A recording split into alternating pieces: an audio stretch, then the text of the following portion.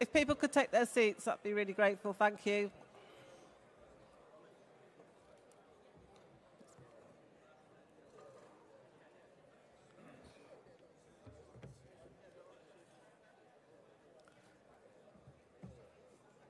Good morning, delegates. Can I call Congress to order? I hope you all had a good night last night, wherever you were. Thank you for those that came to the President's evening. And I'm sure there's some bleary eyes in the room this morning, but that's fine. Okay, so the Standing Orders Committee will move SOC Report 2 this morning. Could Karen Dudley please come to the rostrum to move?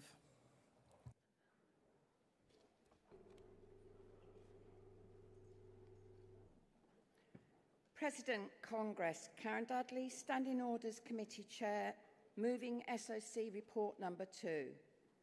Withdrawn motions. The SOC has been informed that the following motions have been withdrawn. From GMB Scotland, motion 241, discrimination of prostitution. Motion 243, reduce the financial wastage in our NHS. Motion 247, the urgent need for dentists to treat NHS patients. Motion 248, the impact of changes to GP practices on our emergency departments. Motion 294, stop the right-wing ideology. Motion 295, preventing the right-wing wave crossing the Atlantic. Motions 294 and 295 are the two motions that make up Composite Motion 15. And from Wales and South West Region, Motion 245, pharmacy stores closures. Motion 246, access to the NHS dentist within 1 hour via public transport. Motions 245 and 246 are the two motions that have made up Composite Motion 10. Emergency motions. The SOC has accepted 4 emergency motions as being in order for debate.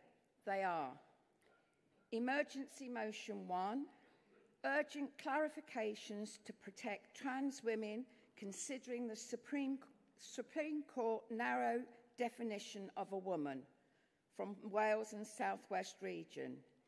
Emergency Motion 2, defend the local government pension scheme, from North East Yorkshire and Humber Region. Emergency Motion 3, collapse of Thames Water, from London Region. Emergency Motion 4, stop changes to PIP, from London Region. The days and times when the emergency motions will be heard will be advised as soon as possible. Bucket collections. The SOC has agreed 2 requests for bucket collections as follows. By Southern Region, for the Macmillan Cancer Charity, the SOC recommends that this takes place at the close of the morning session today. And by London Region, for Cuba Viva Medical Aid Campaign, the SOC recommends that this takes place at the close of Wednesday morning session. We would ask those carrying out the collections to adopt an appropriate COVID-safe method in doing so. President, Congress, I formally move adoption of SOC Report number 2. Thank you, Karen. Does any delegate wish to speak in opposition to that report? No? In that case, can I put that to the vote? All those in favour of SOT Report number 2, please show. Thank you. Anyone against? That's carried unanimously. Thank you, Karen. Congress, you saw our members yesterday from Moorcroft Potteries. They were sitting up in the visitors gallery. Please welcome them to the stage this time to talk through their recent experience when 4 weeks ago Moorcroft went into administration and the wider issues around the pottery sector. If you'd like to come up to the stage. And Sharon Yates, the Branch Secretary of Stoke Unity, will just give a few words.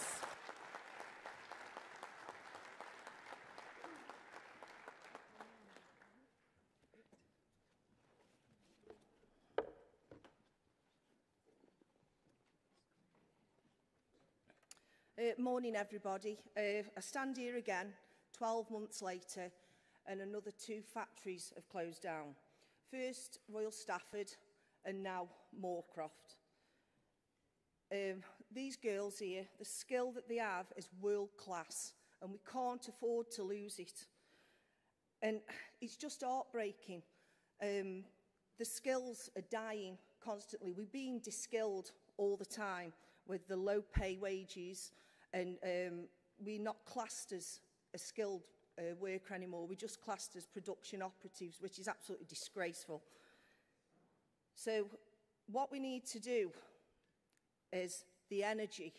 The energy is absolutely appalling. It's killing our industry. The government have got to help us. They've got to help us, or else Stoke-on-Trent Potteries will go, and Stoke-on-Trent will die as well. We've only just, the other day, commemorated the centenary of city status. We'll lose that because Stoke-on-Trent's a small city made up of 6 towns. And once one of those factories close within that town, that city, the town and the city, the community dies. We've also got a problem with tariffs. We export, and our tariffs are more than what any other country's tariffs coming into our country. This China dumping these cheap imports, we need to smash the trash. You'll all open your cupboards and you'll see made in China. You've got to get rid of it. You've got to start buying British. You've got to start buying British ceramics again. The fake ware. You've got factories in Stoke-on-Trent. Stoke-on-Trent should be a hub. It should have a clause to say anybody who makes pottery in Stoke-on-Trent sells pottery from Stoke-on-Trent. Not ride on the name of the city of Stoke-on-Trent and the pottery industry and import it in to their factory shops and sell it in their shops made in China. It's absolutely disgraceful and disrespectful to the people of Stoke-on-Trent and the industry. We've got to rebuild the home market by getting rid of this cheap fake goods. And if we rebuild the home market, when we are struggling, we'll be able to sustain the buying in and able to produce again. The government, I've got to say this, I can't help it. Ed Miliband, net zero. He's ignorant, he's arrogant, and his stupid decision-makings is killing our industry. It's got to stop. It's impossible for the pottery industry to survive without the fossil fuel. Then we have the Prime Minister, a man who says the Labour Party is a party for the workers, is a party for the working class people. Let me tell you, a man with every opportunity who says his dad was a tool maker. Well, Keir Starmer, here's a message for you. My dad was a potter.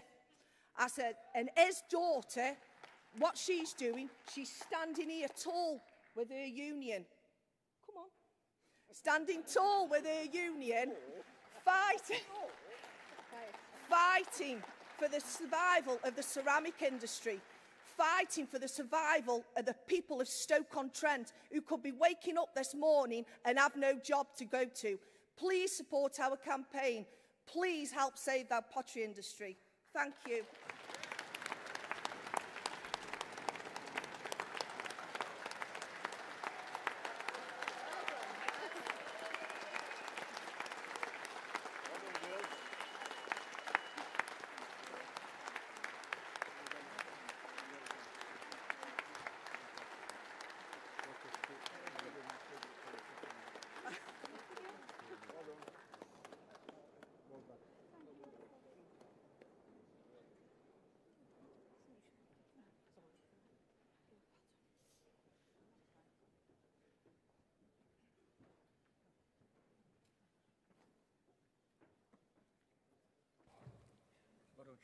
Yeah, great speech, Sharon. Well done. And as she said, British ceramics and smash the trash.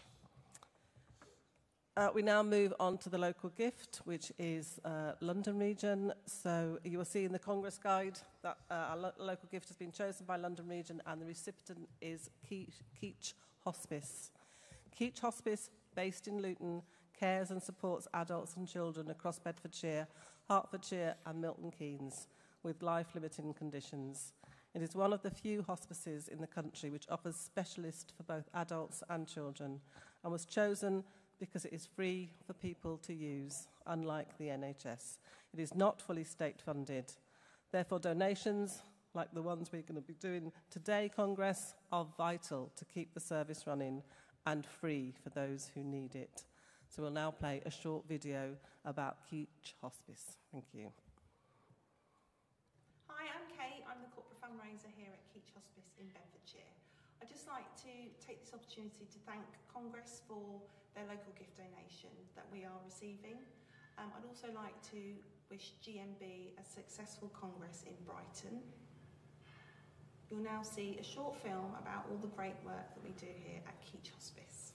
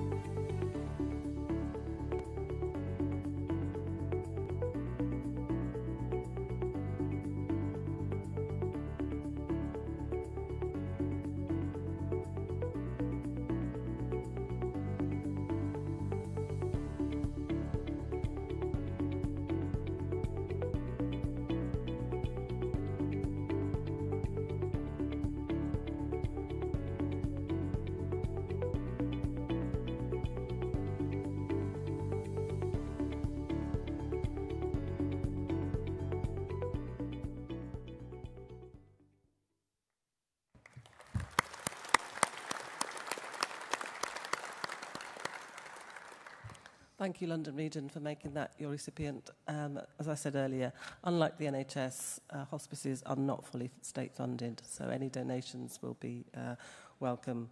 Thank you.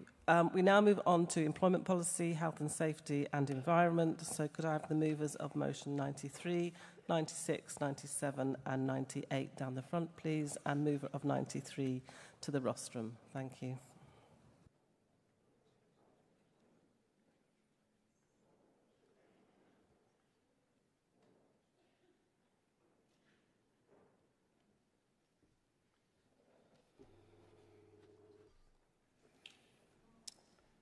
President, Congress, Chris Marsh, Wales and South West Region, move in motion 93. Colleagues, I stand here today to move this vital motion with a heavy heart and a crucial purpose. 4.5 years ago, our Wessex Water branch suffered an unthinkable tragedy, the loss of 4 dedicated workers in a devastating explosion at Avonmouth. Their names, Brian, Luke, Ray and Mike, are etched into our hearts, fathers, sons, brothers and friends. Men who went to work that day and never came home. From December 2020, the police took up the investigation, and throughout that harrowing process, they remained in contact, kept us informed, respected our role, and upheld the dignity of those we lost. But since July 24, when the Health and Safety Executive took over, our calls and letters have gone unanswered. The silence is deafening. The absence of communication is not only disheartening, it is disrespectful to the families, the colleagues and the union members left behind. We are not asking for miracles. We are asking for respect, recognition and representation. That when a workplace fatality occurs, the HSE does what the police did. Speak to the union, keep us informed, work with us. This motion calls for the GMB to meet with the HSE, not to demand, but to encourage a better way, a traditional way, a way rooted in the values of the GMB that was built upon unity, transparency and justice. I urge Congress to support this motion. Let us honour Brian, Luke, Ray and Mike, not only with our memories, but with our actions. Let no family ever again feel that they are waiting alone. So please support this motion on behalf of the families. I move. Thank you, Chris. Seconder.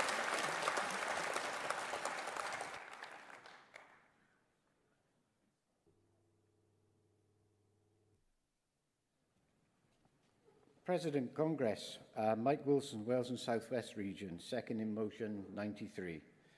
Colleagues, I am proud to second this deeply important motion. What happened at Avonmouth must never be forgotten, but remembrance alone is not enough. We must ensure that those who are tasked with protecting life in the workplace are held to the same standards as we expect of ourselves: openness, duty and honour. The Health and Safety Executive has a role of great responsibility, and we respect that, but when a GMB branch reaches out in the wake of a tragedy, there must be a human response, an acknowledgement, a conversation. We are not strangers to loss in this movement. We know that grief, when paired with silence, becomes heavier than it should ever have to be. This motion simply asks that the GMB appoint someone, a dedicated point of contact, to engage with HSE during such investigations, not to place blame, but to ensure that families and fellow workers are not left in the dark.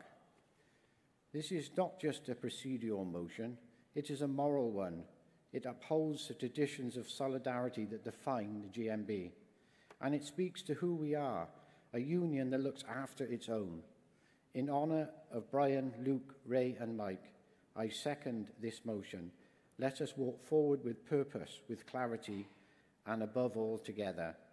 Please support. Thank you, Michael. Mover of motion 96, please.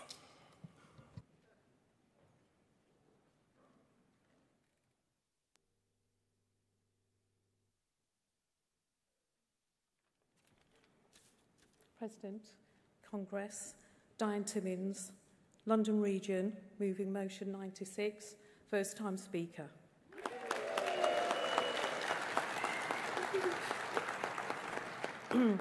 Congress, this motion calls for the Health and Safety Executive to investigate work-related suicides. As things stand, there is no requirement for the death by suicide to even be reported to the HSE, even if it takes place at work on an employer's premises, even where someone's work life is a factor in their suicide. This means the HSE doesn't even record a suicide as a death at work. This is unfair to those who die by suicide. Nor is there any requirement for employers to include any reference to suicide prevention or risk mitigation in company policies. This is failing workers. Having a suicide prevention policy doesn't just save lives. Through embedding the culture of suicide prevention, it will help to bring about improvements in mental well-being for all employees. Recent high-profile cases of work-related suicide remind us how pressing the need is. One was the tragic death in January 2023 of Ruth Perry, a primary school head teacher who took her own life following a downgraded Ofsted report from outstanding to inadequate, which led to calls in the British Medical Journal for all work-related suicides to be investigated by the HSE. This follows previous calls from the Reporting of Injuries, Diseases and Dangerous Occurrences Regulation 2013, RIDDOR, to be amended to make suicide reportable to HSE. RIDDOR only requires a death to be recorded to HSE where someone dies as a result of a work-related accident. The HSE has made it clear that suicides do not meet the reporting requirement under RIDDOR. In other countries such as France, suicide is considered a workplace risk, with employers required to prove to investigators that a suicide of one of their employees was not work-related. We need this in the UK, especially as there is a worsening rate of suicide in key sectors of the economy, notably construction. In 2013, there were 7,055 deaths registered in the UK where the cause was recorded as suicide. So, what are we asking for? Number one, organisations to promote suicide awareness and prevention. Number two, improving the evidence base around workplace suicide. Number three, changing legislation to require all businesses to have a focus and policy on suicide. And finally, calling on the HSE to record and investigate deaths by suicide on workplace premises. Congress, we ask that you please support this motion. Thank you.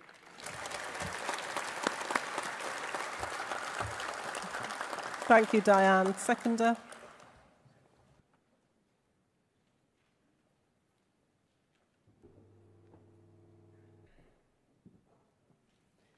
Good morning, everyone. President, Congress, Denisa Toma, London Region, first-time delegate, first-time speaker. Seconding motion 96 on work-related suicide. Congress, in January 2023, we lost Ruth Perry, a respected head teacher who took her own life following a harsh and public absent downgrade. Her death was not an isolated tragedy. It was a wake-up call. Behind the statistics are human stories, family broken, lives lost, and workplace that could and should have done more. Right now, a suicide that's happened on company time, on company property, or linked to overwhelming work stress isn't even recorded by HSE. That's unacceptable. We are asking for something simple, human, that suicide linked to work should be investigated, recorded, and prevented. Congress, I wish I didn't have to say this, but I've known people who've been pushed to the edge by their jobs. Good people, hardworking people. No one said, what role did the job play in this? It's easier to say it was personal. It's easier to look away. When the pressure builds, when the deadlines never stop, when the support isn't there, it chips away at people. And sometimes it's ends in tragedy. Let's be clear. Right now, if someone dies by suicide on work premises or because they couldn't take the pressure anymore, it isn't recorded by HSE. A human life doesn't lose its value because the cause was mental, not physical. We are asking for something vital, suicide to be recognized as a workplace risk. We want every employer to have a suicide prevention policy. Mental health is health, and silence is no longer acceptable. Congress, I ask you from the heart, support motion 96. Let's not wait for another Ruth Perry to act. Thank you, seconding motion 96. Well done. Thank you. Mover of motion 97, please.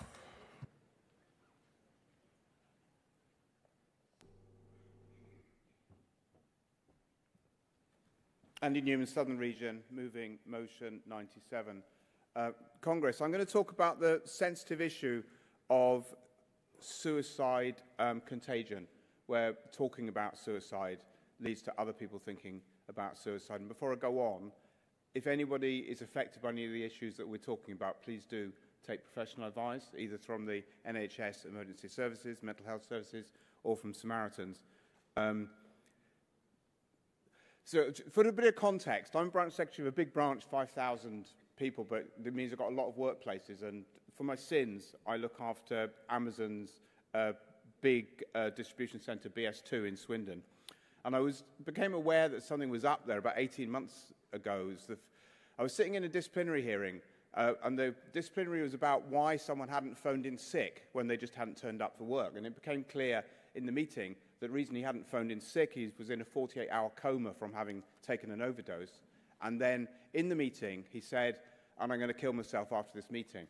So it's a challenge. I've not come across that before. I said, well, we're going to stop the meeting now. I mean, God bless them. I mean, the managers at Amazon are not bad people. They tend to be nice young people that are working in a bad system.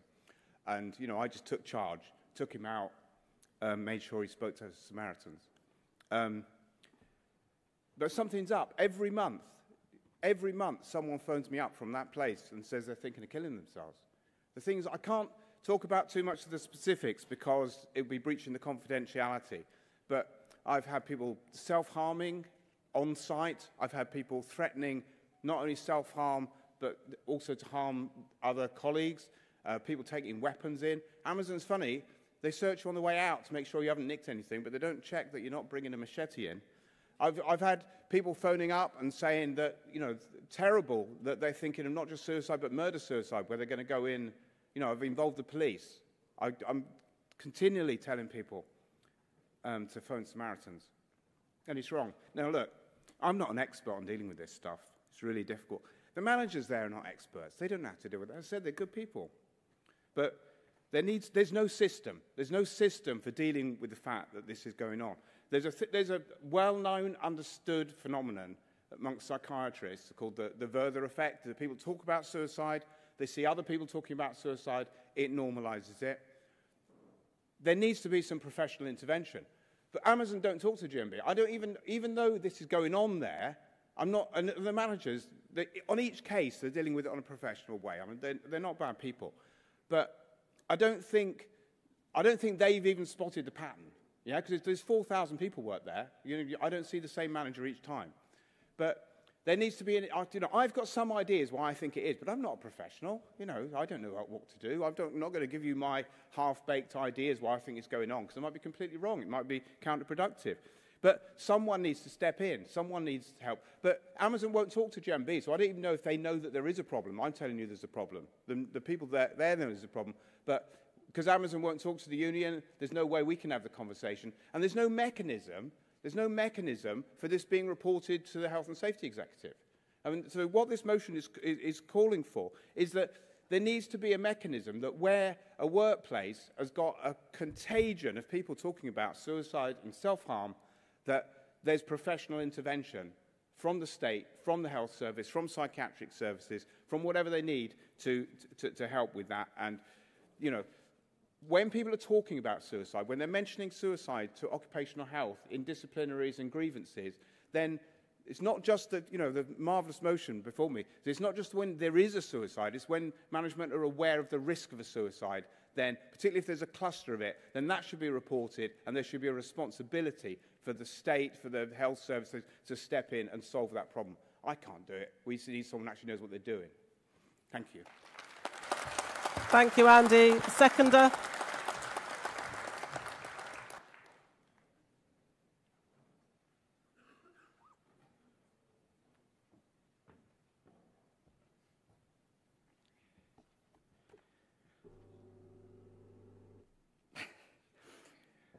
Madam President, Congress, brothers and sisters, I'm Mike Woods, Southern Region, first-time delegate, first-time speaker.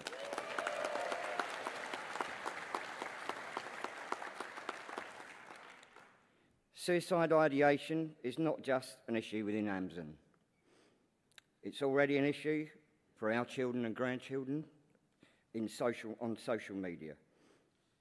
After 14 years of underfunding from our previous government,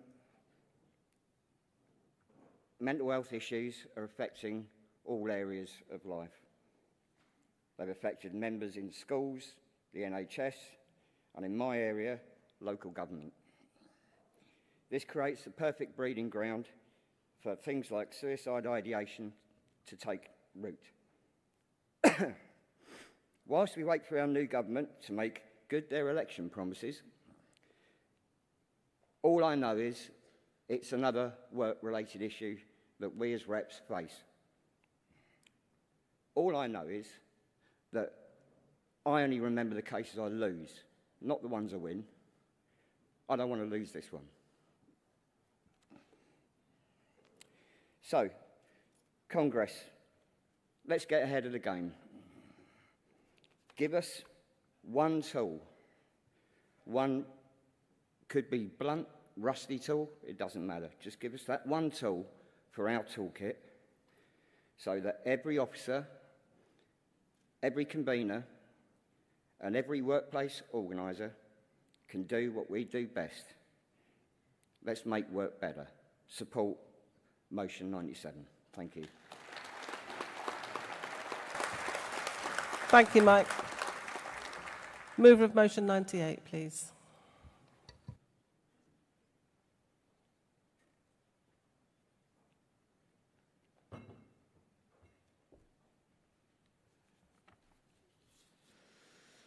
Okay, good morning, President Congress, Liz Couston, Midlands Region, first time delegate, first time speaker. Okay.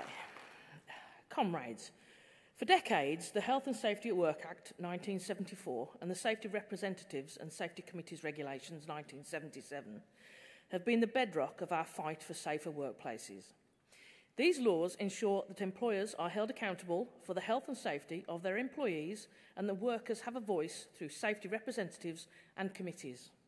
However, these protections are not universal. Many workers, such as those on 0 hours and the gig economy, are excluded from these vital safeguards. Whilst the Health and Safety at Work Act places a duty on employers to ensure, so far as is reasonably practicable, the health and safety of all employees, it does not extend these duties to workers without employee status.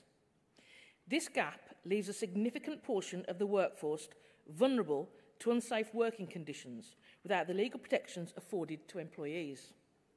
The Safety Committee's Regulations 1977, which empowers trade unions to appoint safety representatives and establish safety committees, does not apply to workers who are not classified as employees. We, the GMB, have always stood for the rights of all workers, regardless of their employment status. It is time for our laws to reflect this commitment. We must demand that the protection of the Health and Safety at Work Act and the Safety Committee's regulations be extended to all workers. This means ensuring that every worker has the right to be represented by a safety representative, to participate in safety committees, and to challenge unsafe working conditions without fear of retaliation. Safety is not a privilege for a few, it is a right for all. Let us unite to ensure that every worker, regardless of their contract type, has the full protection of the law. Please help me and pass this motion. Thank you very much. Thank you, Liz. Seconder.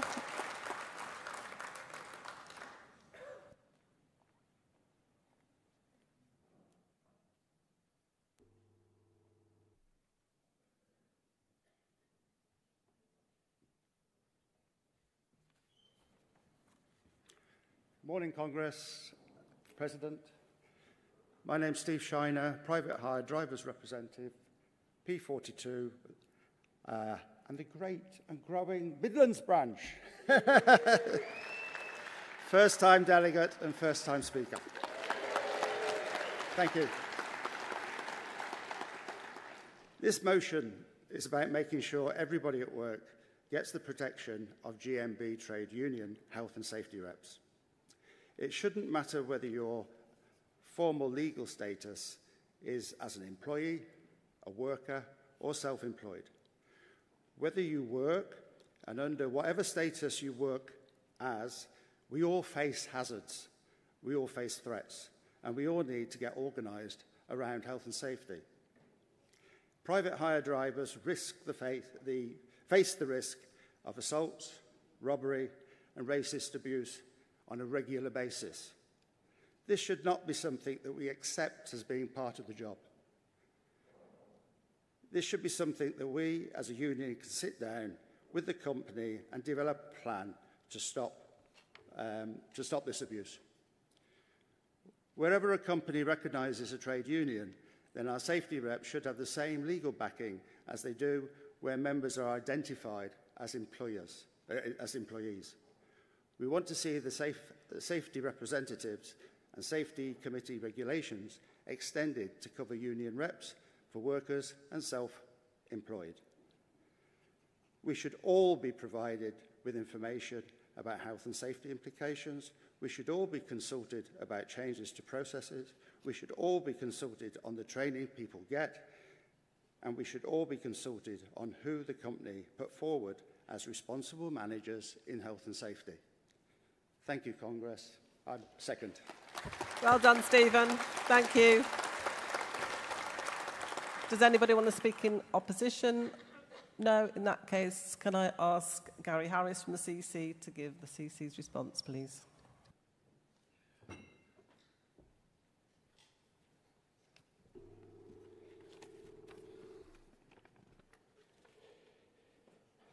President, Congress, Gary Harris responding on motions 93, 96, 97 and 98 with the CEC positions.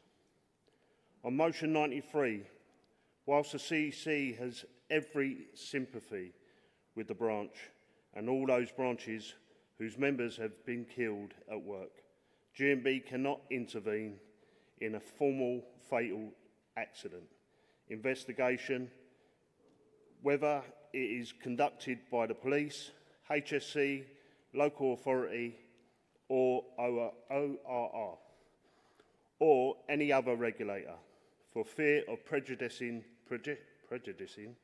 the investigation. The CEC recognises the frustration with the long delays in investigating the incidents at Avonmouth and the lack of communication from the Health and Safety Executive on developments. The CEC supports the intention of the motion, but with two important qualifications. One, that rather than each GMB region, nation, having a nominated person to liaise with regulators after fatal incidents, all GMB organisers should receive training on how to respond to fatal incident investigations. This training will be developed by the National Health and Safety Department based on a pilot course delivered to Midlands region in March 2024. Two, that the root cause of HSE's delays is inadequate funding, and that further campaigning, as outlined in the CEC special report on 50 years of the Health and Safety at Work Act, is required to greatly increase the number of operational HSE inspectors available to investigate such incidences. On motion 96, this motion usefully builds on the recommendations made in the 2024 CEC Health and Safety Special Report. The qualification is that the scope of reporting of work-related suicides must include every incident where work may have been a contributing factor, not just those deaths which have occurred at the workplace. On motion 97, the CEC is strongly supportive of this motion in principle. However, GMB need to take expert advice on some elements of the motion to determine whether the motion can be enacted in practice. These are whether or not it will create a hazard to workers for employers to record and report on suicide ideation. Legally, how ideation could be incorporated into RIDDOR regulations, given that ideation is not in itself a discredit actual event. For these reasons, the CEC is asking that motion 97 be referred to fully consider all positions and the practicalities of this motion. Finally, on motion 98, GMB long campaigned for an end to bogus self-employment, and the CEC fully supports the intention of this motion. The qualifications are that 1. Section 3 of the Health and Safety at Work Act 1974, in theory, provides protections to all workers regardless of employment status. As this is the outcome of another employer's work activity, the issue is enforcing this. A new Act of Parliament will not be sanctioned by any government, as the issue is effectively covered. 2. The proposal for single worker status in the Employment Rights Bill may alleviate this issue to a degree if enacted in 1926. 3. The existing consultation regulations are not sufficient for gig economy, and the GMB should therefore demand new regulations to ensure equitable coverage for all workers. Therefore, Congress, we are asking that you support motions 93, 96 and 98 with qualifications, and for Southern Region to accept reference back on motion 97. Thank you. Cheers, Gary. Thank you. Does Wales and South West accept the qualification on motion 93? Thank you. Does London Region accept the qualification on motion 96? Thank you. Does Southern Region agree to refer? Thank you. And does Midlands agree the qualification on 98? Thank you very much. I don't need to take a vote on motion 97, so all those in favour of motion 93, please show. Thank you. Anyone against? That's carried. All those in favour of motion 96, please show. Thank you. Anyone against? That's also carried. And then all those in favour of motion 98, please show. Thank you. That's carried as well. We now move on to debating the CEC statement on our National Health Service. Mo Akbar and Linda Carr-Pollock of the CEC will be moving and seconding the statement.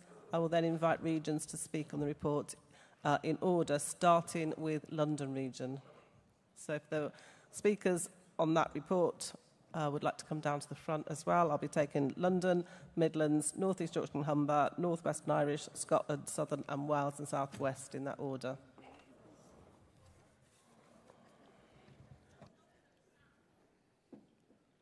President, Congress, comrade and friends.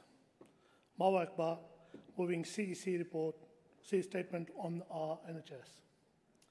Congress, the title of the CEC statement is particularly apt as the NHS is our own. The title is, the product of the care, dedication, belief and share, hard work, hundreds of thousands of workers who are there for us in the hours of greatest need. You will be familiar with the heart-reading images of the stories of the ambulance going out outside the hospitals, outside emergency departments, unable to bring patients into hospital due to bed shortages. You will all know the minutes of the last before the treatment on make a lot of difference between the life and death of between full and only part recoveries. So my work in the ambulance service really is a matter of life and death. The work is so vocation, it should be placed above profit, spin, and cost-cutting exercise. The market, whether internal through creeping privatization via the outsource of the contracts, has absolutely no place here. Some things are more important than money, and this was never truer than the case of our NHS.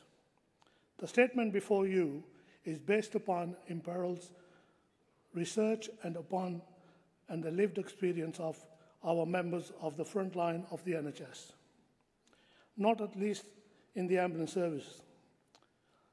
We know what has to be done.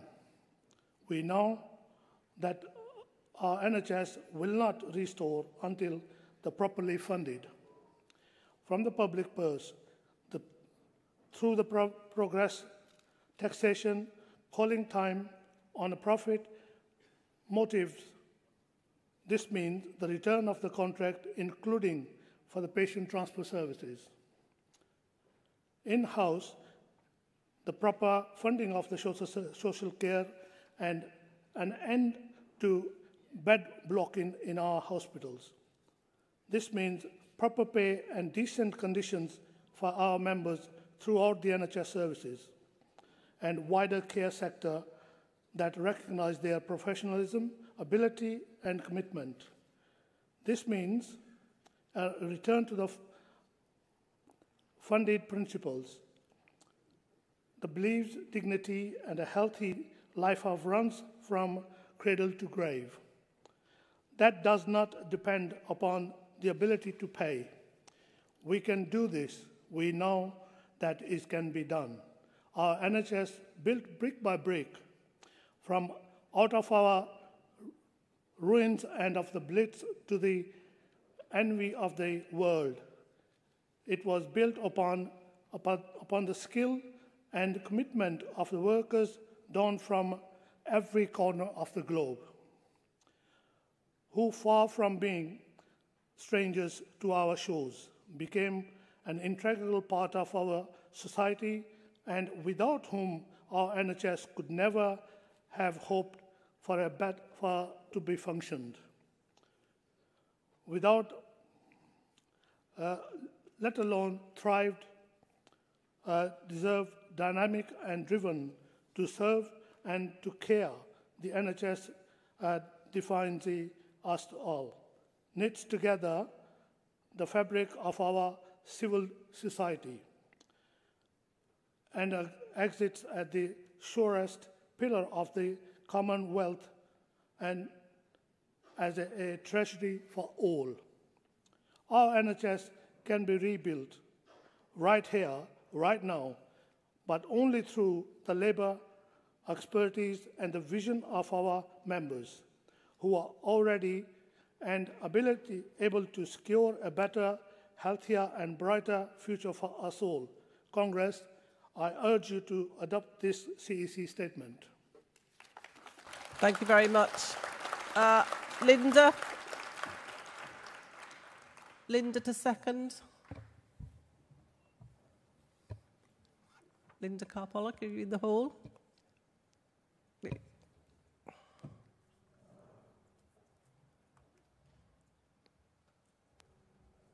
Thank you, Linda.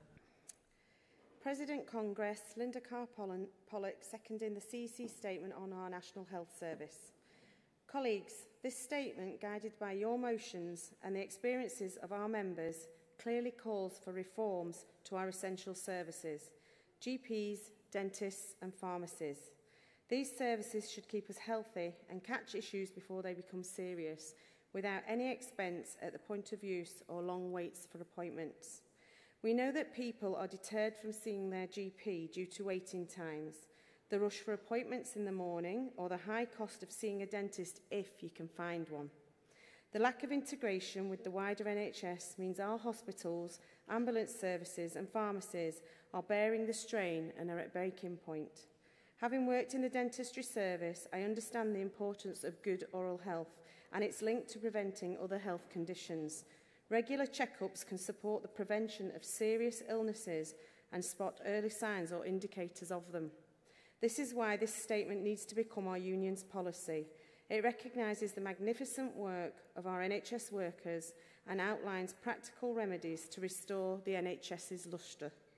It aims to provide a healthier future for people from cradle to grave, make clear that our NHS is not for sale, and that private medicine and profit motives have no place in the matters of life and death. It also institutes a system of preventative medicine that will cut costs by preventing or eliminating illness at the first signs. Congress, the NHS is our chief jewel, the organisation and the people who save lives, make lives better and dignify our nation daily.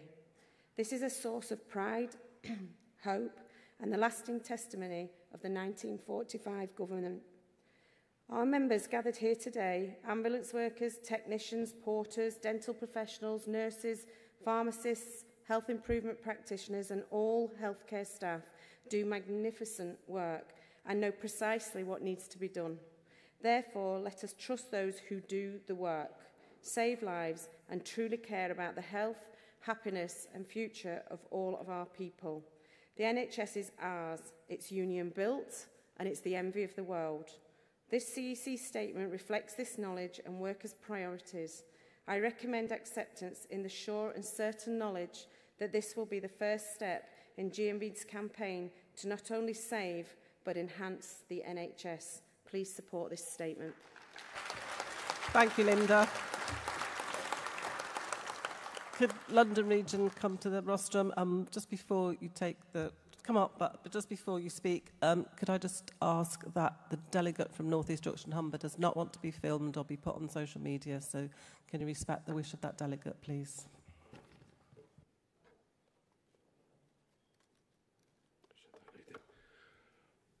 Morning, President, comrades. My name's Simon Rush, London Region, and I support this NHS statement. But it doesn't show how much has changed or happened in the NHS since the 2017 CEC statement was carried by Congress. COVID happened. The Tories locked down the UK to save lives, but were given stats of people dying daily, and we sat petrified watching as the numbers rose. We can't forget the harrowing pictures of those heroic staff and the devastation of NHS staff who contracted the virus and lost their lives in the line of duty. But as a nation, we felt safe because they were there every hour of every day, caring for our every need. Many staff who survived are now left with the physical impairments and that have changed their lives. But how quickly the Tory government forgot those, as well as those who have been left with mental and emotional effects of surviving and working with the pandemic. We clapped, the Tory government praised the levels of care, but they soon turned their backs and the privatisation of the NHS carried on slyly undercover. More money than ever is given to private companies who pay the least they can get away with, terms and conditions, and the privatisation of the NHS carried out slowly and, as I've already said, undercover. We clapped. The Tory government praised the level of care, but they soon turned their backs and the privatisation of the NHS. More money than ever is given to private companies who pay the least they can get, but they soon turned their backs on us and the privatisation carried on. More money, sorry, I'm repeating myself here, I don't know what's going on. More money than ever is given to private companies who pay the least they get away with in terms and conditions are not in line with the agenda for change. More and more NHS trusts have created directors with high salaries, but on the patient front, equipment, conditions and staffing numbers have declined. One of the biggest scandals contained, if we all recall, is PPE. NHS frontline staff worked without enough PPE, dispute the Tories spending £8.4 billion on PPE contracts. Just imagine where that money could have gone. PPE never ordered, or if it did appear, wasn't fit for purpose, and still companies were paid. The new Labour government has told all NHS trusts to cut spending.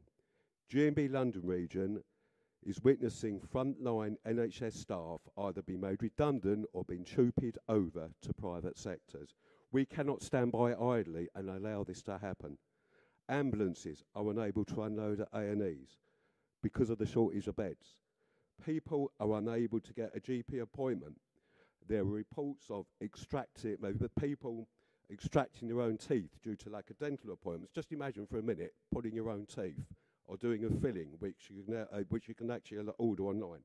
Community and social care has seen the biggest decline with closures and redundancies, and with stress on mental health services. Sadly, suicides, as we've already seen today, have risen in the UK year on year. Simon, can you Thank wind you. up, please? I'll speed up. GMB is listening to our members every day, hearing their upset and frustrations, and the current Labour government need to listen as well. Last bit, the NHS need more funding, and the profit-making companies who are concerned about their bottom lines and not staff morale or patient care need to be removed, and all services brought back in-house to the NHS. Thank you, Congress. Well done. Thank you. Midlands.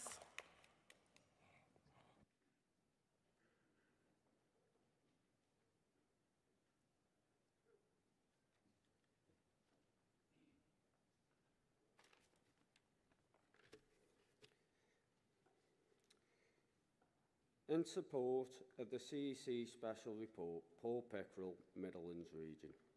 President, Congress. Today, I want to talk about something that touches each and every one of us, the National Health Service. The NHS was and is socialism, and its architect, Nye Bevan, once said, the NHS service will survive as long as there are people willing to fight for it. Well,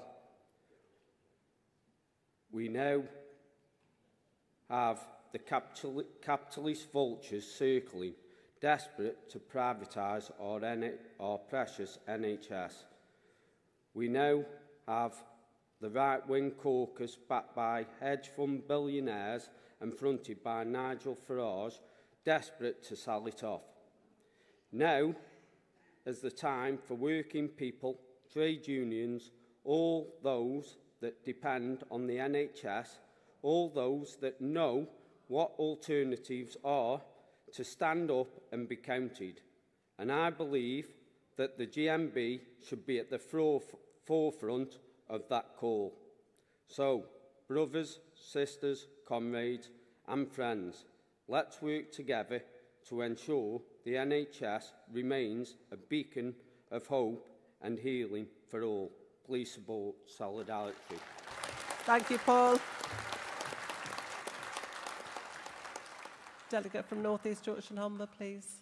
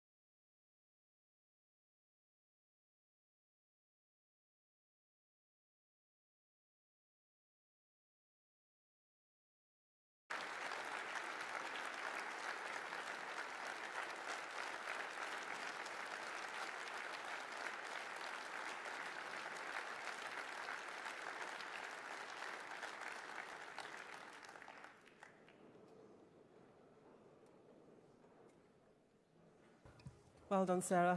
That took some courage. Thank you. Northwestern Irish Region Delegate, please. Sorry, formally. Thank you. GMB Scotland.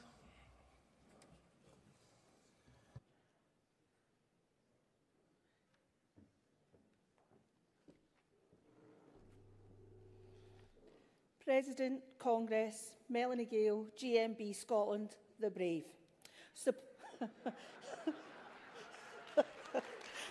Sorry. Speaking in support of the CEC statement. Congress, the title of the report says it all, our National Health Service, and yes, it's ours. There will not be one single person in this hall today that has not relied on it in some way or form, or even maybe in the future. It has become our cornerstone of our society and communities. We must protect it with everything that we've got. We need change to do this. The increase in the NHS wastage of both stores and drugs through mismanagement is allowing money to trickle out the door with items out of date or even unused. This could be costing our NHS up to £100,000 every single day. Now, what could that pay for and what can that put in place? This money could fund more staff to ease the already understaffed and underworked NHS. And believe you me, we are understaffed and overworked.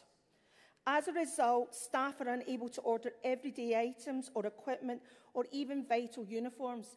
We can't even order a pen. And also trying to get an NHS dental appointment. This is often an overlooked vital area of healthcare. Evidence confirms that poor oral health is a high risk factor to other serious health conditions. Therefore, we need an NHS dentistry service that is fit for purpose, where everybody can attend without having to pay for private. Our emergency departments are bursting points. Waiting times are at an all-time high. People can't get a waiting time to be seen by a consultant for a hip replacement or a knee replacement. Some people need to wait 2 years for this. And GPs are no longer assessing patients as they previously were. Can any of you in this room today tell me if you've been able to manage to get a GP appointment? How long do you wait for? It's at all-time high. This is unacceptable. And that GPs are no longer assessing our patients, which means now patients are now going to our emergency departments. Is this viable? No, because our emergency service is there for emergencies only. We can no longer sustain this. We need action now to ensure the protection and survival of our NHS. Please support this CEC support. Thank you. Thank you, Melanie. Southern. And while that Southern's coming up to the rostrum, could the movers and seconders of motion 185, 192, 194 and 195 come to the front, please? President, Congress. Julie Hart from Southern Region. First time delegate, first time speaker. Congress, I rise today as a voice for every NHS worker who has held this service together through crisis after crisis. Our NHS is not just a health service, it's the beating heart of our society, built on the principles of care and equality, and has served us for 77 years. But today, it stands battered, not by time, but by political choices. Since 2010, we've seen a deliberate dismantling of our NHS. Privatisation has crept in, services have been cut, and our members, our frontline heroes, have been pushed to breaking point. Public satisfaction has plummeted to just 21%. That's not a statistic, it is a warning. Our members are exhausted. 60% say they wouldn't choose to work in the NHS again. They face low pay, burnout and impossible workloads. Yet they stay. They stay because they believe in the NHS, because they make the NHS. We demand more than applause, we demand action. Fair pay for all the NHS workers. No more cuts. Insourcing of services. No more privatisation in disguise. and a fully public, fully funded NHS, free at the point of use. We must also fix the first line of defence: GPs, dentists, pharmacists. These are not luxuries, they are lifelines. Congress, the NHS was born from a vision of a better world after war. Let us now rise with that same vision. Let us rebuild our NHS, not just for ourselves, but for every generation to come. Thank you. Well done, Julie. Thank you. And Wales and South West, please.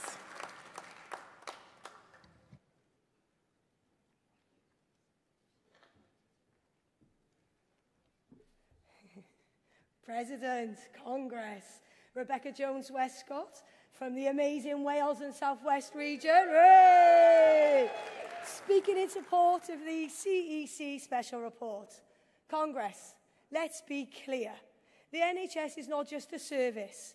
It's the living, breathing heart of our communities. In Tredegar, in Exeter, across our valleys, in the coastal towns, and in every corner of these isles. For 77 years, the NHS has stood as a promise that no matter who you are or where you come from, you will be cared for when you need it most. That promise was forged by trade unions like us, like Nye Bevan, by working people like us, and it has been kept alive by our members' dedication and sacrifice. But today, that promise is under threat, like never before. The CEC report lays out the hard truth. Years of deliberate underfunding, privatisation and austerity have pushed our NHS to the brink. In Wales, we face the added challenge of trying to deliver universal care for an ageing population, with budgets that simply do not keep pace with need. Our members are worried, and rightly so, that cuts will force care boards to turn to artificial intelligence and automation, putting both jobs and patient lives at risk. Let's be honest, the NHS is not just on its knees, as the report says, it's on its face. Waiting times are up, staff morale is down, and public satisfaction is at an all-time low. But let's also be clear, it is the commitment of NHS workers, cleaners, porters, paramedics, nurses and support staff that is holding that system together. As GMB members say, we make the NHS. I want to pay tribute to my colleagues across Wales and the South West who turn up day after day under impossible pressures. They do it because they believe in the founding values of the NHS. But belief alone cannot pay the bills or fill the rota. Our members are exhausted. They are working short-staffed, facing unmanageable workloads and struggling with poor pay and morale.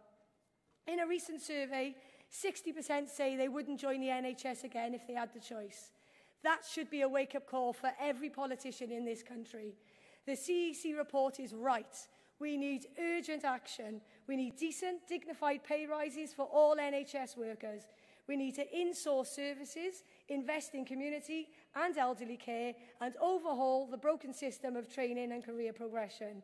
We must defend the NHS from being carved up in the trade deals or handed over to private profit, and we must demand that the new Labour government in Westminster and the Welsh government in Cardiff Bay work together to rebuild the workforce and put patients before profit. In Wales, we know what's possible when unions organise a fight. We will not accept cuts by staff or decision made without the consent of the workforce. We will negotiate, we will campaign, and we will hold every government to account. I support.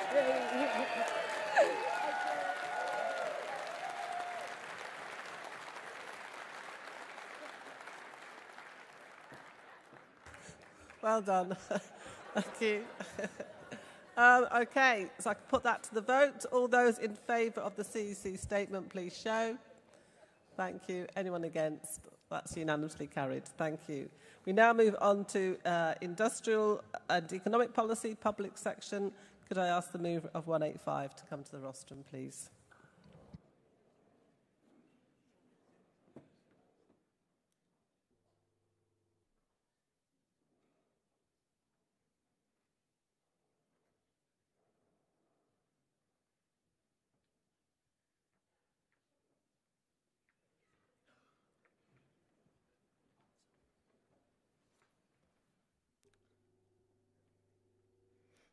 Here we go again. It has to go down for me. President, Congress, Cathy Holland, London Region, moving motion 185. Thank you ever so much for yesterday and getting this through. I do appreciate it.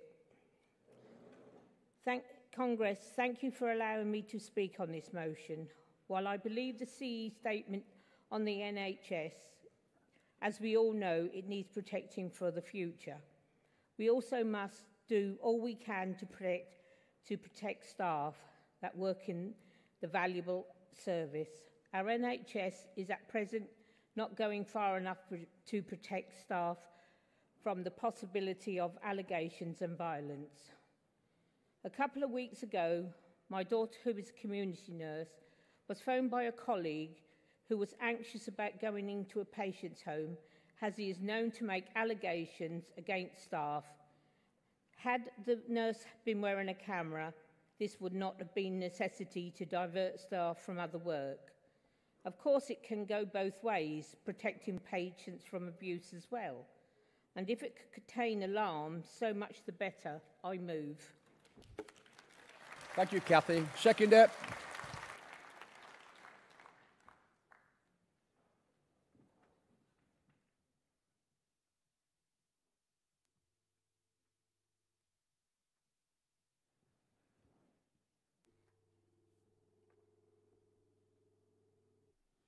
President in Congress, Anne Weeks, London Region, seconding motion 185. The argument for body-worn cameras or body cams is often broached from the sole reactive need to find a fix to the increasing and ongoing threats associated with lone working.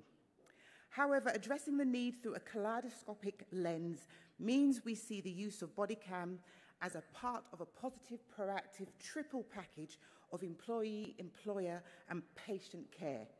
In 2021, body-worn cameras were rolled out in all ambulance trusts across the UK. 4 years on, there is enough successful evidence to extend the rollout to NHS lone workers, including waking night staff, social workers and community-based nurses and health professionals. Cameras should not be a replacement for employers' legal and ethical duty to assess specific risks associated with lone working. However, evidence from ambulance workers' trials show that paramedics feel safer with cameras. So let's look at some of the immediate benefits instead of disadvantages. Cameras are accurate, reliable evidence as eyewitness recall can prove inaccurate. Footage from cameras can be invaluable as a training, continuous professional development or lessons learned resource based on real scenarios and supporting best practice. Footage can be a support for safeguarding concerns for vulnerable patients. Cameras can be a deterrent, and also they can be a support for assessing police footage. So please, Congress, keep the door open to this discussion. Please support this motion. Thank you, Anne. Well done. Could I have the mover of motion 192, please?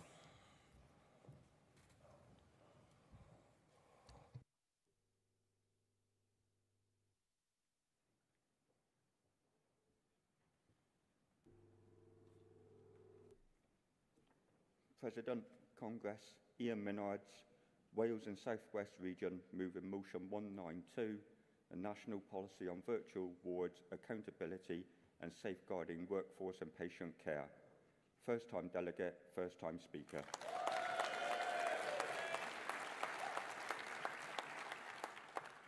Colleagues, I'm here today to talk about the future of our NHS, about how care is delivered, how our members work, and how we protect both patients and staff in a changing healthcare landscape. At the heart of this motion is a simple but powerful truth.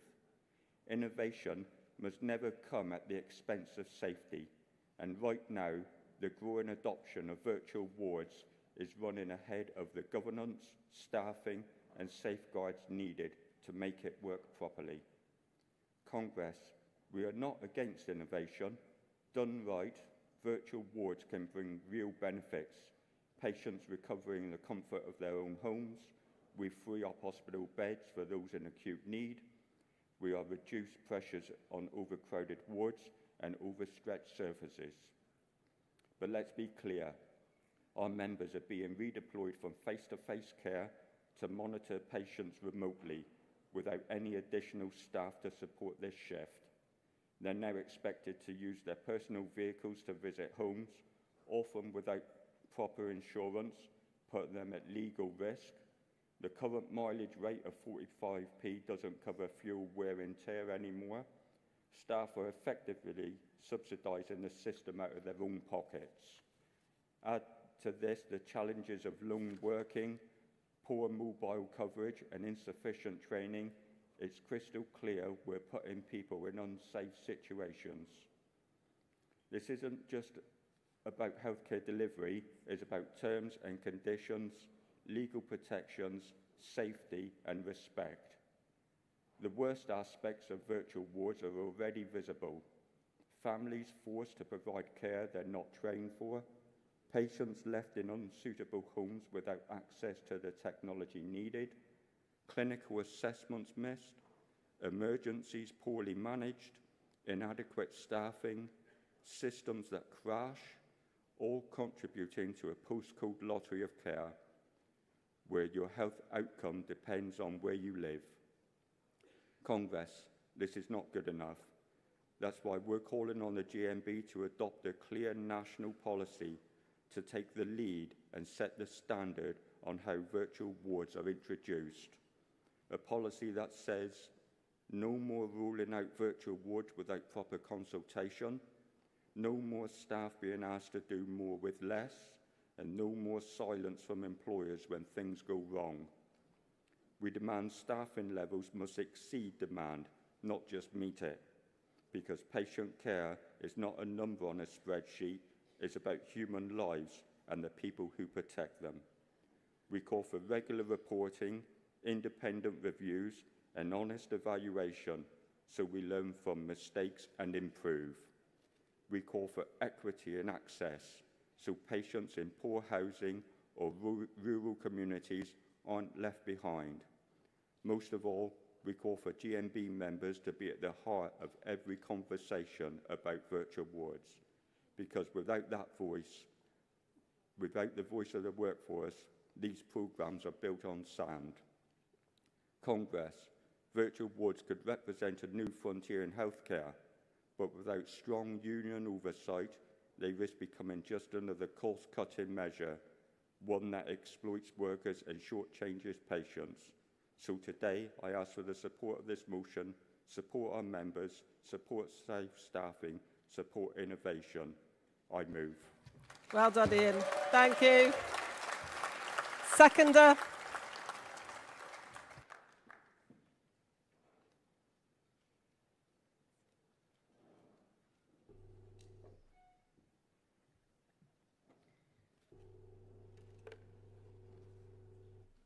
President Congress, Yvonne Healy, Wales and South West Region, second in motion 192. Colleagues, virtual wards are being hailed as the future of healthcare, offering patients the comfort of home and freeing up precious beds. But let's be clear, innovation without accountability, without the right resources and without the right voice of the workforce is not progress, it's a risk. We all know the pressure of our NHS faces. We welcome new ideas, but not at the expense of patient safety or the mental health of our already overstretched staff. Right now, virtual wards are a postcode lottery. Some trusts are getting it right, others are cutting corners, leaving staff unsupported and patients vulnerable. That's not good enough. The motion calls for the national GMB policy, a gold standard for virtual wards. We demand minimum staffing levels to go beyond the bare minimum. We demand proper training, robust technology and regular transparent reporting. We demand that the NHS employees are held to account, so no one is left to cope alone, be the patient, carer or staff. We must not allow the virtual wards to become a backdoor for cost-cutting or a way to push more onto families and unpaid carers. We must not accept a system where your postcode or your Wi-Fi connection determines quality of your care. We must fight for equity, for safety and for the dignity for every patient and every worker. Let's be the union that stands up and says, yes, we want innovation, but we want it done right. We want it done fairly and we want it done together. Congress, I urge to support this motion. Let's see the standards. Let's protect our patients, our colleagues and our NHS. Well done, Yvonne. Thank you. Can I have the mover of motion 194, please?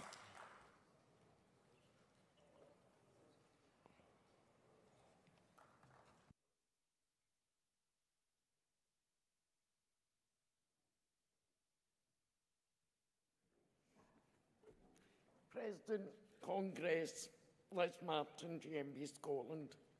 Moving motion, time to bargain for better. Social care. 5 years on from COVID, the horrors experienced by social care staff, nothing has changed. We were promised change, and foolishly we thought change would come, but promises are easily made and quickly forgotten. The Feely Review was commissioned by the Scottish Government with a remit to recommend improvements to adult social care in Scotland. This report, completed in 2021, made several recommendations which, if appealed, have taken on board to improve pay and terms and conditions for social care staff and move towards improvements in social care, with the recommendations going towards setting up National Care Service. Many of the recommendations in this report were not included in the National Care Service Bill. The bill was based on co-design model, but after years of contributions to the bill, no change for staff. Many stakeholders withdrew from the bill, including GMB Scotland, as it was not fit for purpose. That version of the bill, which has been scrapped, cost of the failed bill £28.7 million. Fair Work and Social Care, another Scottish Government initiative, main areas being pay, sexual bargaining, effective voice and terms and conditions, all going nowhere fast despite years of meetings. Terms and conditions. Scottish Government funding was made available. This work stream had 3 years of meetings, with decision made to prioritise sick pay, maternity pay and paternity pay. After going back and forth, it was finally in place how this would be implemented. Final hurdle, and informed the funding was no longer available. 38 million earmarked to improve terms and conditions for social care, no longer available. Gone.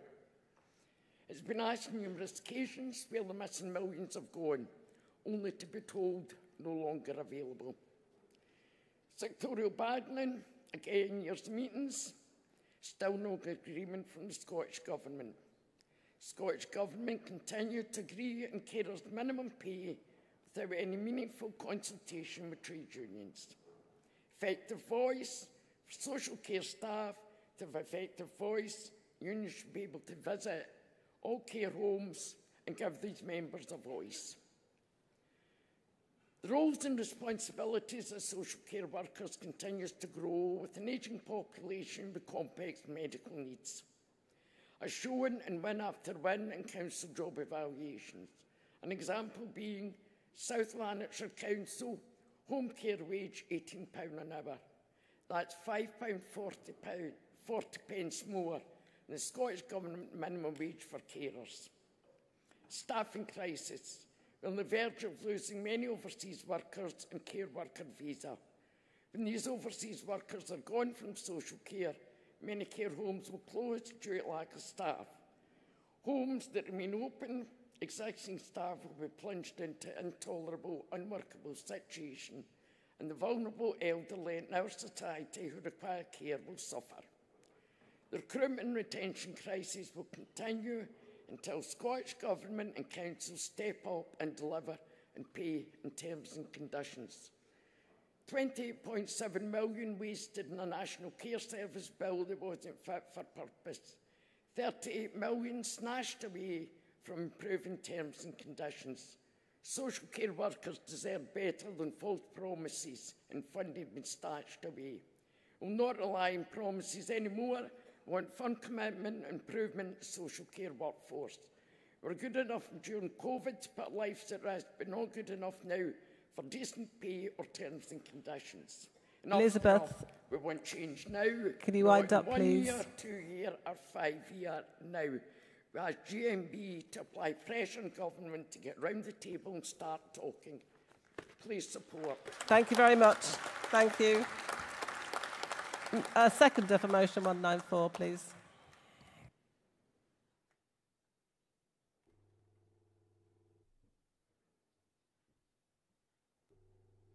Morning, Congress. President Congress, Margaret Boyd, GMB, the mighty Scottish region. Obviously sleeping. Congress, social care is in crisis. Staff are overworked and underpaid, whilst private sector employers send millions of profits to tax havens. We would not tolerate this in our NHS, so why tolerate it in social care? In Scotland, the social care workforce have been made promise after promise. The Scottish Government's National Care Service Bill was government by press release. Grand claims with no plans.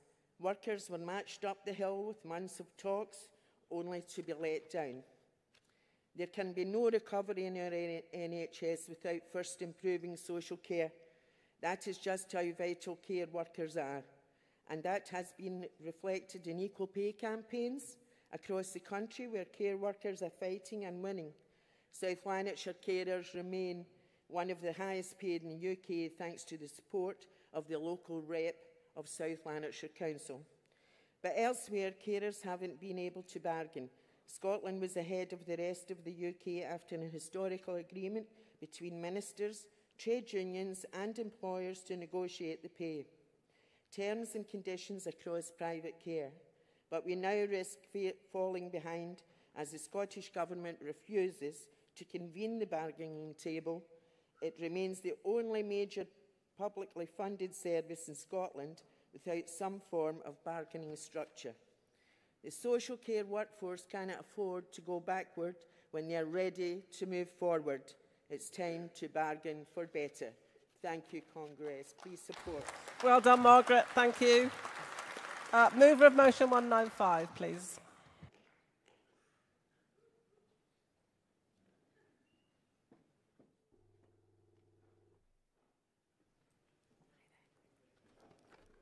Good morning, Congress. My name's Karima Kelly. I'm calling from the X17 Southern Region. Forgive me, I'm dyslexic and I'm incredibly nervous. Oh, thank you.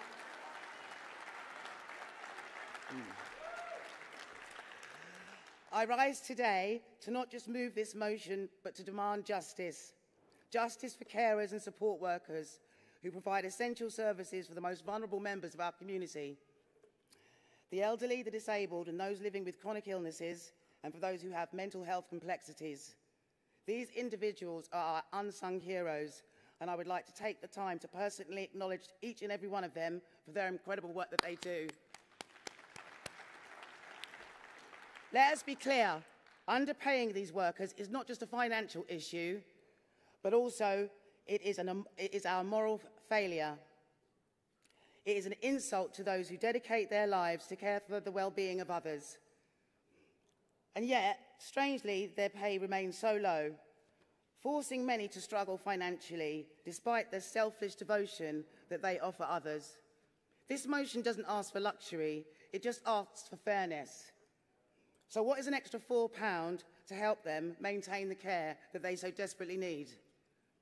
This frustrates me greatly, as I know this is not just a demanding job, physically and emotionally. On many occasions, it's challenging, as well as heartbreaking. I know that this type of work is more than a job. It's a vocation. So double pays in the weekends and bank holidays is clearly not a charity. It is an investment into a stronger healthcare and support system.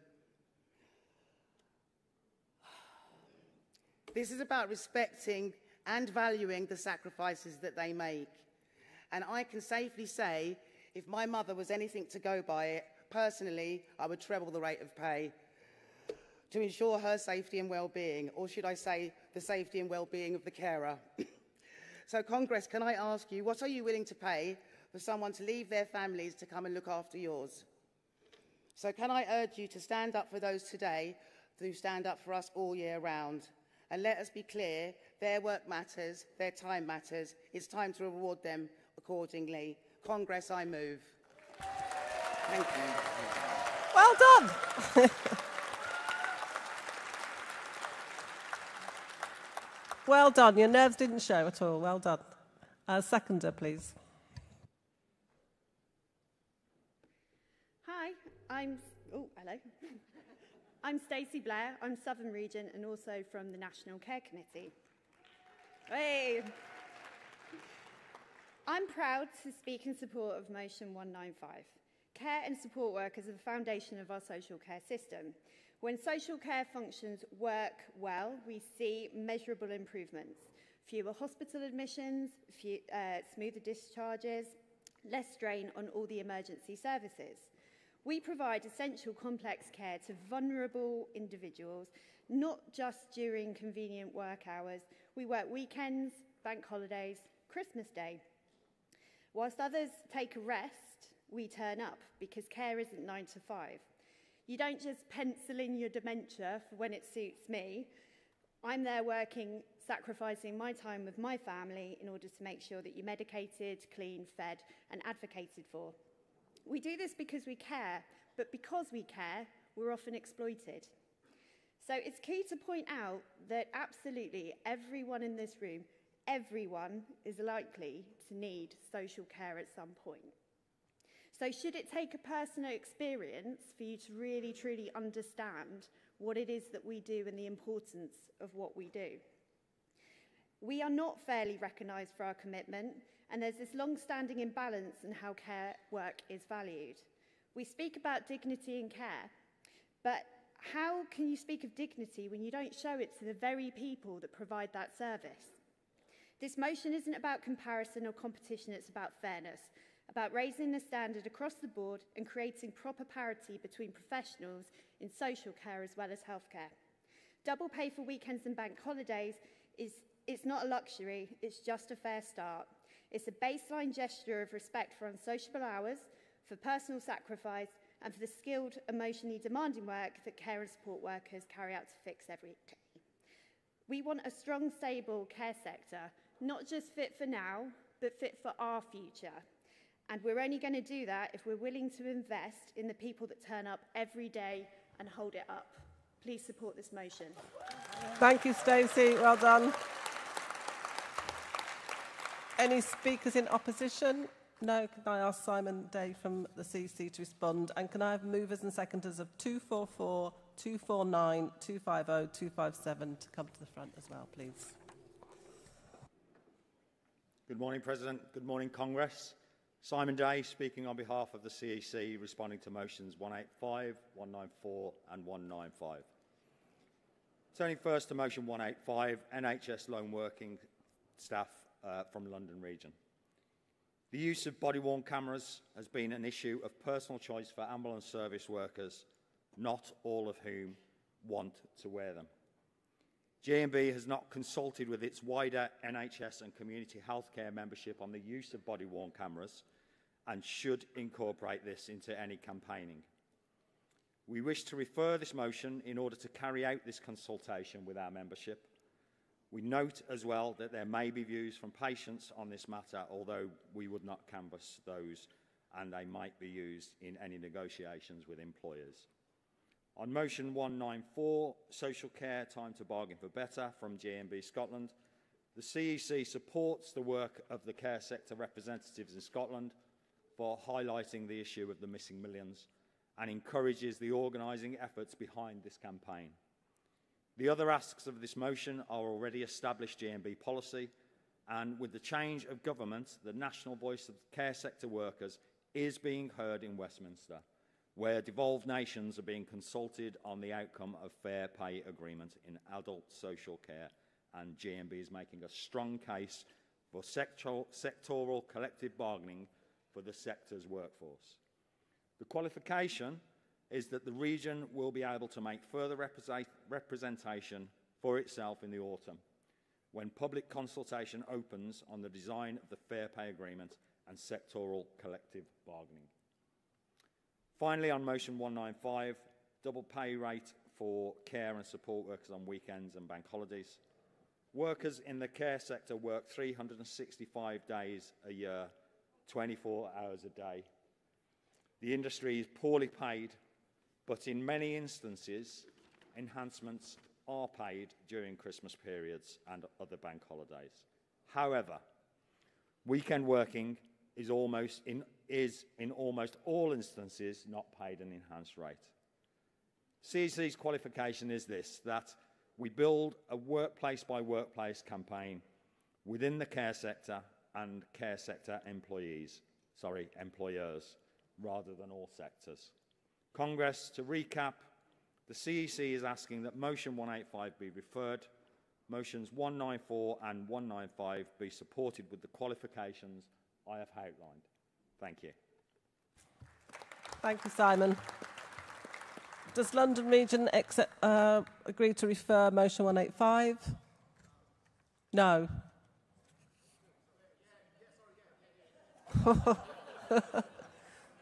Sorry, can I just have that confirmed? You accept the reference? You refer? Thank you.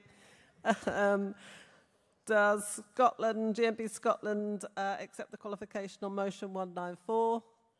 Thank you. And does Southern accept the qualification on motion 195? Thank you.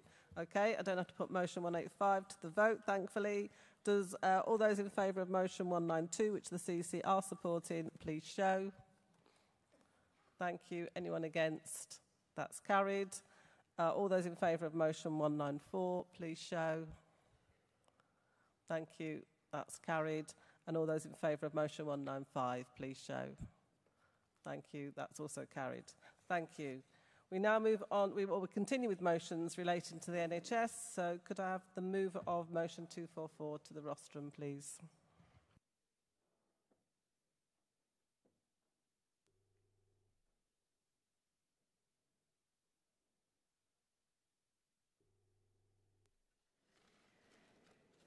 President, Congress, Theresa Will, GMB Bonnie Scotland.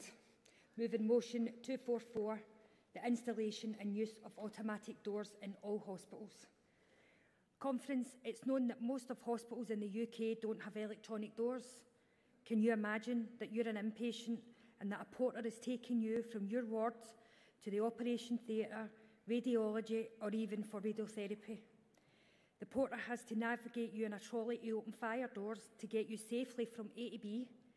I've had a discussion with our porters in the hospital where I work, in Gartnavel General Hospital in Glasgow, that has a Beatson Oncology Hospital attached.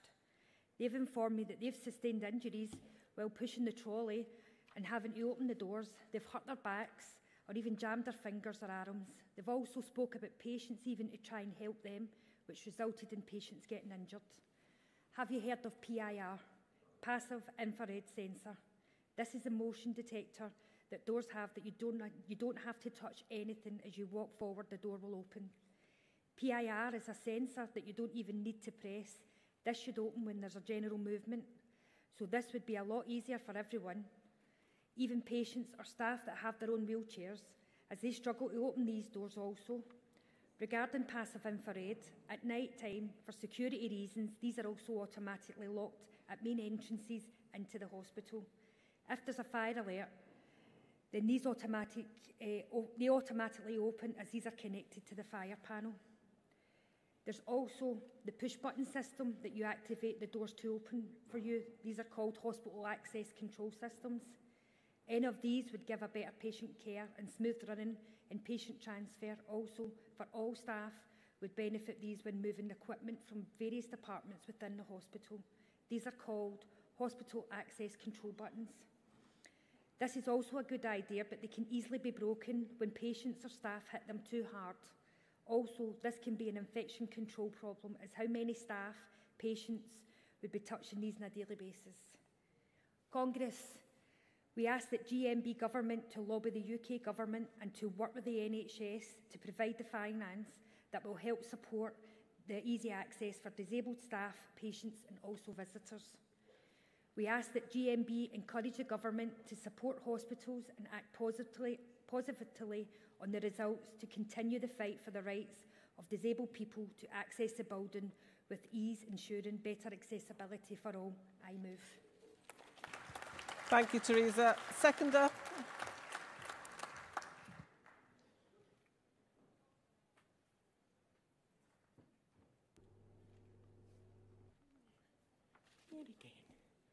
President Congress, Margaret Boyd, GMB Scotland.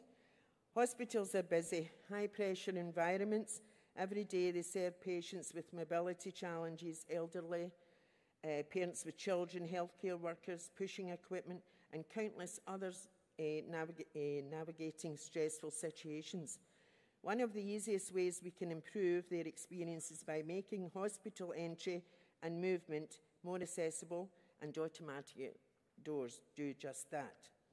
Accessibility, automatic doors make life easier for everyone, especially parents in wheelchairs or with limited strength. No one should have to struggle just to enter or exit a hospital. Hygiene. In a post-pandemic world, infection control is more important than ever. Manual doors are high-touch surfaces, hotspots for germs. Automatic doors reduce that risk, supporting cleaner, safer environments for both staff and patients. Third, efficiency. In emergencies or peak times, automatic doors help keep people and equipment moving. They reduce delays and improve the overall flow of traffic throughout the hospital. And finally, energy efficiency. Modern automatic doors are smart, equipped with sensors and timers that conserve energy and help regulate internal temperatures, reducing costs and supporting environmental goals.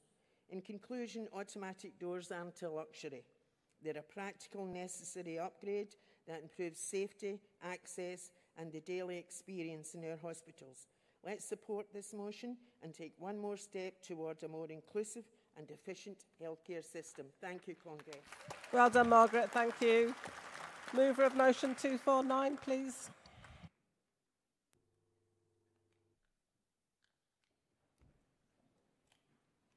Morning, everyone. Thank you, President. Thank you, Congress. I'm here for Lisa Edwards, first-time speaker, second-time delegate. Oh, first-time delegate, second-time speaker. I'm here for motion 249, subsidised flu vaccinations. As a support worker for over 10 years, this motion is close to my heart. School support staff, including teacher assistants, learning support staff, admin staff, caretakers, and other non-teaching roles.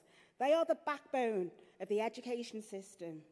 Despite their essential role, they have long been overlooked, underpaid, undervalued. Why must GMB act?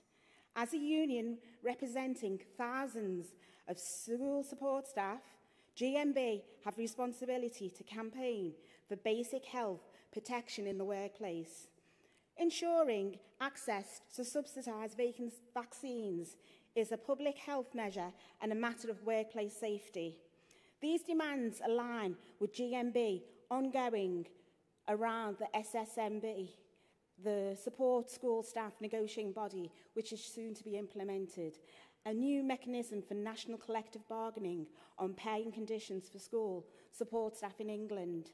Bargaining for health protections includes subsidised vaccines. Should we be a priority within the SSNB framework, recognising the health inequalities and the frontline risks faced by support staff?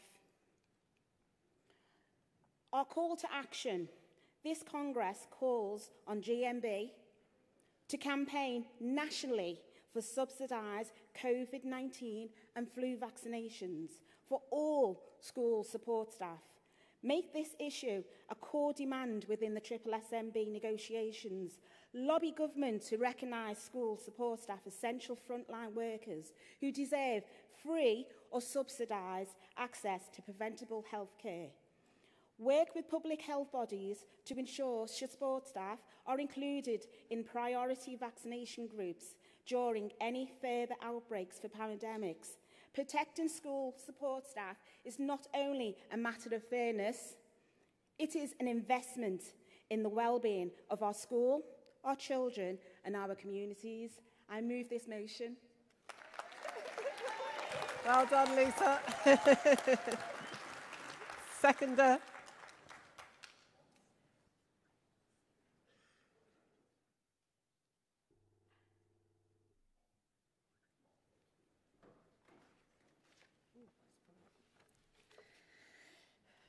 President, Congress, Trina Grover, South Region, first-time delegate, first-time speaker. Thank you. I rise today to second 249. During the COVID-19 pandemic, support staff continued to attend school in person, often without adequate protection or recognition. Many contracted COVID-19 at work, and some are now living with the long-term effect of long COVID, which significantly impacts their quality of life and ability to work. The expectation that support staff would, as a buffer between teachers and COVID-19 exposure, was never formalised, resourced or recognised. This is a clear example of occupation inadequately and a failure to adapt safeguarding frontline education works. The current situation, seasonal influenza, continues to be a major public health concern, with rising case numbers and increasing pressures on hospitals each winter. Schools are high-risk environments for the transmission of respiratory illnesses, including COVID and flu, due to the close contact, poor ventilation, and the pressures of the children who may be asymptomatic carriers. Free flu vaccinations are currently only offered via the NHS to those with underlying health conditions, specifically age groups or in certain frontline health and social care roles. Most school support staff do not qualify for free access.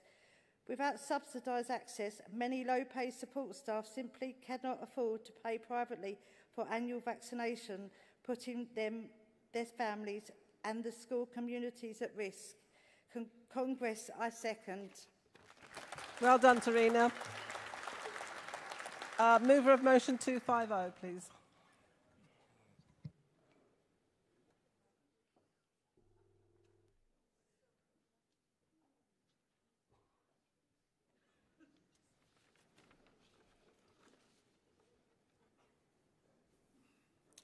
Madam President, Congress, good morning. Robert Wheeler, London Region, moving motion 250, birth trauma. I rise to speak on behalf of thousands of women across the UK who carry not just their babies, but trauma of their birth for months, years, and sometimes a lifetime. Birth trauma is real, it's raw, and it's too common. In the UK today, too many mothers are left to suffer in silence after traumatic births with little or no psychological support or aftercare. Whether it's an emergency C-section, a difficult labour, or birth that simply did not go as planned, these experiences can leave deep emotional scar. And I know this because I have lived it. When my partner was told that our baby was in distress, she would need an emergency C-section, I was ready to be by her side, but instead I was told to leave the ward. When I refused, I was threatened with security to be removed. I stood my ground and I told them to call the police because I'm going nowhere. No parent should have to fight to be present at the birth of their child. No mother should be left alone at that moment of fear, vulnerability, and no family should carry the trauma that experience for a lifetime. Let me be clear. This is not the fault of our midwives. They are doing a heroic work under impossible conditions. They are overwhelmed by the administrative burdens and under-resourced and often unable to provide the emotional support they know their patients need. That's why we are calling for something bold and well overdue. We're calling on Congress to lobby the government to appoint a dedicated minister for midwifery, one whose sole responsibility is to oversee improvements in midwifery practices, develop national strategies to eliminate the psychological harm caused by current maternity care. We must ensure that no mother is left behind emotionally, mentally, or physically after giving birth. This is about dignity in childbirth. It's about respecting women's experiences, and it's about building a maternity that heals, not harm. Congress, we cannot allow birth trauma to remain invisible,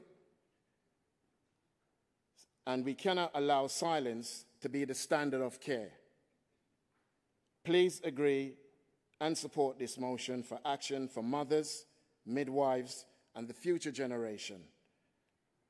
Vote for this motion 240, birth trauma. Congress, I move. Thank you, Robert. Thank you. Seconder.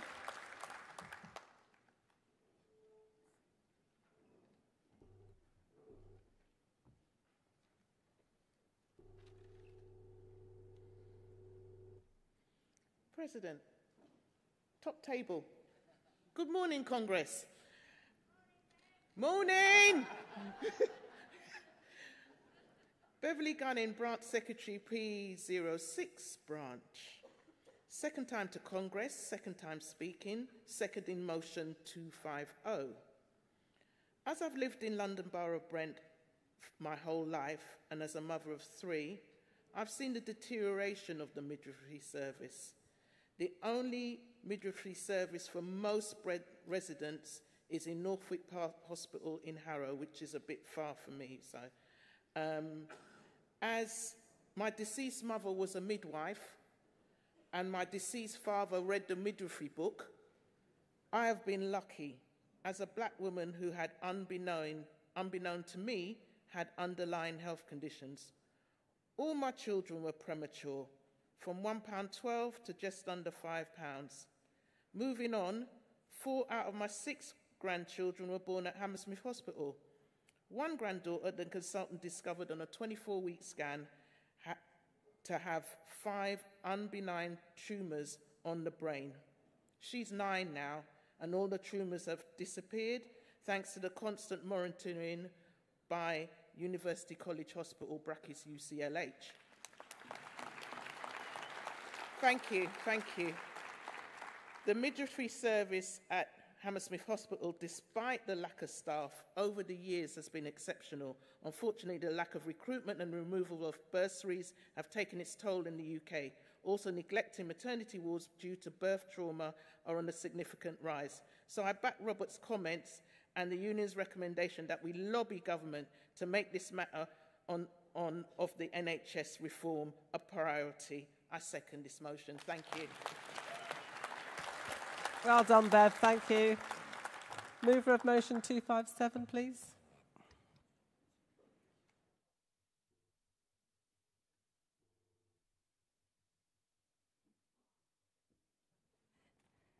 President, Congress, Becky Jones-Westcott, Wales and South West Region, woo, moving motion 257.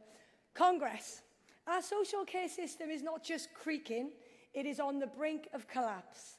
Every day, dedicated carers, overwhelmingly women, often from working class backgrounds, hold together the lives of our most vulnerable.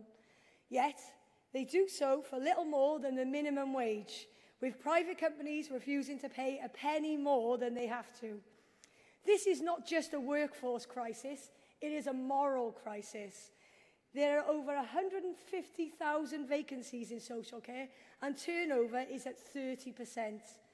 2 million older people and 1.5 million working-age adults are not getting the care they need. Behind these numbers are real people. Our parents, our neighbours, our friends, left waiting, struggling, and sometimes suffering alone. Why? Because care work is undervalued, underpaid, and under-respected. Successive governments have failed to deliver the long-term structural reform our sector so desperately needs. Short-term sticking plasters, fragmented funding and political point scoring have left care services in crisis. Our motion calls for a bold, practical step exempting care workers' meagre earnings from tax. This is not a handout, it is a recognition.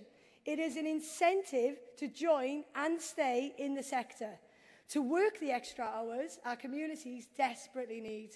It's a signal that we value care work as much as any other essential public service.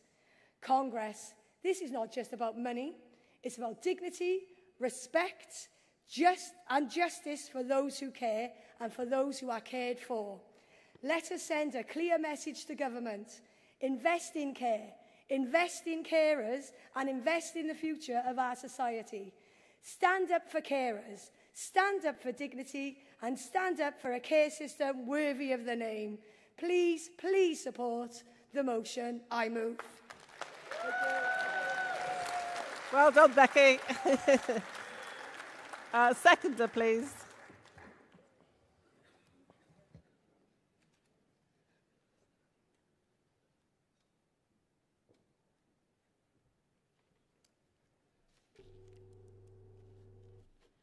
President, Congress, Yvonne Healy, Wales and South West Region, seconding motion 5257, resolve the crisis in care. We all know someone who has relied on a social care, a loved one, a friend or a neighbour. We have seen the difference a compassionate carer make. We have also seen the toll of poverty pay and relentless pressure that takes on those workers. Let's be honest, the care sector is being squeezed every side, raising costs, chronic underfunding, and a workforce stretched to breaking point. The government's own figures show that even a recent funding announcement, the sector faces a financial black hole. Providers are closing, waiting lists are growing, and care workers are leaving in droves for better pay elsewhere. Our proposal to exempt care workers earning from tax is a lifeline. It would put money back in the pockets of those who need it most. It would help recruit, retain the skilled, compassionate workforce our community rely on it. And it will show finally that we value care as much as we value profit. Let's be clear, this is not a silver bullet. It is a step towards justice. It is a step towards care, to a care system that works for everyone, those who give care and for those who receive it. Congress, let's act with compassion and with courage. Let's back our carers. Let's resolve this crisis in care. Please support this motion. Well done, Yvonne. Thank you. Any delegates wish to speak in opposition to these motions? No? In that case, can I ask Geraldine McVicker from the CEC to give the response? And can I have movers and seconders of motion 251 and composite 11 to be ready down the front, please?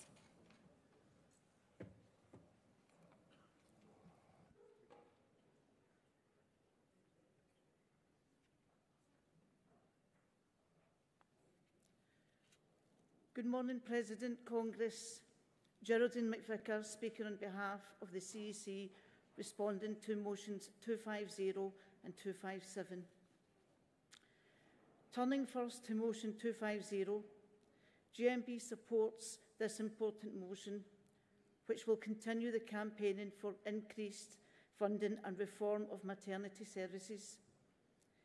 The qualification is, however, that GMB cannot appoint a minister, but we can lobby government to do so.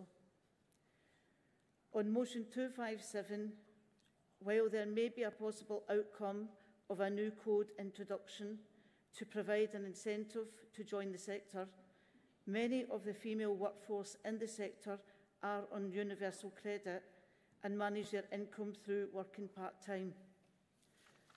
While the care sector is in crisis for staffing levels, we also recognise that low-paid work occurs in retail and schools. Therefore, the formation of a new tax code focused solely on social care would have an unfair impact on low-paid workers in other sectors. GMB policy is to organise workers out of in-work poverty and to secure a fair pay agreement, to lobby local authorities to increase funding for social care so that workers receive the higher levels of pay for the value of the work they do. A referral would give the CEC the opportunity to talk to organisations such as the Low Pay Commission and its potential impacts and develop appropriate briefings. Therefore, Congress, we are asking that motion 250 be supported with a qualification, and for Wales and South West region to agree to refer motion 257. Thank you. Thank you, Geraldine. Thank you. Does London region agree to support the qualification, accept the qualification? Thank you. And does Wales and South West agree to refer? Thank you. Okay, CEC is supporting motions 244 and 249, so I'll take those as one. All those in favour, please show. Thank you. Anyone against? They're carried. Motion 250, all those in favour, please show. Thank you.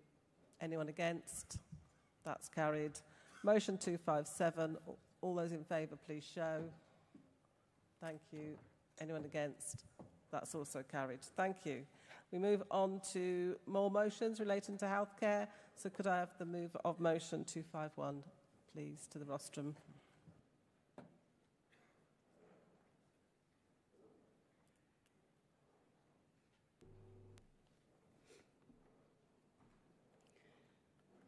Good morning, everyone. Good morning, President. Good morning, Congress. Christina Piku, GMB London Region, speaking on full support of motion 251. Congress, we are seeing a growing community of older transgender people who deserve to be treated with dignity, respect, and understanding, not just in life, but in death. Right now, there is no mandatory training for care workers on trans healthcare. That means too many are left without the knowledge or confidence to care for trans residents in ways that honor their identity, their bodies, and their needs. We hear too often of trans people forced to hide their identity in life just to feel safe. Some are misgendered in their final days. Some are laid to rest with the wrong name on their headstones. That is not care. That is erasure. Being trans isn't about surgery or how someone looks. It's about who someone is and affirming someone's gender. Whether they're transgender or not, it's about recognizing their truth. Congress, many older trans people have spent decades hiding from discriminatory laws, hostile system, and unsafe service. We have a duty now to build services that are safe, inclusive, and proud to be LGBTQ. Mandatory training would give care workers the skills and confidence they need to support residents with compassion and respect, and ensure dignity in dying for all. Congress, let's make this GMB commitment, let's make it clear. We see our trans elders. We honor them. We will fight for them. Please support the motion. I move. Thank you. Thank you, Christina. And the seconder? Formally, thank you very much, London. Move of Composite 11 then, please.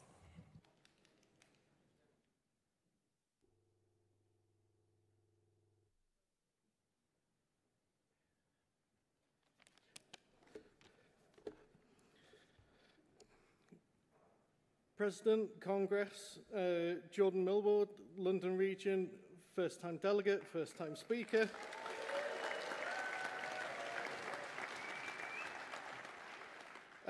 Moving the Composite 11 motion.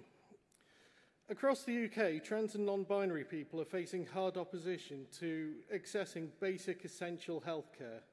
Since the CAS review, many GPs have withdrawn from providing gender-affirming care like HRT, even when patients have a formal diagnosis and a treatment plan from a specialist.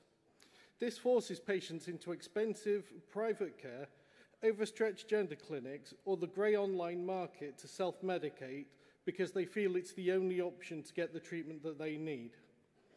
For young people, it's even worse. The prescription of puberty blockers has been banned outside of clinical trials, despite decades of safe use for both trans and non-trans children.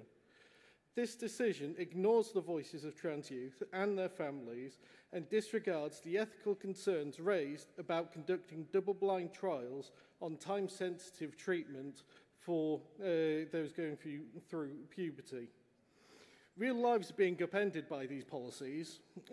One, Emily, noted in The Independent in December last year, was cut off from NHS HRT prescriptions and told to go private as her GP could, quote, no longer safely support prescription or monitoring of this, quote, specialist drug. Another, a trans man who got their diagnosis privately and had been on HRT through the NHS for 2 years, was cut off and told his choices were private prescriptions or a referral to the NHS gender clinics for an NHS diagnosis, where there is an estimated wait time of 8 years. No one, regardless of circumstances, should have to wait for any medical treatment for 8 years.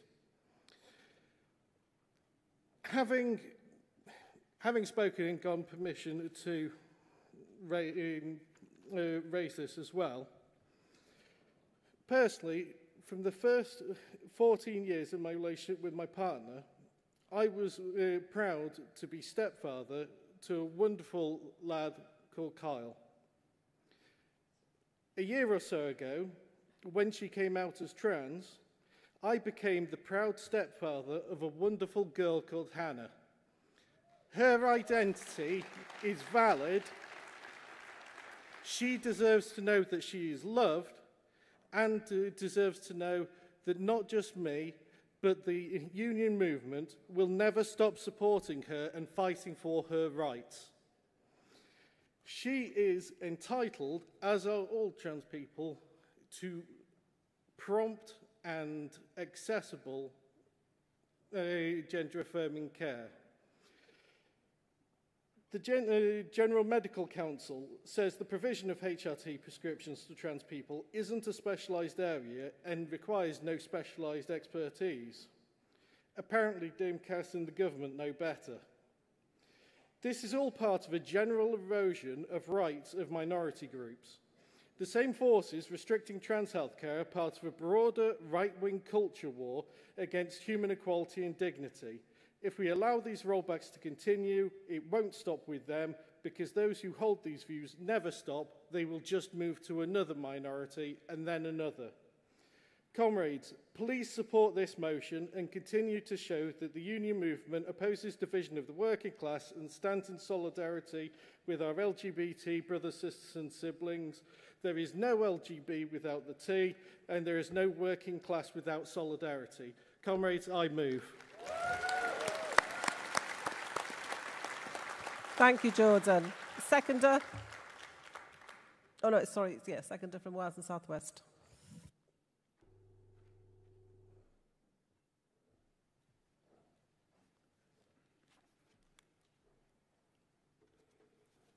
President, Congress, Jeff Sutton, the amazing Wales and the South West. Second in Composite 11. Congress, you heard my colleagues speak not just about healthcare or policy, but about human dignity, about the right of every single person to be treated with respect, with compassion and with fairness, values that our movement have always stood for and must never walk away from. Congress, in the wake of the CAS report Our trans and non-binary community are facing renewed barriers in accessing the care they need to live healthy, authentic lives. We're seeing GPs refuse to continue prescribing hormone replacement therapy even when diagnosis already exists. This is not just bad healthcare, it is discrimination in practice. Let's call this what it is, a continuation of the culture war waged on marginalised people, now dressed up in lab coats and policy papers. When a Labour government continues a policy born from cruelty under the Tories, we have to ask, what are they doing?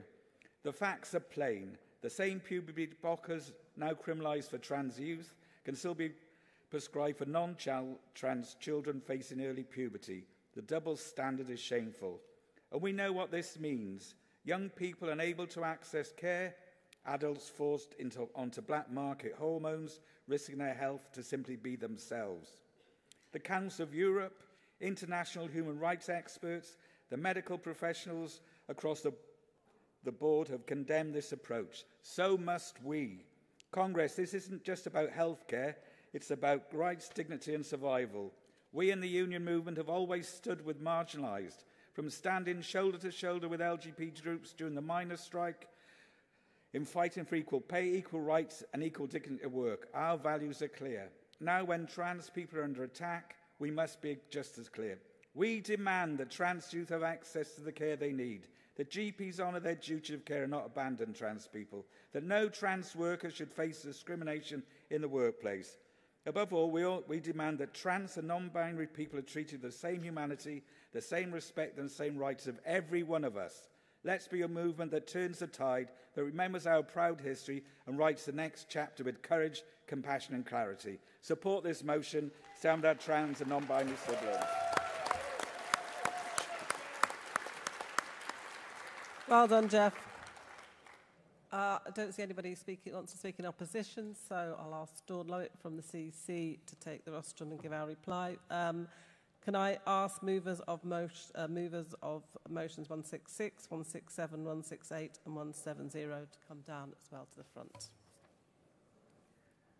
President, Congress, Dawn Lowitt speaking on behalf of the CEC, responding to Composite 11, which we are supporting with a qualification. Thank you to the branches for the motions. Solidarity with trans and non-binary people is important long-held GMB policy, which these motions build on. We take this opportunity to reiterate our solidarity with our trans members, as well as GMB members who are parents and relatives of young trans people. Our qualification is that we are not experts in this very specialist subject and quickly developing areas of medicine, so we will not be able to give informed comment on each area.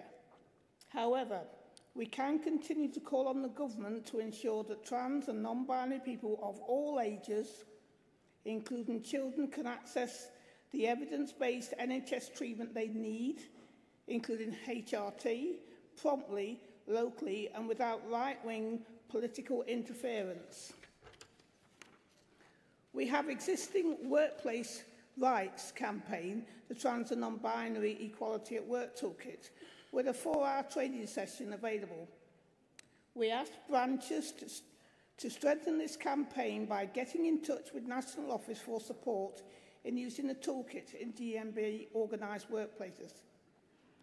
Politically, GMB works with and influences both through government and through the GMB group of MPs who are Labour members. We do not typically seek to work with other parties or groups. Our work with LGBTQ+ sector organisations will be primarily channelled through the TUC LGBT+ committee and its Trade Unions for Trans and Non-Binary Rights Alliance. GMB will continue to advocate in this area with our LGBT+ activists in line with our expertise and power in the workplace. Please support with this qualification. Thank you, Dawn. Do London and Wales and South West accept the qualification? Yes, thank you very much. Motion 251, CC are supporting. All those in favour, please show. Thank you. Anyone against? That's carried. All those in favour of Composite 11, please show. Thank you. Anyone against? That's also carried. Thank you. We now move to, we continue with public sector motions. Could I have the speaker of 166, please, on the mover of 166? On the right page? Well.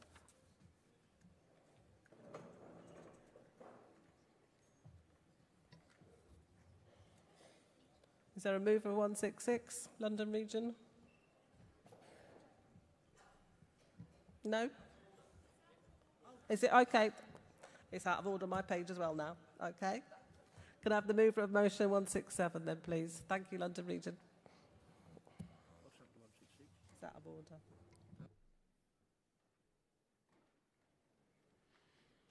Morning, Congress. President, Alan Law, London Region, moving motion 167, care homes. Congress, we bring your attention to ongoing problems with care homes. Norse Care is a company owned by Norfolk County Council. A few months ago, it announced it was closing Lindell Court in Watton, Norfolk. Last year, the firm also closed Springdale in Brundall, near Norwich in Norfolk, and Burnham House in Terrington St John's, Kings Lynn, also in Norfolk. This sparks concerns about the future of the remaining care services in the county. The closure are attributes to factors such as changes to fire regulations, rising social care costs, and the need for substantial investments to adapt buildings for increasingly complex care needs. The government advised as long ago as 2006 that it should be possible under normal operating conditions to evacuate any given protected area in 2.5 minutes. Mr. Cuff, the head of Prevention and Protection for Norfolk Fire and Rescue Service, said it was a legal requirement that all staff were able to evacuate people safely according to government guidelines. With government funding constantly being reduced to local councils, which in turn add huge pressures on all the departments within local government. This will see all aspects of caring departments suffer to the lack of money. Lack of investment in staff, education and infrastructure makes it hard for care homes to survive. We, the GMB, need to put pressure on this government to encourage care systems to be properly funded. Seeing in local media how much it affects residents when their home is closed, upsetting to say the least. Also the effect it has on well-being. Government, county council and borough council must work together to fund and find the best way forward. This nation of ours is living much longer, and these problems will not go away. You can't hide them in the cupboard. With the right funding, organisations staffing care homes will have to be a priority of the future.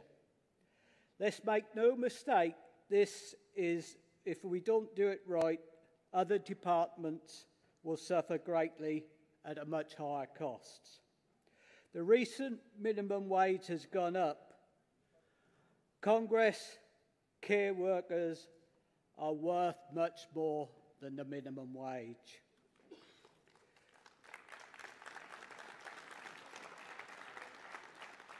Carers will become the future employees in most towns and cities. The government and future must make sure carers are paid a fair wage for amazing work they do. You never know when your loved ones will need them. Our population is growing. Our care and support must grow with it. Congress, I move. Thank you, Alan. Seconder.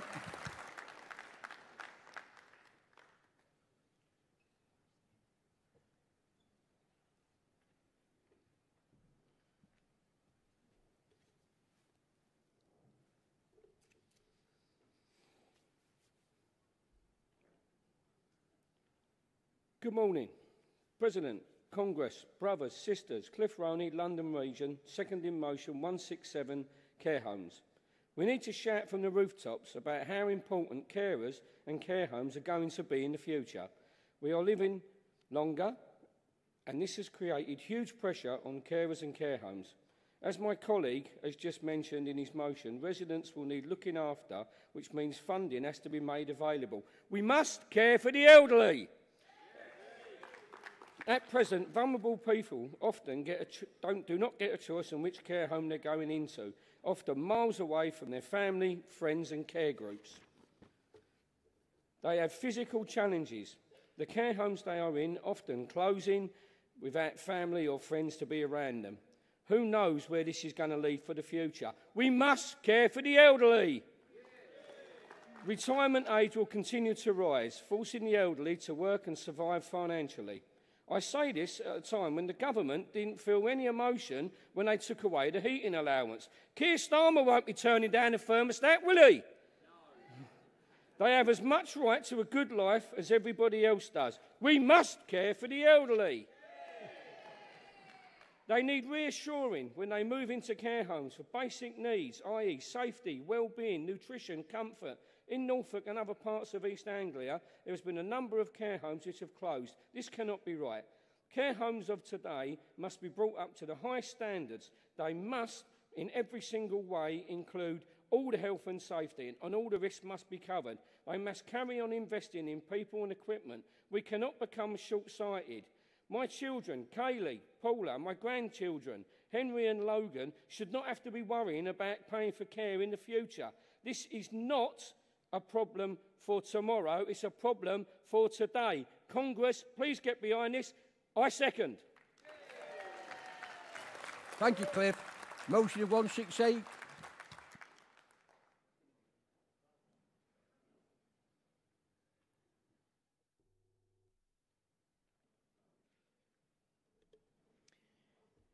Good morning, President, Congress, comrades, friends.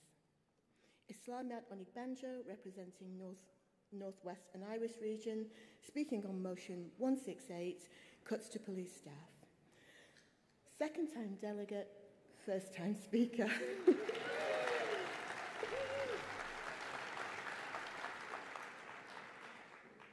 Congress, successive governments have failed to invest in policing adequately. To be totally honest, what's happening to our police service right now is nothing short of a crisis. We're seeing large numbers of police officers and police staff being cut. The Met has lost up to 2,300 officers.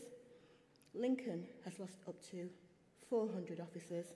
Essex, just to name a few, 200 roles. The cuts do not only affect police officers, they impact hard-working, diligent police staff too.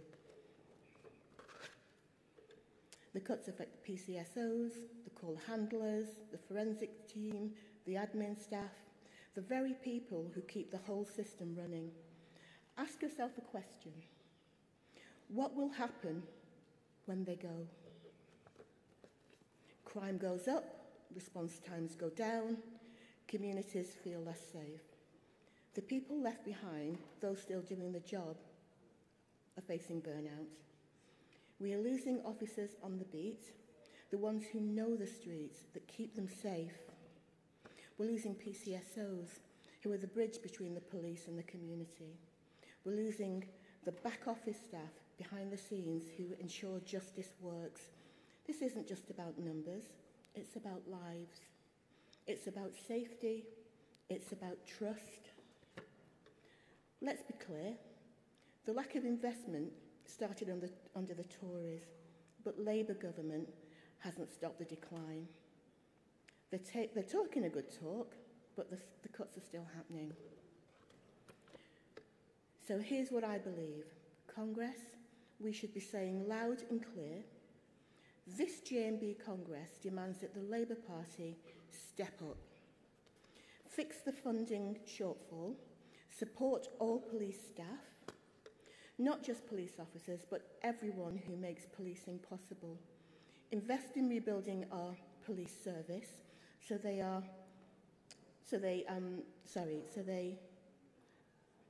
they're safe and fully staffed. We're reasonable people.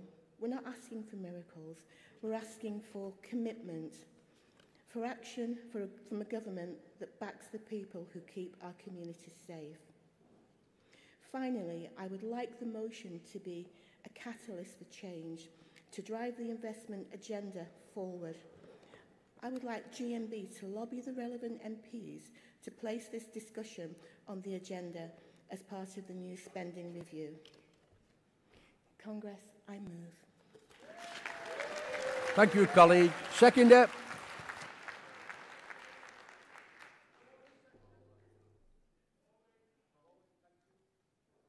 Mover 170.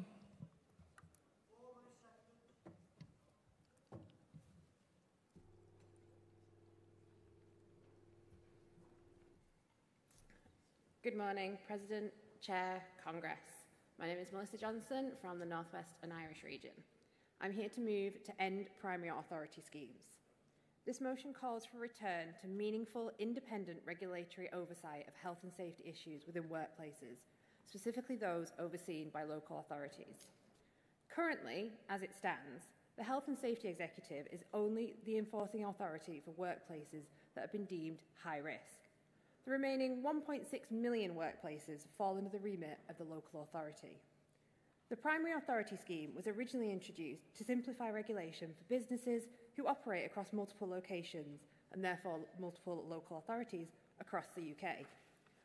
Under this arrangement, a business can form a partnership with a single local authority, the primary authority, to receive assured advice on regulation that the other local regulators are then expected to honour. For example, Asda, my employer, has an agreement with Wakefield Council under this scheme. The primary authority is paid by the business. Promises are made to reduce liabilities, and a block is placed on all other local authorities intervening on these decisions.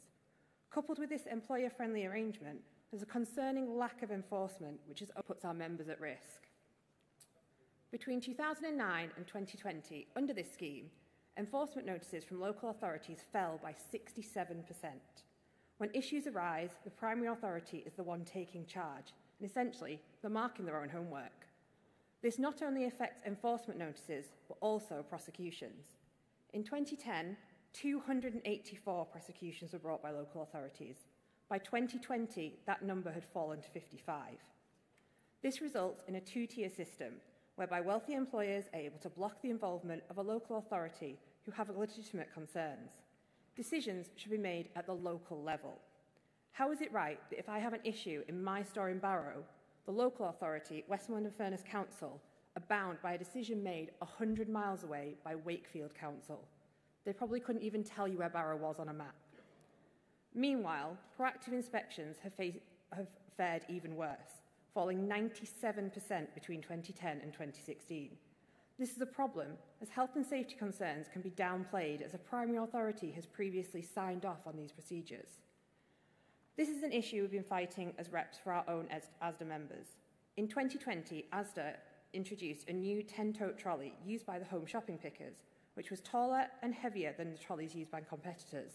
It's directly resulted in members suffering musculoskeletal injuries. Only after an organised effort from the GMB members and reps did Asda agree to a review. Efforts to involve the primary authority fell flat, as they'd worked hand in glove with Asda to introduce the trolleys in the first place, and no other local authority could override this. Congress, primary authority schemes mean far fewer employers are being brought to justice. There's been no fall in injury or ill health statistics during this time, so it can't be attributed to fewer employers putting their workforce at risk, but it can be attributed to the way that primary authorities are being manipulated. Therefore, Congress, I ask you to support this motion. Thank you.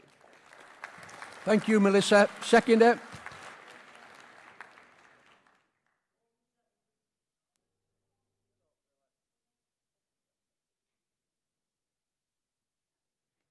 Morning, Congress. President. Patrick Timpson, North Western Irish Region, seconding motion 170. Congress, it is said that primary authority schemes save British business £50 million a year, but this is a drop in the ocean next to the £100 billion business loses through sickness.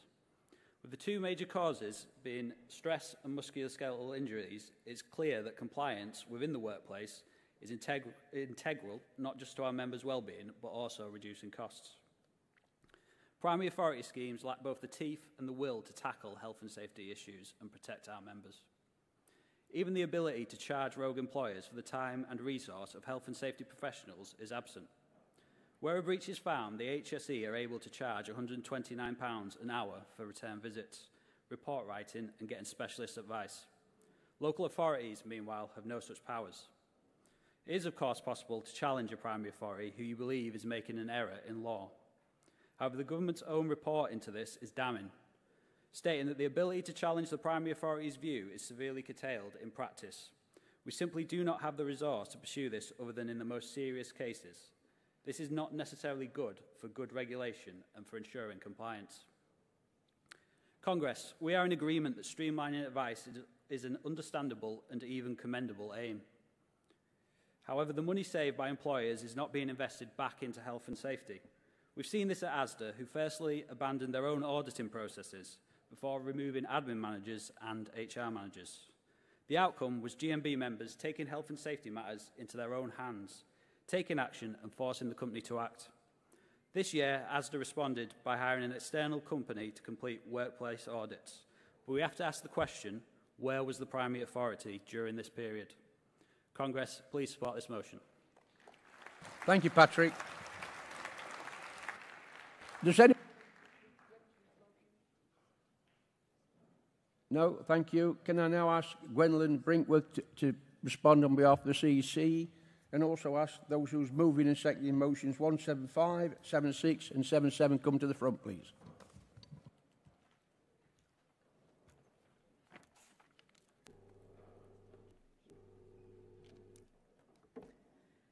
President, Congress, Gwendolyn Brinkworth responding to motions 167 and 168 on behalf of the CEC. On motion 167, the CEC agrees the best practice is for social care to be kept under the local authority control, as this delivers the best terms, conditions, training and safety standards in comparison to the Wild West of the private sector. The qualification to this motion is that GMB at Work organising strategy is the best way to deal with matters raised in the motion. A strategy which brings workers and communities together would be a more effective way of shaming local authorities into keeping their care homes open or bringing services back in-house, alongside making improvements to terms and conditions of our members. Finally, on motion 168, although headed cuts to police staff, the motion mainly refers to police officers. Our qualification is that our efforts will be focused on police staff, as officers are not in our membership. We have recently written to the Home Secretary seeking assurance that any rise in police officer numbers is matched by a rise in police staff numbers, and also that police staff are protected from the ongoing decivilianisation of their roles. Congress, please support motions 167 and 168 with the qualifications I have outlined. Thank you.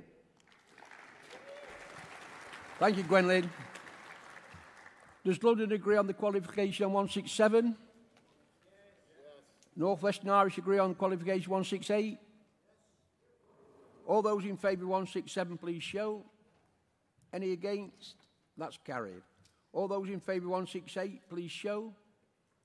Any against? That's carried. And all those in favour of 170, please show. Any against? That's carried. Could I now have the mover of 175 to the rostrum, please?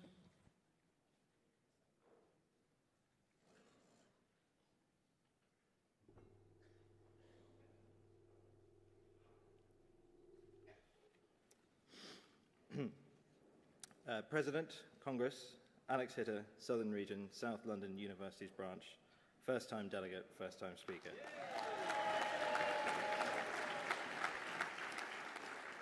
I'm moving motion 175, Vice-Chancellor's pay.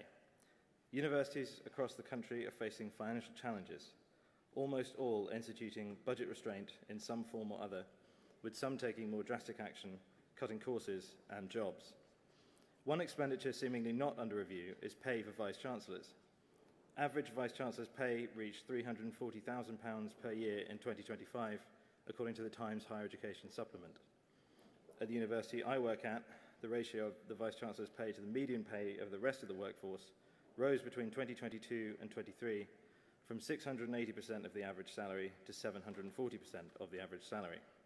And these figures do not include hourly paid staff who make up the bulk of the academic and much of the support and technical workforce and who are employed precariously on contracts that can change at the discretion of the employer and offer no guarantee of work beyond the end of each academic year. Universities rely on tuition fees for funding. The shortfall in many universities' budgets is forcing them to prioritise international students ahead of home ones, as they can charge them double the standard fee, which are already set to rise for the first time since 2017 to £9,535,000 per year from the beginning of the academic year 25-26. However, the government's changes to immigration policy have made our universities a less attractive prospect for international students.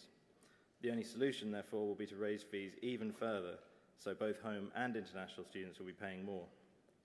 Earlier this year, at the university I work at, after announcing financial control measures to curb expenditure, when the Vice-Chancellor was asked about the possibility of a freeze on increases to the salaries of senior staff, especially her own, she said it would be considered.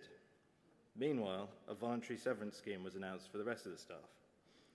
Naturally, Vice-Chancellors cutting their salaries would not be nearly enough to make up the shortfall that many universities are seeing. However, high pay for Vice-Chancellors is always justified, as it is in any industry, with the assertion that it will attract top talent. But given how many Vice-Chancellors are failing in their leadership, for example by choosing to pursue desperate dice roll vanity projects aimed at attracting overseas students, such as overseas or London campuses, without success and at the expense of the staff without whom the universities they lead would not be able to operate, is it unreasonable for staff to question the quality of the talent these inflated salaries pay for? I therefore call on Congress to put whatever pressure it can on universities to halt the spiralling pay of university Vice-Chancellors. Thank you. Thank you, Alex. Seconder.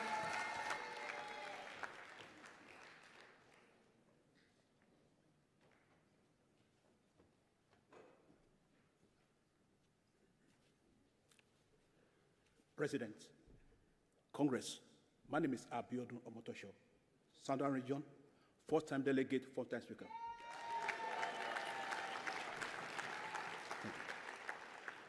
Our university relied on public funding and student tutor fees.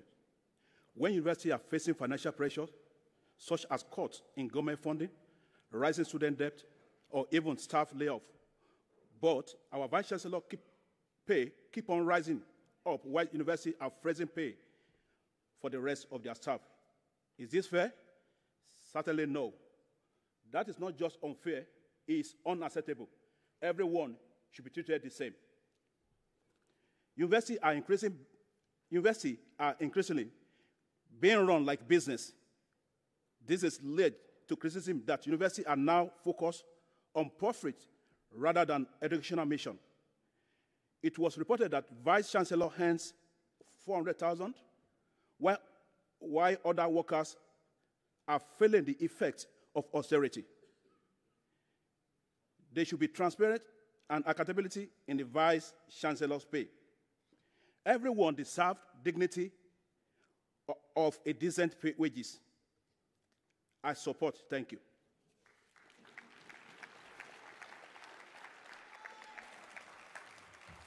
Thank you. Mover 177, please.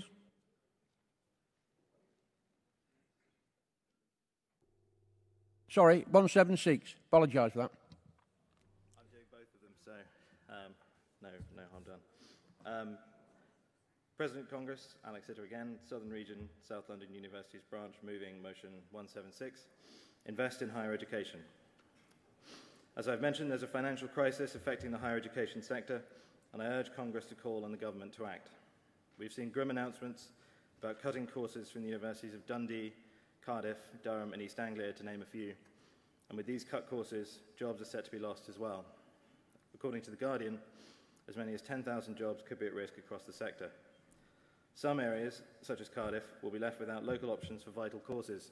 Cardiff will be losing its nursing course from the academic year 25-26. There is also a disproportionate effect on courses which are not seen as essential, like those in the arts and humanities. Particularly affected is the offer of courses to study music, with the end of music provision at the universities of Oxford Brookes, Roehampton and Wolverhampton from 2025. For the government not to step in to support such courses, which are a prerequisite for a flourishing arts and entertainment industry, is short-sighted at best. For more than 2 decades, universities have been forced to run as if they're businesses, with government funding gradually taken away and universities expected to fund themselves almost entirely off the backs of the increasing fees they charge their students, many of whom are now questioning the value for money of the courses they've worked hard to be able to enroll onto. Universities are forced to prioritise attempting to increase student numbers, while a ruthless, business-orientated leadership model forces cuts to staff, facilities and equipment to stay afloat.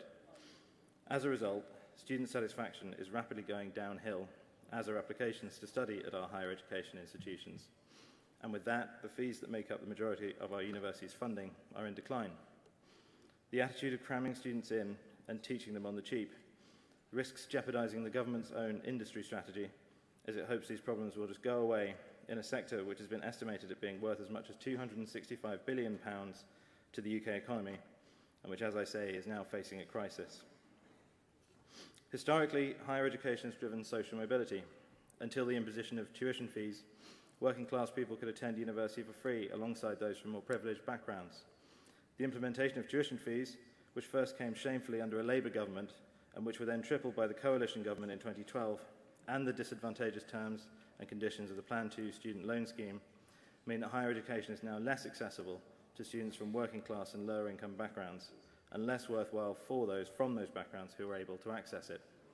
I therefore urge Congress to call on the government to review how it funds this vital sector, which provides much needed education, training and skills for industries that are crucial to the UK's future economic growth, and how it supports both those who work and study in higher education. Thank you. Thank you, Alex. Seconder.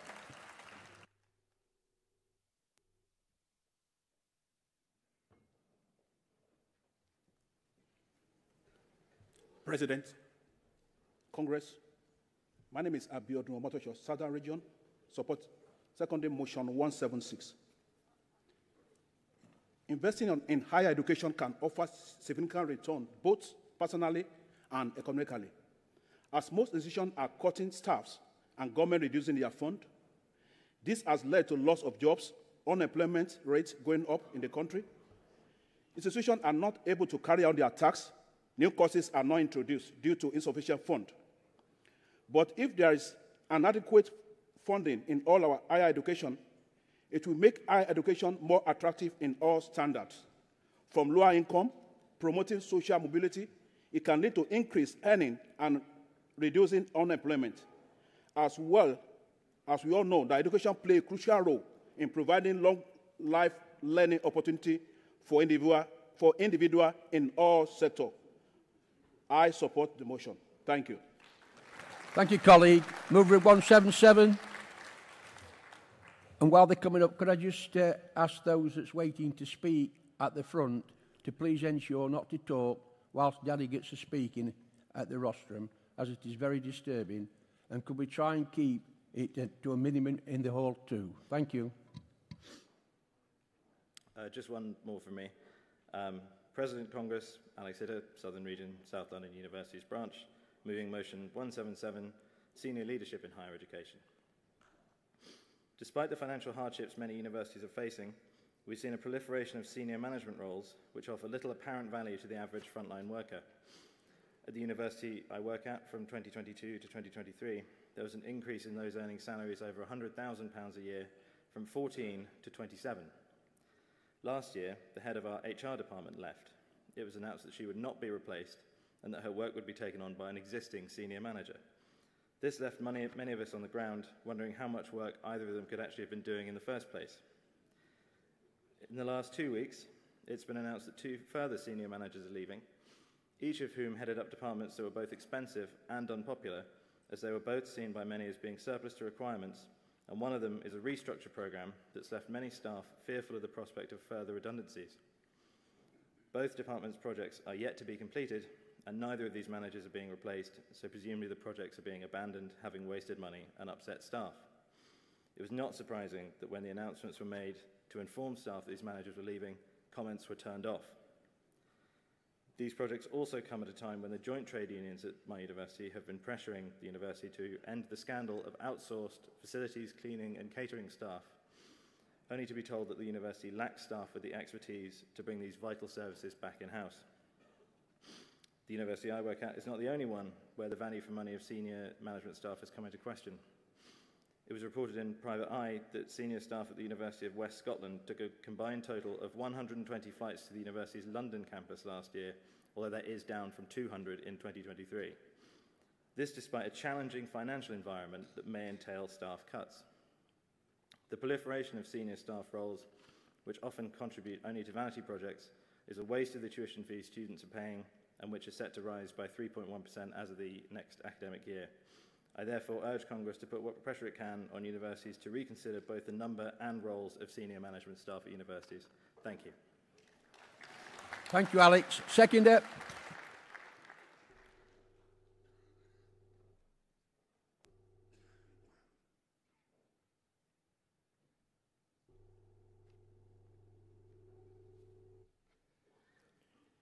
President, Congress, my name's Tina Davis and I'm from the Severn region.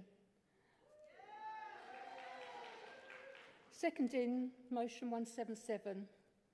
The unchecked growth of senior leadership roles in higher education is not just a concern, it's a crisis that undermines our academic institutions. Over the past decade, we've seen an explosion in senior leadership positions. Pro-Vice Chancellors, Deputy Deans, strategic transformations, sorry darlings, but here we go. Directors, titles that multiply while frontline teaching staff face pay freezes. Casual contracts, constant pressure to do more with less. Meanwhile, the salaries for these senior posts often reach six-figure sums, with added perks that stand in stark contrast to the insecurity faced by lecturers, support staff and researchers. Education is being treated like a business. This is not about envy, it's about priorities. When institutions plead property while continuing to expend their executive roles, they reveal a system skewed in favour of their hierarchy. I can't pronounce it, but here we go, you know what I mean. Over humanity. The introduction of the 2018 voluntary code to curb excessive senior pay was a smokescreen. It was never binding and it has failed. The appointment of high-profile individuals, some people are not going to like this, I always call him Fishy Sunak, to a prestigious role at Oxford only reinforces the message leadership is rewarded while work is disregarded. We have to challenge the narrative. The senior management deserves ever-increasing rewards while those who teach, support, care for students and told to tighten their belts. The soul of higher education is not found in a boardroom, it's in the lecture hall, the lab, the library. Can you wind up now, please, Tina? Support this motion. Let's demand meaningful, long-term oversight and return to fairness in our universities. Education isn't for profit, it's a right, not a product. Thank you. Thank you, Tina. Does anyone wish to speak against any of the motions? No? Can I now call Dave Flanagan to give the qualification of the CEC? And ask all those movers and seconders 179, 189 and 191 come to the front, please. Good morning, Congress. Dave Flanagan, North Western Irish Region, speaking on behalf of the CEC on motions 175 and 177, which we are supporting with qualifications. On motion 175, we thank the branch for highlighting the financial crisis that many universities are in. Many also have plans for redundancies, severance schemes and recruitment pauses. In 2024, some universities deferred pay rises for staff for 11 months for financial reasons. Pay for HE employees is determined by collective bargaining, but Vice-Chancellor pay is set by the governing body of each institution. Universities are not seen as part of the public sector and have charitable status.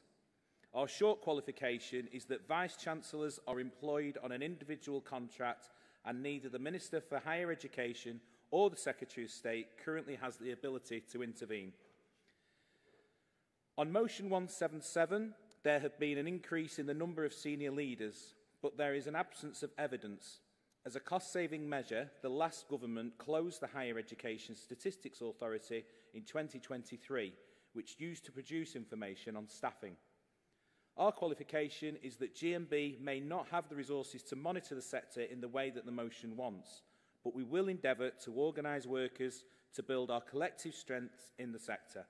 Therefore, the CEC is asking Congress to support motions 175 and 177 with the qualifications I have outlined. Thank you. Thank you, David. Does Southern agree on the qualifications on 175 and 177? Thank you. All those in favour of 175, please show. Any against? That's carried. All those in favour of 176, please show. Any against? That's carried. And all those in favour of 177, please show. Any against? That's carried. Could the mover of motion 179 please come to the rostrum?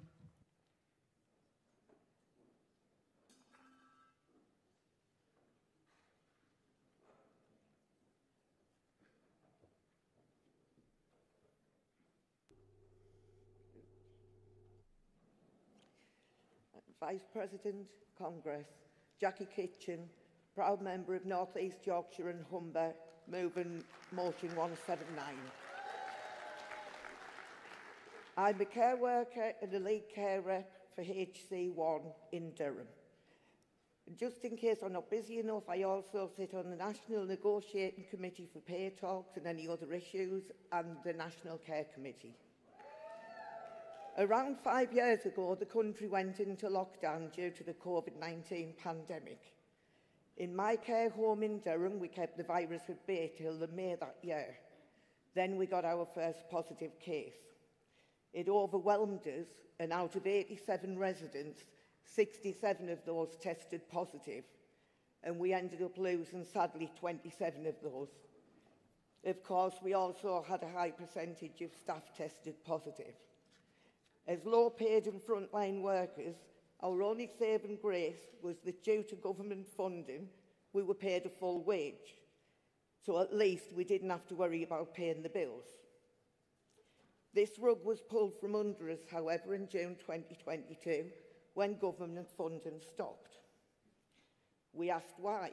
COVID was still out there, but obviously the last 2 years meant nothing to our kind care provider.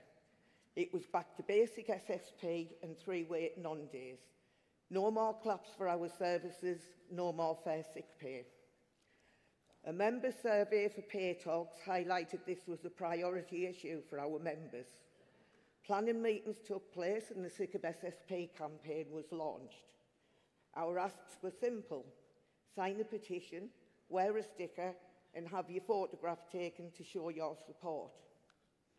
In a 6-week period, we got over 2,000 signatures and we recruited a massive 630 new members, all keen to have their voices heard.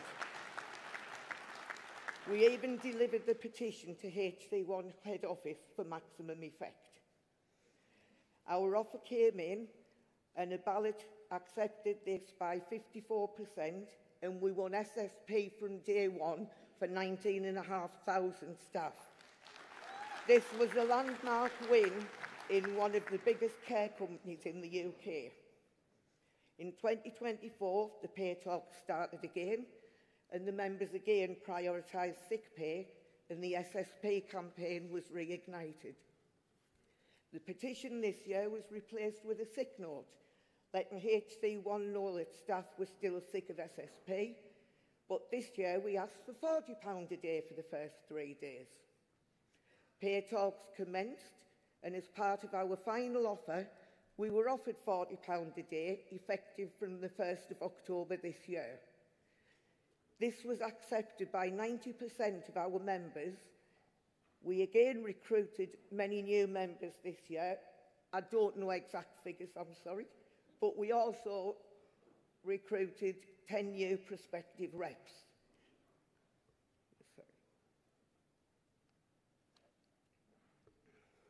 Sick pay is a vital condition that is essential in the care sector, not only for the carers, but for those we care for too. Every year we win more because we can show that workers are engaged in the campaign. It's something they want and they're not afraid to show it. There's strength in numbers, and without us care workers joining together, we give care companies the message that we're happy with the status quo. We certainly are not. This campaign shows that with easy actions, you can send a message that employers can't ignore. Just by signing a petition... Can you wind up now, please, Jacqueline? Yeah, be 2 seconds. We can secure sick pay for 19,500 workers. You can do it too. As care workers, we're undervalued, underestimated and underpaid.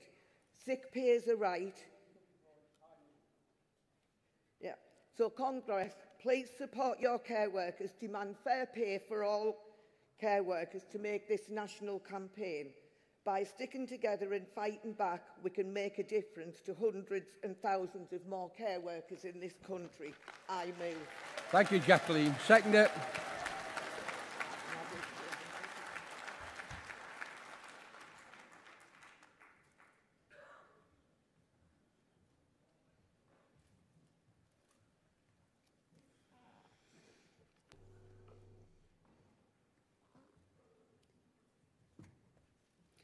Vice President, Congress.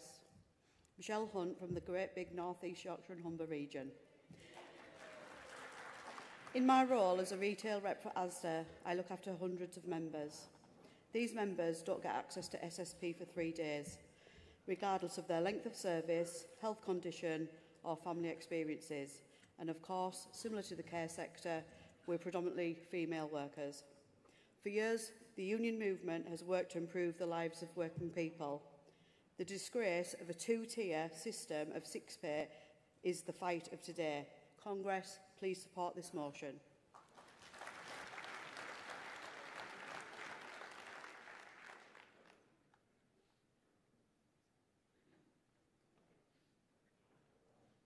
Mover of 189.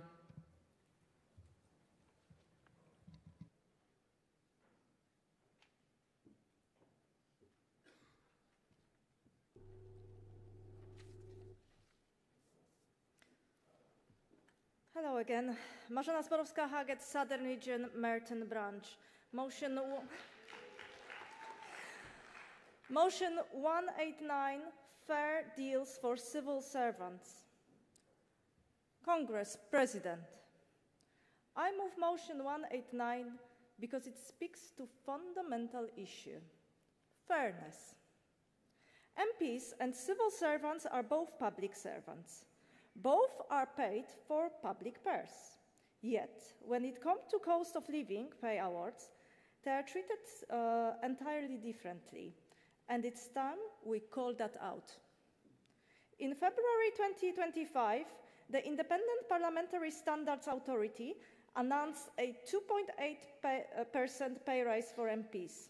Meanwhile, many civil servants, our GMB members, are still facing low, capped, or even zero increases. When they do get a rise, it often comes with catch. Give up overtime rates, sacrifice holidays, or change allowances. This is not just a pay gap, it's a respect gap. Since 2011, MPs no longer vote on their own pay. IPSA now sets it, and since 2015, it's been linked to average public sector pay. But here is the problem. Civil servants don't get those averages. Their pay is negotiated department by department under strict Treasury guidance, and any increases often come as a cost. Civil servants are the people who staff borders, run justice system, process benefits, keep government functioning. They are dedicated, professional, stretched. And they've spent the last decade managing cuts, pay freezes, and raising workloads. Meanwhile, MPs enjoy automatic, stable, above-inflation increases, without negotiation, without delay. This motion doesn't call for special treatment. It calls for equal treatment. If MPs can have dependable cost of living pay increases, so should the civil servants who support the country every day. The CEC rightly notes that MP pay is now set by an independent body. But that's no reason for us to stay silent on unfairness facing our members. We should be demanding a fair, consistent system for civil servants too, one that doesn't force them to give up hard-won terms just to keep up with inflation. We are not saying cut MPs' pay. We are saying if it's good enough for them, it's good enough for us. Congress, support fairness. Support our civil service members.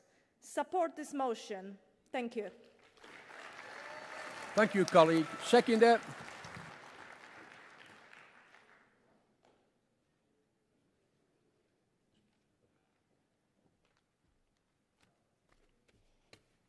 I know it's going to say Charlotte up there, but it's, you all know me as Charlie. So, Charlie Lunn, Southern Region, first-time delegate, first-time speaker. President, Congress, I rise to second the motion 189, fair deals for civil servants, because quite frankly, it's a matter of basic fairness and moral leadership. Let us remember that civil servants are the backbone of our government. They are the ones keeping departments running, answering public needs, drafting vital policies and delivering essential services to keep the country moving. Yet when it comes to financial recognition, especially in the cost of living crisis that we're in, they're often left with crumbs while MPs enjoy the lion's share. We're told that MPs don't set their own pay, but let's not forget that the body that does is itself a product of a system that remains detached from lived experience of ordinary public sector workers. MPs gleefully accept these higher increases with self-virtuous justification why they're so deserved, while voting through minimal awards for the civil service. Their message is clear: one rule for them and another for the workers.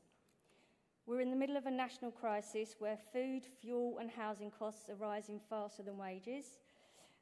Civil servants, some of whom are now relying on food banks, are expected to do more with less every year. Meanwhile, MPs, already on salaries more than double that of an average civil servant, have also the privilege of generous expenses, subsidised meals and often second incomes. If public service is truly about serving, then those at the top should lead by example and not exception. Equal cost of living pay awards would not just be fair, it sends a powerful message that we're in it together and goes beyond some nice words in a speech. It will show up in policy and in pay. I urge you to support this motion for a commitment to justice, dignity and respect for all who serve this country and not privilege for the few. Thank you. Thank you, Charlotte. Mover of 191.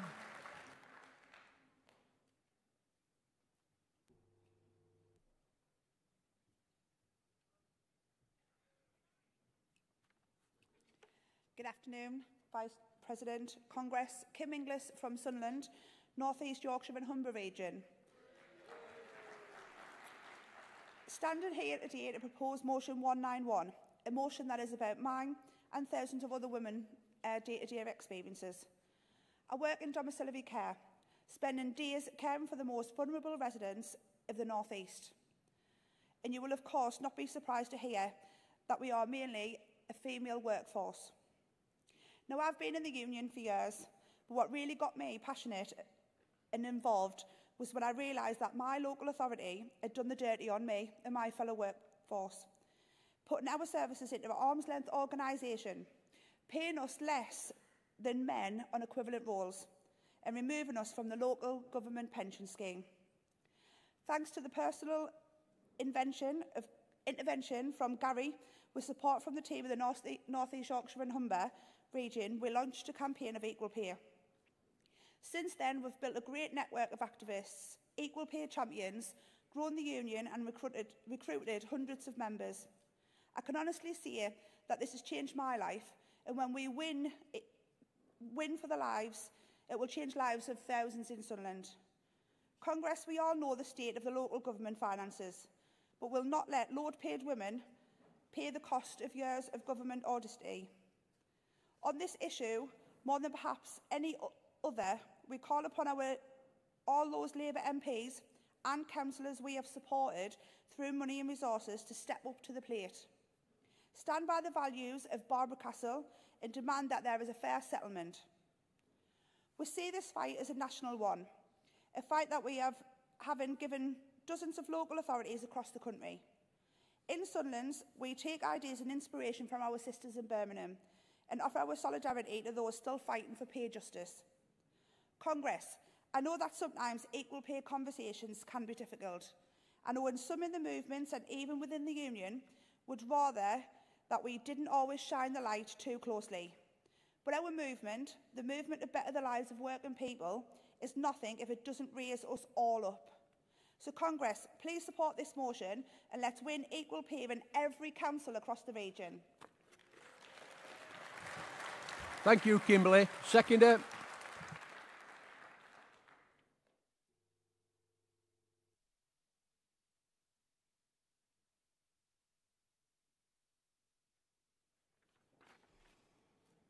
Good afternoon, Congress, Vice President, Dave Riddle, North East Yorkshire and Humber Region. Second motion 191, equal pay in local government. Today I'm speaking with two hats on. First hat is that of a branch secretary in Sunderland Council, where I'm proud of the work that Kim and her fellow activists are carrying out as they lead the campaign for pay justice. I'm also wearing the hat of that of a member of our regional committee supporting cross-regional campaigns. In North East Yorkshire and Humber, we are investing seriously in equal pay. We've got live campaigns running in Sunderland, Sheffield, Barnsley, Rotherham, Durham, Leeds, Bradford and more are just around the corner. So far, over 5,000 women have lodged claims, and I know that's going to grow massively in the coming months. Those campaigns are worth millions of pounds and are going to deliver thousands of pounds into the pockets of low-paid women and will transform so many lives. The fight for equal pay is all of ours, wherever we are, whatever background or gender. So, Congress, please support for the fight for equal pay. Support this motion. I second. Thank you, David. Anyone wish to speak against any of the motions? No, thank you. Can I now then call on Francis Drum to give the qualification for the CEC and ask the mover and seconder of motion 184 to come to the rostrum, please.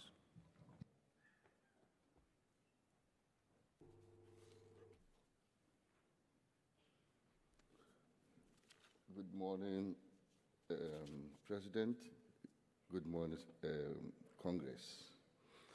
Francis Drum, responding to motion 189, which we are supporting with a qualification. The spirit of the motion is correct, but there's no instruction to GMB. In line with the CEC statement on pay and the cost of living from 2021, Congress agreed that Congress does not seek to bind the hands of our negotiators by dictating the detail of negotiation. At the same time, Congress, as a supreme policy-making body of the Union, does establish important principle that reps and officers should have regard to in negotiations.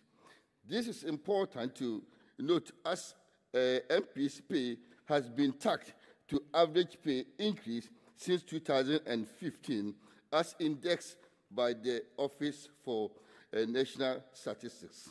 GMB policy recognizes that the best measure of change to cost of living is through RPR, which is retail price index rate of inflation. We would not wish for Congress to predetermine what civil service workers aspire for in their pay claims. Congress, please support this motion with the qualification. Thank you. Thank you, Francis. Does Southern agree the qualification on 189? Thank you.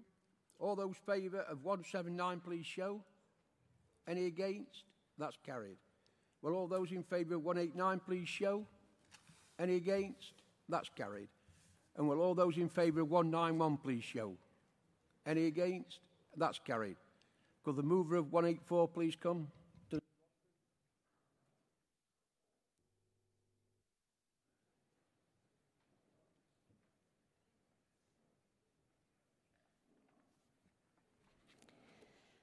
Good afternoon. Karen Morell, Midlands Region, move in motion 184. President, Congress, whether you get paid for time spent on mandatory training can depend on your contract. If you are an employee, or worker and started work after the 6th of April 2020, then any mandatory training must be written in your contract. Some employers expect you to complete this in your own time. I'm going to ask you a question now, and I'd like your response, please. Do you think that's fair? No, let's be a bit louder. Do we think that's fair?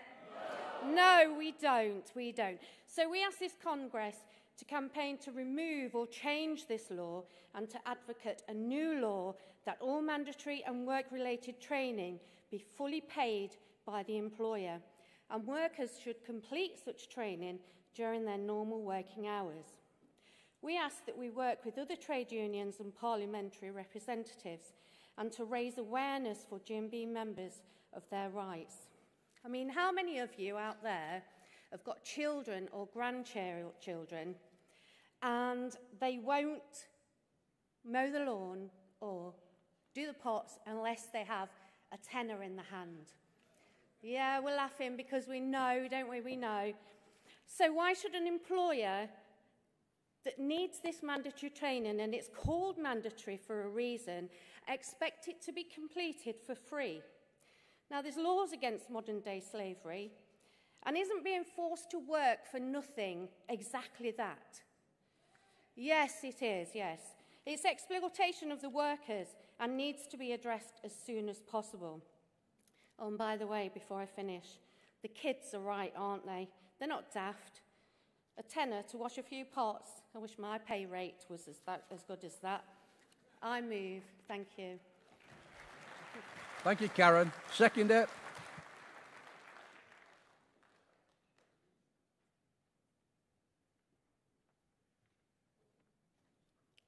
President, Congress, my name is Nicola Howe from the Midlands region. Standing here to second motion 184 that we just heard about employees having to undertake mandatory training in their own time. I work in an authority that employs drivers and escorts to transport SEN children to and from school. These staff have it written into their contract that all training is to be carried out during the school holidays. However, they are on term time only contracts. Some of them have their pay annualised, spread across the year, and others are paid only during the term. It all equates to minimum wage. The escorts are often mothers with school-aged children themselves, juggling so that they can be at home together during the whole school holidays. Making them come into work for training during the break means that they have to source and pay for additional childcare. Many of the escorts are non-drivers and have arrangements with the driver to collect them on their way to work. So when they are called in for training outside of work hours, they will have to pay for additional public transport costs. I therefore ask Congress to support this motion to campaign against the 6th of April 2020 rule in the employment law and remove the unjust burden on employees to attain training outside of work hours. I second. Thank you, Nicola. Does anyone wish to speak in opposition of the motion? No, thank you. The CEC are supporting this motion. All those in favour, please show. Anyone against? That's carried.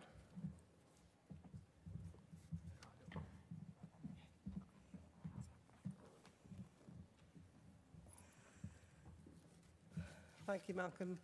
Do we just have a motion on 184? Brilliant. Colleagues, we have an incredibly special guest speaker for you today. Anira Thomas has made the long journey from Swansea to address you all.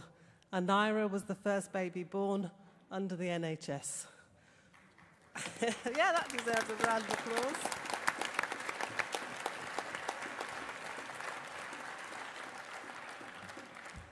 Congress, we all have a connection to the NHS, but perhaps no one more than Anira, having dedicated her life in service as a mental health nurse alongside her 4 sisters who also became nurses. Anira continues to be an active supporter of our NHS, speaking out on a range of issues and at public rallies. We are so pleased she has joined us and that she's been able to hear you all speak so passionately about how important our NHS is to preserve and rebuild. Thank you, Anira.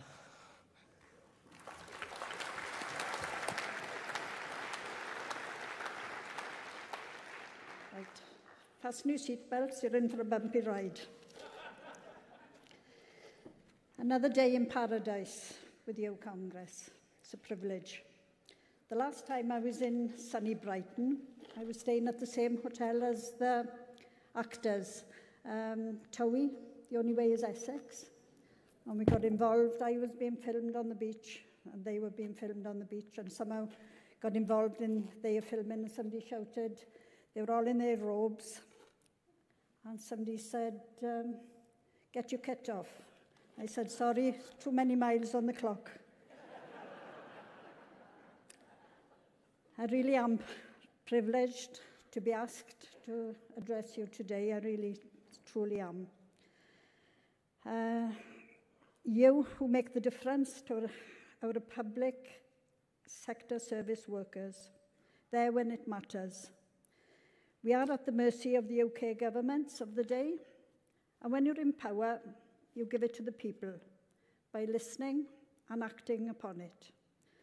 I am carefully optimistic now as we have a Labour government in England and in Wales, as I have always thought of Wales as being the poor relation. Make, do and mend. We do the best with what we are given. It's all about equality, morality, fairness, support and protection, as circumstances change in seconds, bringing on challenges unseen. And having somebody walking beside you in unexpected times is vital and reassuring, lightening the load for us. Respond and reacting when in need. Happy employees are more productive. Our amazing NHS caregivers, frontline, first on scene, the teachers, retail staff that fed the public through COVID, and so many behind-the-scene workers that ensure the smooth running of our vital services. A team effort that really does get noticed by your empowerment, diligence and constant hard work. I salute you all. And to relay the amazing man and activist, the late Harry Leslie Smith's words, we aren't all born in Downton Abbey. I never, ever want to see rallies like we did with the last government, London and all over the country, marching the streets for a fair pay. It really made me cry. And on the other hand, great admiration for their fighting spirit, fighting back, such solidarity, one big family. What the great Nye Bevan's plan alluded to at the inception of our jewel in the crown National Health Service, that all health workers' salaries would rise in line with inflation, as they had been exploited far too long. I really am privileged to be named by the doctor that delivered me after the founder and I. And just as proud to be a miner's daughter. Early one morning in May 1926, a band of brothers were preparing a long march from Crosshands in Carmarthenshire, a little village not too far from the Black Mountains. Destination, London, where the streets were paved with gold. The general strike had hit the country, contributing to severe poverty for a generation of workers and their families. Not a penny of the pay, not a minute on the day. Lean and hungry times for so many. Where my father, Willie, worked was known as the Great Mountain Colliery, also known as Young Man's Grave, for obvious reasons. But the camaraderie was one of mutual respect for one another, a sense of solidarity. But best foot forward, London was a place to find employment. Cometh the hour, cometh the man. Unknown to Willie, little Edna May was leaving another corner of South Wales, Cummer in Glamorganshire. And London was her destination too. The eldest of 7 children, her parents were suffering shocking poverty and misery. They sent their oldest child to find work wherever she could. And they both found employment at Park Private Hospital in Basingstoke, and then went back to London. 2 worlds collided, they fell in love, grabbed 2 strangers, witnesses off the high street, and had a special license, got married, and the 2 strangers, Mum and Dad, went back to their poky little flat and had a wedding breakfast of bacon, egg and black pudding. They set up home in North London, Willesden Green. And when war broke out, I think they stayed there for about 15 years. They came back to Wales and Dad went back to the colliery where he had left in 1926.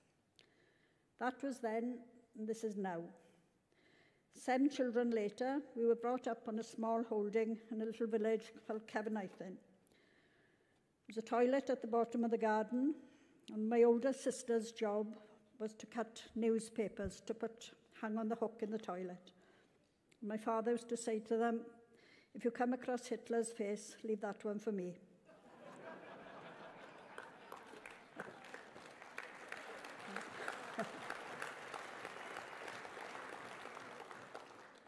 We were 5 girls and 2 boys.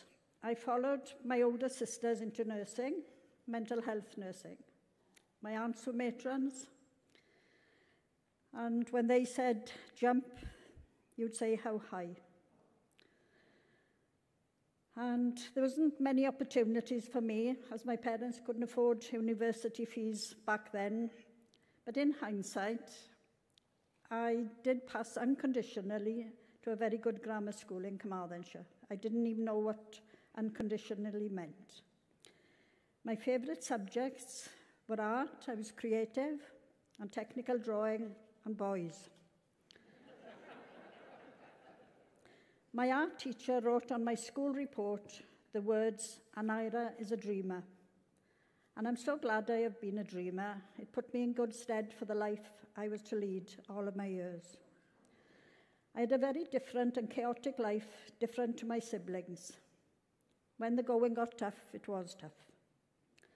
When one of my sisters, Maris, introduces me, she always says, this is Nai, her life is complicated. And when we go away together, we've been away a lot together, we come back, and she always says, I don't want to see you for 3 months at least.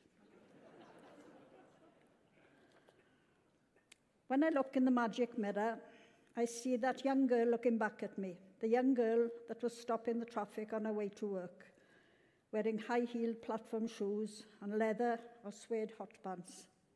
In between my nursing training, I worked at a petrol pump station. I was a petrol pump attendant for extra money. The boss said the takings were the highest they'd ever had. Because the customers used to ask me to check their tyres and look under the bonnet to check the oil. And I was just a girl who couldn't say no. My mother, Edna May, always used to say, look how rich I am. Living to the age of 96, I've seen my 7 children grow up, my 21 grandchildren, and 65 great and great-grandchildren.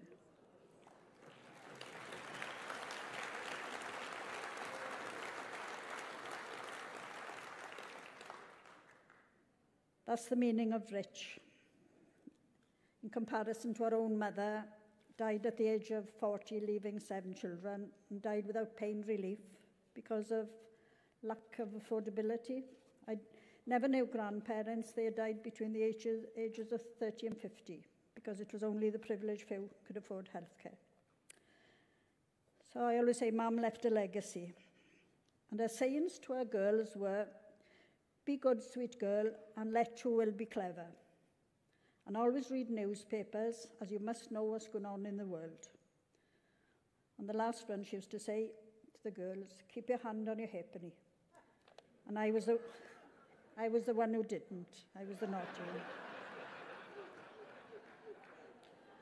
And she'd often say to me, "Darling, I don't know where you came from, but we do love you."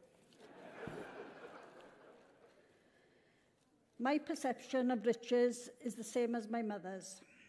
The last few years, there were rock bottom times, and I had to dig deep to try and find answers.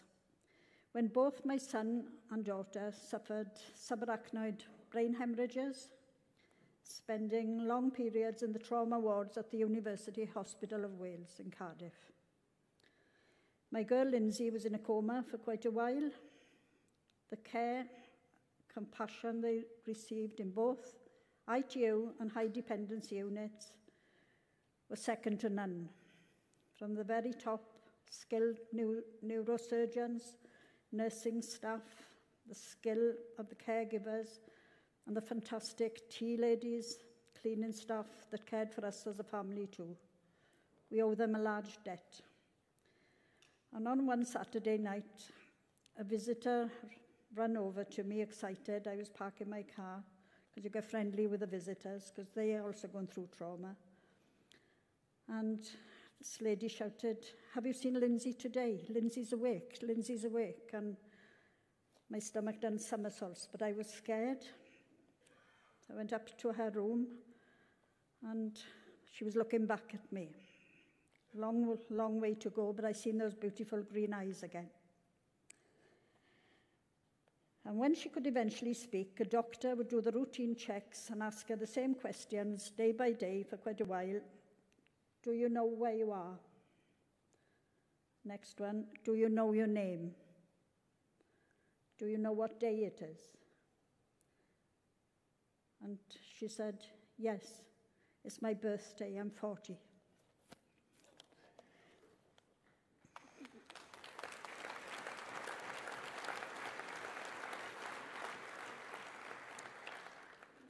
And the last one of all, the same one, "Do you know who the Prime Minister is?"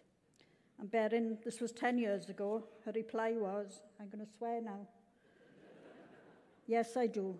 It's the arsehole who froze my pay 5 years ago."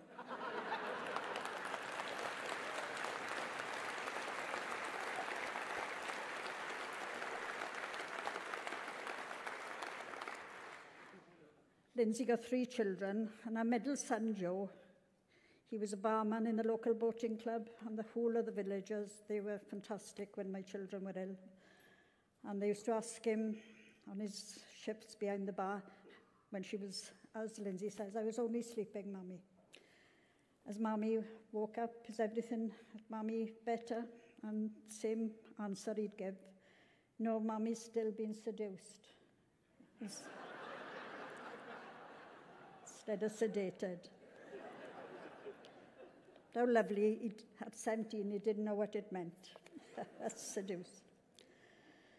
But our own colleagues, paramedics, were truly amazing during this time as well. They never left her side or ours as a family. They carried us. And not forgetting the big boss upstairs. He's always testing us. I have never passed the test, but... And this morning, this afternoon, while I'm here, my Lindsay is probably sleeping after her 3rd night shift. She's back in work as a paramedic. a year down the line.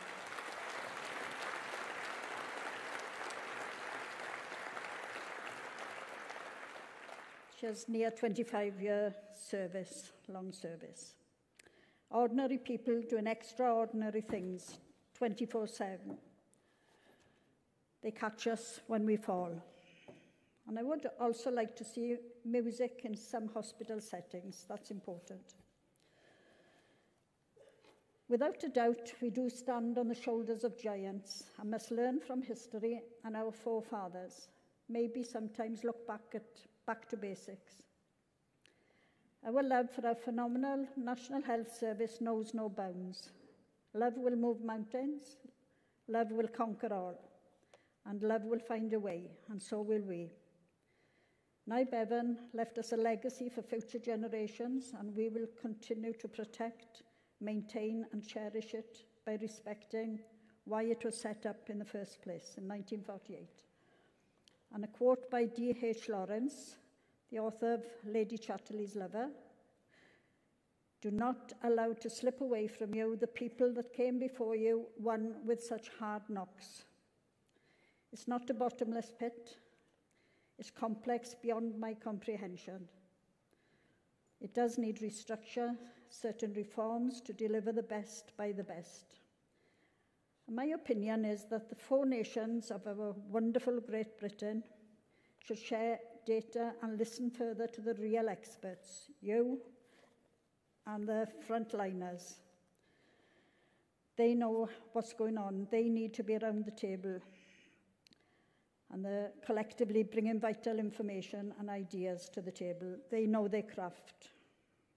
Forward thinking for an efficient and sustainable health service and face-to-face is important. If the wealthy can afford to pay for care, well, private companies can play a part. It's great in theory, as long as it doesn't affect our public National Health Service. Planning, preparation, listening, and change is good. There's always room for improvement in every field of work and skills. Also improving lives, it was revolutionary. But not forgetting that laughter is the best medicine. This is Nye, my national health baby. These words will always be with me. As a child, that's how Mum used to introduce me. Never understanding the significance in my child's mind and not knowing what a turning point in history it was. We led the way. And it has played such a central part in my life. I am honoured to have been involved with so many inspiring people over the years that are as committed and compassionate as I am about having a wonderful, comprehensive health service, a network of dedicated people that strive for excellence in patient care. Treatments. I often been asked if I could use one word to describe what it means to me having a national health service. And the word I think of is safe. I would like to shine a light on the NHS charities together. They provide practical and emotional support to the incredible caregivers and communities who also have physical and mental health problems at varying times in their lives. The cost of living now has such an impact of so many working families across the board. And a shout out to the amazing volunteers giving up their precious time for a number of vital services too. Thank you.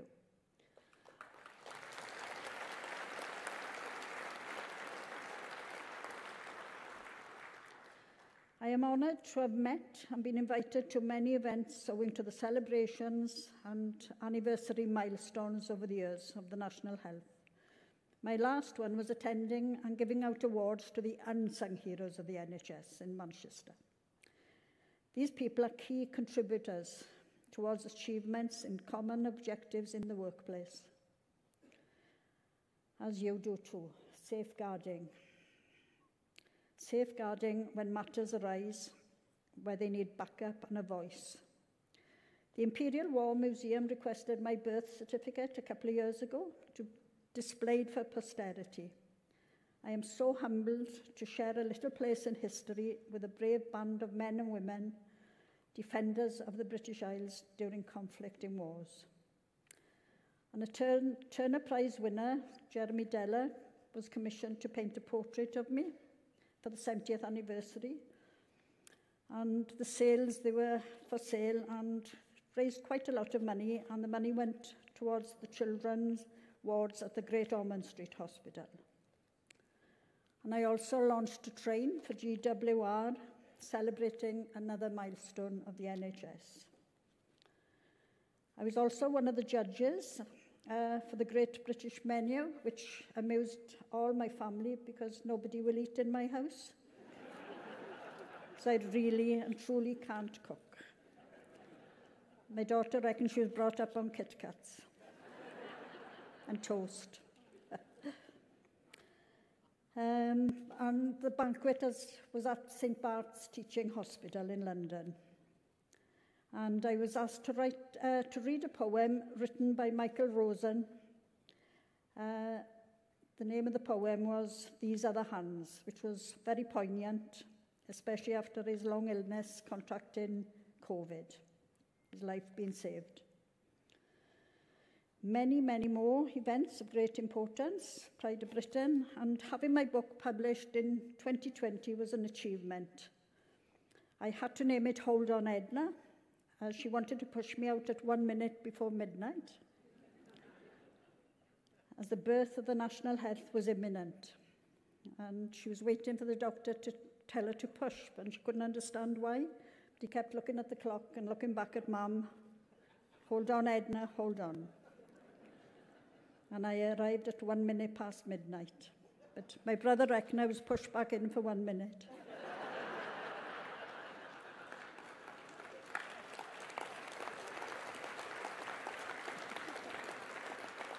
And our late Roger Morgan, our First Minister at the time, said in a speech that he thinks the naughty nurses turned on the clock 1 minute to make sure it was a Welsh baby born. Yeah. I asked my mother so many questions because I never had grandparents, but one question I never asked her, what would she have named me? I'd like to have been Gabriella.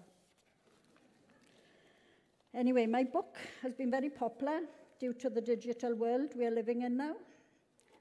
There were a lot of worried men in the village when it came out.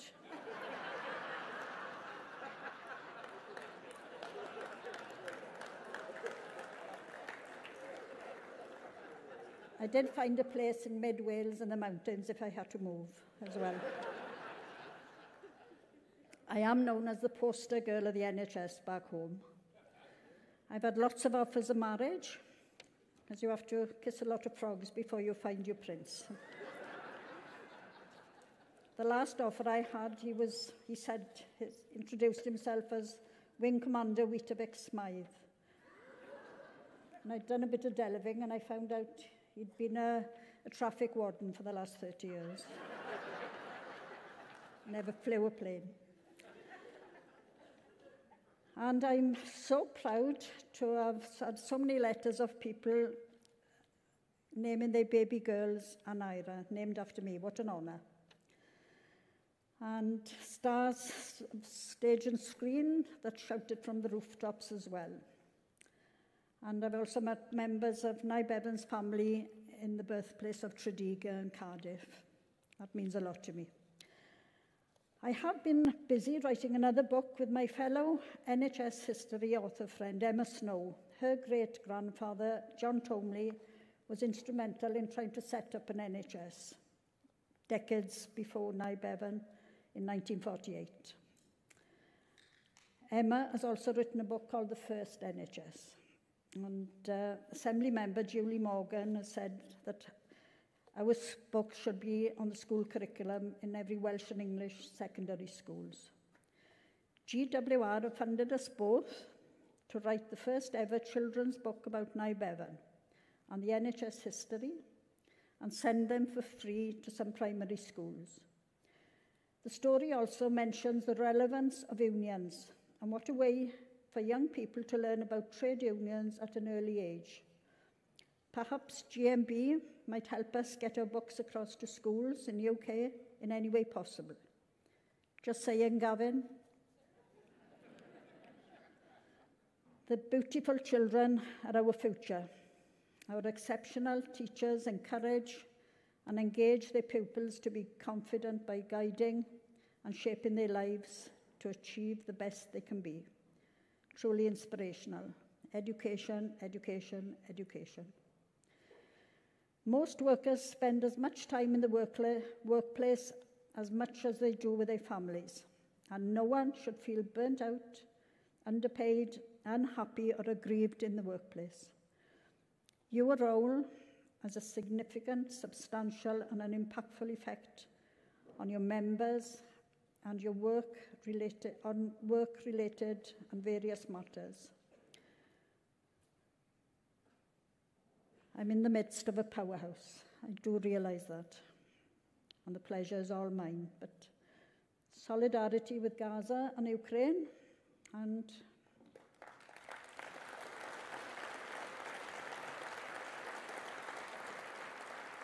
it's uppermost in our minds. And to relay the words of the late Pope Francis, look after Mother Earth. One more thing I'd like to read out. This is wonderful. Congress, I am pleased to hear that you have voted yesterday to make the 15th of November Aneurin Bevan Day, to celebrate the founder of our NHS, my namesake. It's wonderful. Thank you for having me. The pleasure is all mine. There's always a welcome in the hillside for you, in the land of my fathers. Diolch yn fawr.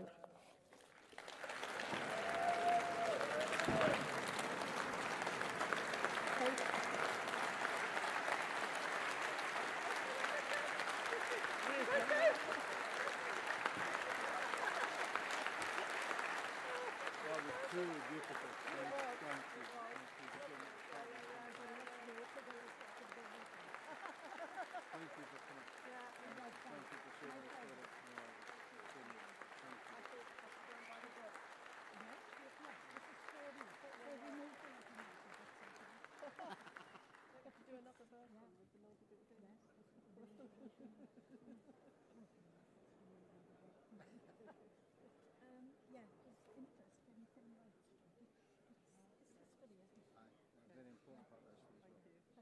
so much. Thank you for your time. Thank you. Thank you.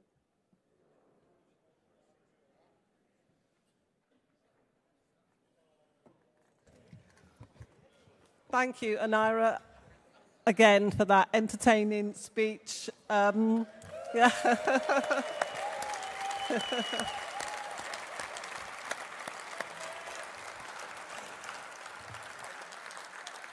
No one else is allowed to swear in their speech. She's had but she gave us a very small glimpse into her life. If you want to know more, as she said, she's written a book called Hold On Edna. It will be available tomorrow on Bookmarks. But if you go today to that stall, you can reserve a copy, and Aneurin will be signing a few. So make your way there today. That ends this morning's session. I'm sorry it's run over a bit, but back at 2 o'clock, and enjoy the fringes, please. Thank you.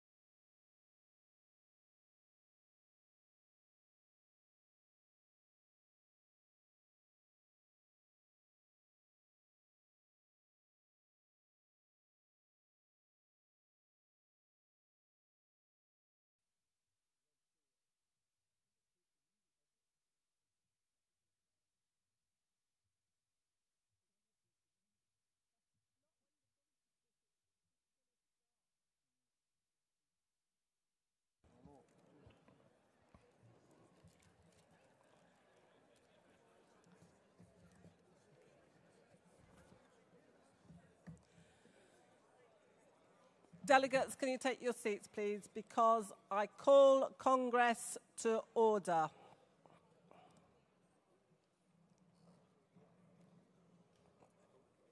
Thank you. And I will start by calling on Karen Dudley to move Standing Orders Committee report number 3, please, Karen.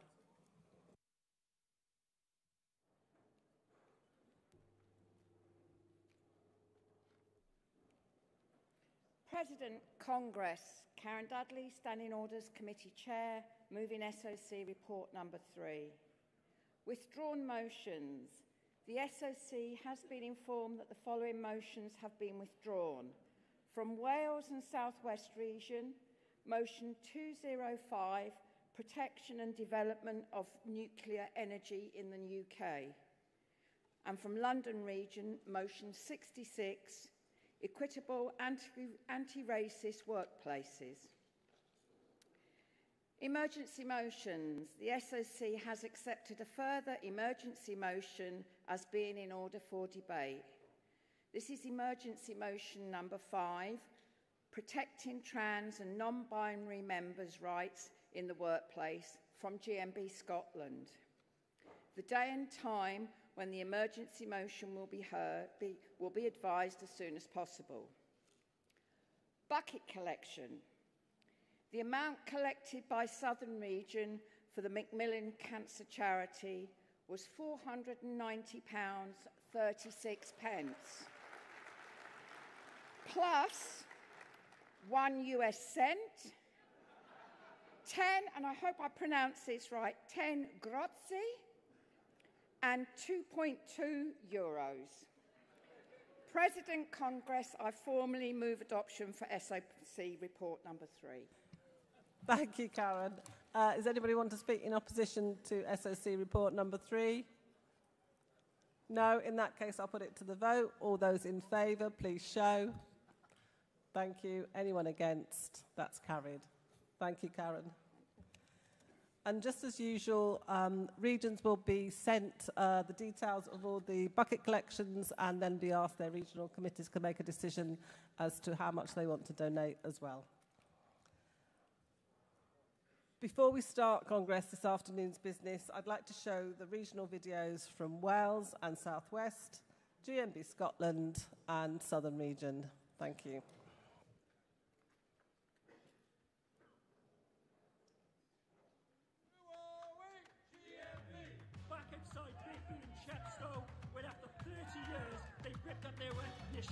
The GMB are not going anywhere. We're going to be back inside. Make sure you're filling out your CAC petition. We will be back. What do we want? Recognition. When do we want it?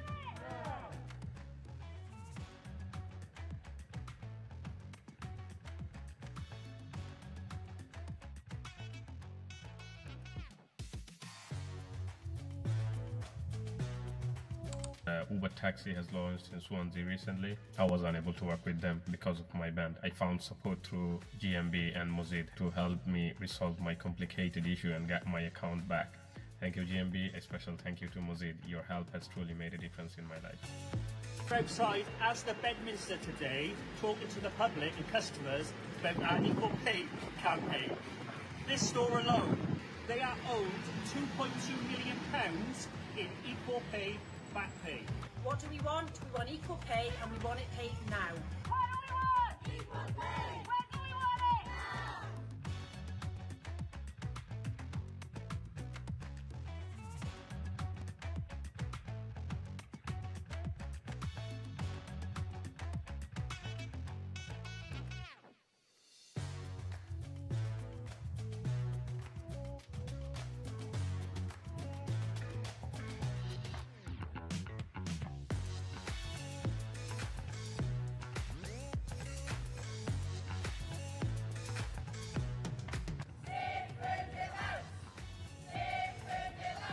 Hello, I'm Lorraine. And I'm Carly. And behind us here we have Ferndale House Care Home. We've been out with a campaign, we've been protesting, we've been marching, we've been holding public meetings. Got to keep going and we've got to fight for what's right.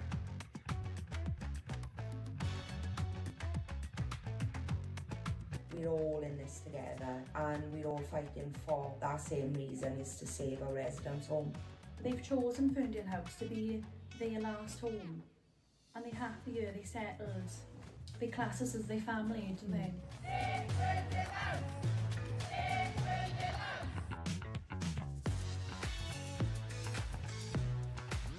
This is the result of a long campaign that has been run by the staff on behalf of the residents, supported by the GMB. We've backed these girls all the way, and now we've got the right decision to keep the house open and keep these residents safe.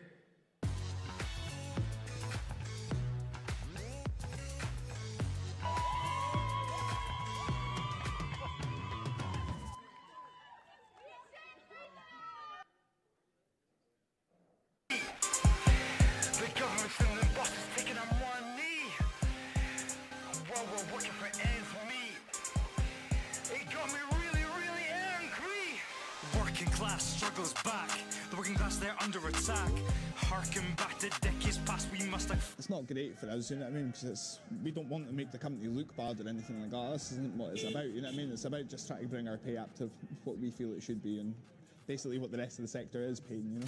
Worse than ever, cost of living crisis. Better hold on to your jobs, they're priceless. Enough is enough, our bills keep going up. Enough is enough. We have launched a women's campaign where we have tried to encourage employers to provide free sanitary products to the female workforce.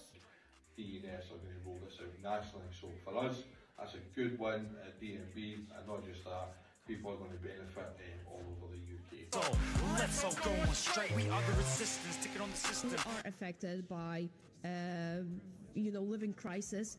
Our earnings are not as high as we would like to see it. Most of us, 55% of our members highlighted that basically they have a lower income than in the past years. They should be paying us, what we're worth.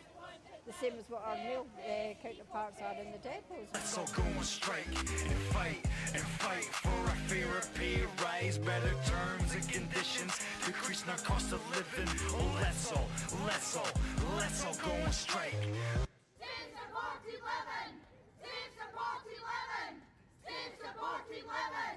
We managed to get 5 vehicles fully wrapped with Andy's Man Club on them, because it's a really, really important charity to us, and we want to show that we can support them in any way we can. Day and night, this is our time. We won't be denied. Let's all go on strike and fight for a fairer pay rise.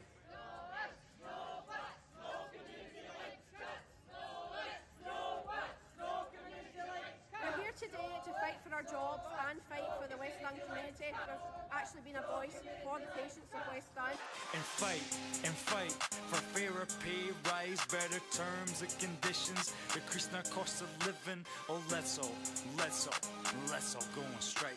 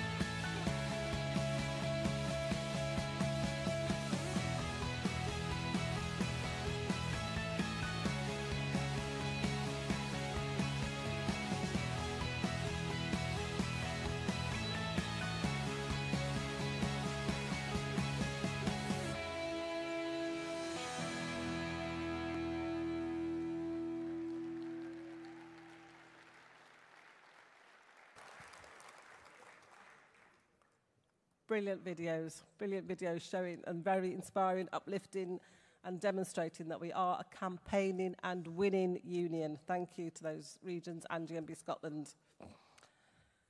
Congress, it gives me enormous pleasure to present this year's Eleanor Marks Award and to introduce you to this year's joint winners, Lauren Evans and Carly Harris. And you just saw them on that video.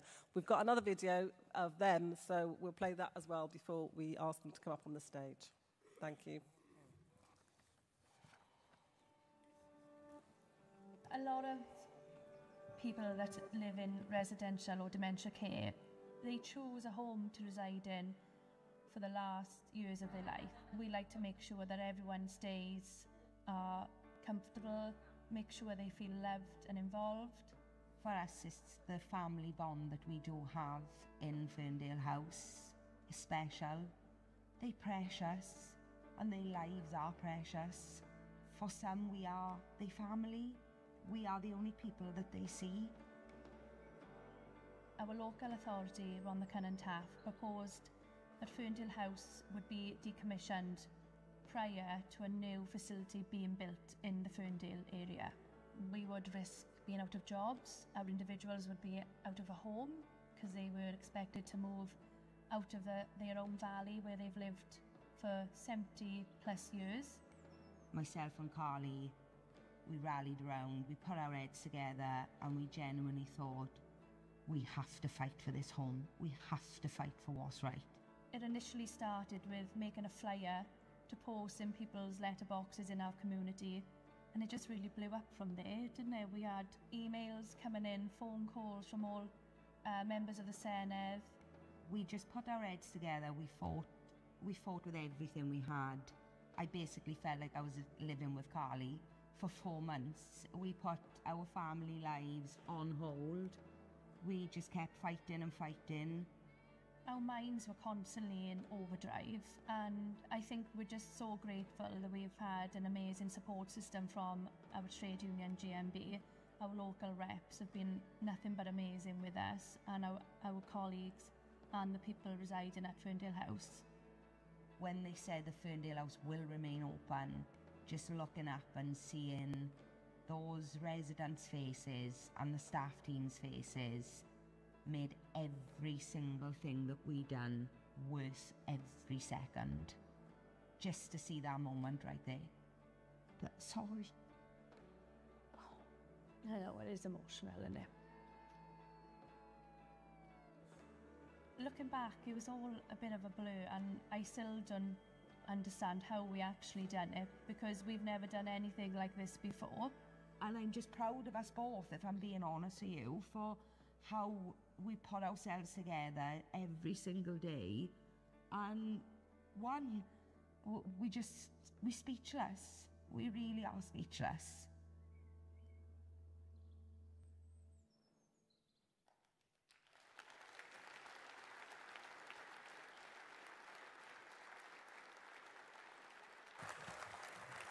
Yeah, a powerful video.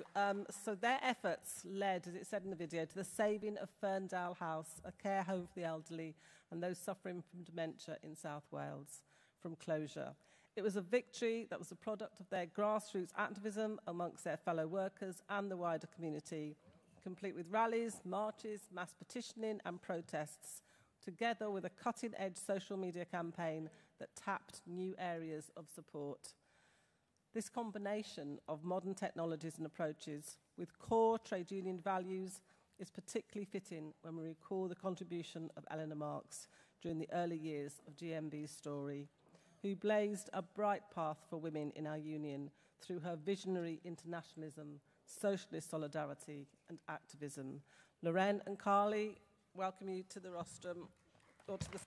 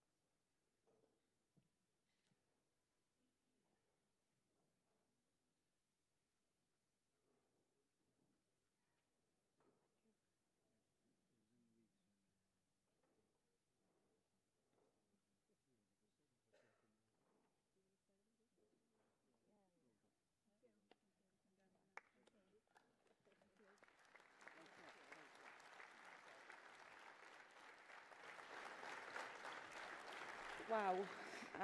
Hello, I'm Lorraine. And I'm Carly. We didn't expect this at all. We'd just like to say thank you for the award. Thank you for capturing our story and the journey that we were on, especially with our residents, who mean the world to us, as you can see there. The fight was to save their home, and we can honestly say we're so proud of ourselves that we actually done that. So thank you very much. Thank you. Thank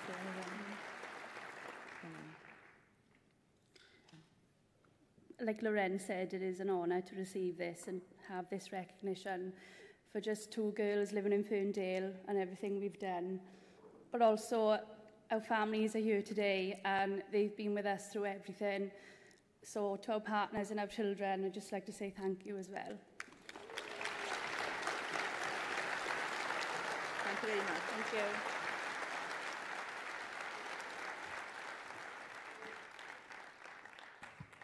Well done again.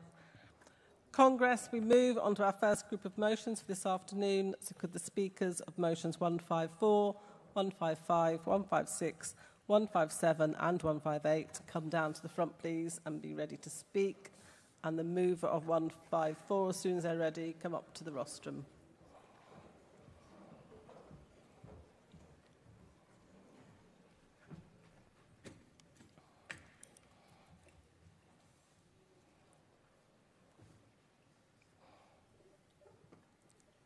Mover of 154, please. Thank you.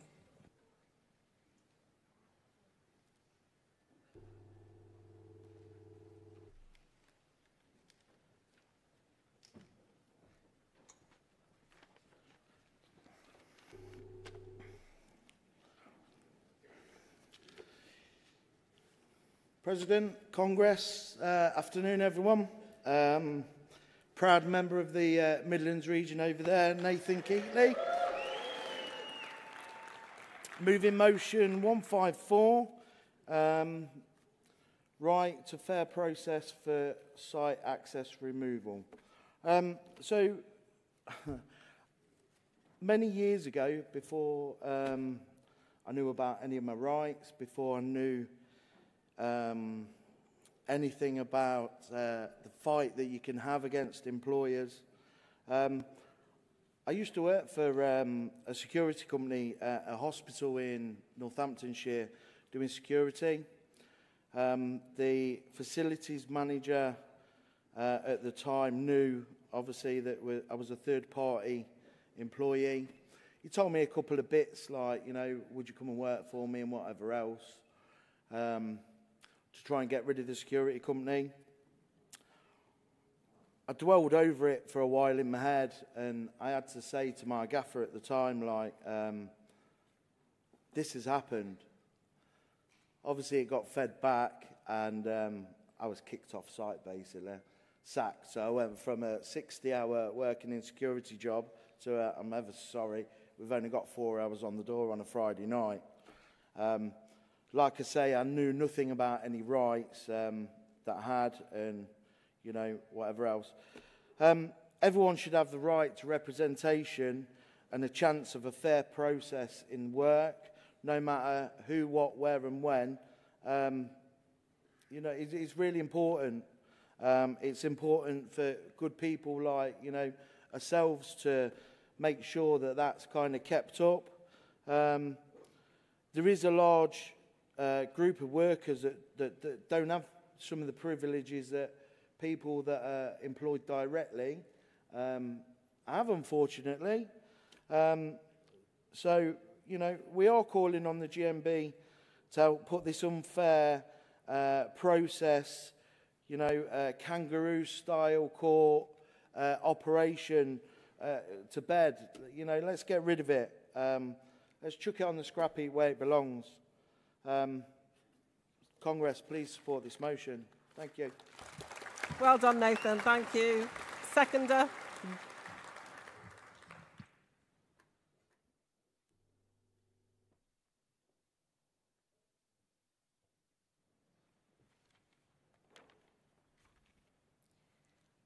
Need my glasses on this time. Karen Morell, Midlands Region, moving the right to fair process for site removal requests. President, Congress. Workplace organisers know the struggles of fighting for our members to have a fair hearing, and when it comes to misconduct processes, this is even more so when the employer is influenced by a client. Why is it reasonable that a client can remove an employee from their workplace with no justification whatsoever? We believe at GMB that this is wrong. We call on GMB to fight, campaign and lobby government to ensure that a fair process is followed before an employee can be subject to site removal, which may lead to dismissal via some other substantial reason. I only found out yesterday that this could actually happen. I didn't know that you could lose your job just because you wasn't accepted on a site, and I'm actually really disgusted by this. So I hope that you will support this motion. I second. Thank you. Thank you, Karen. Mover of motion 155. Wales and South West. Yep, yeah.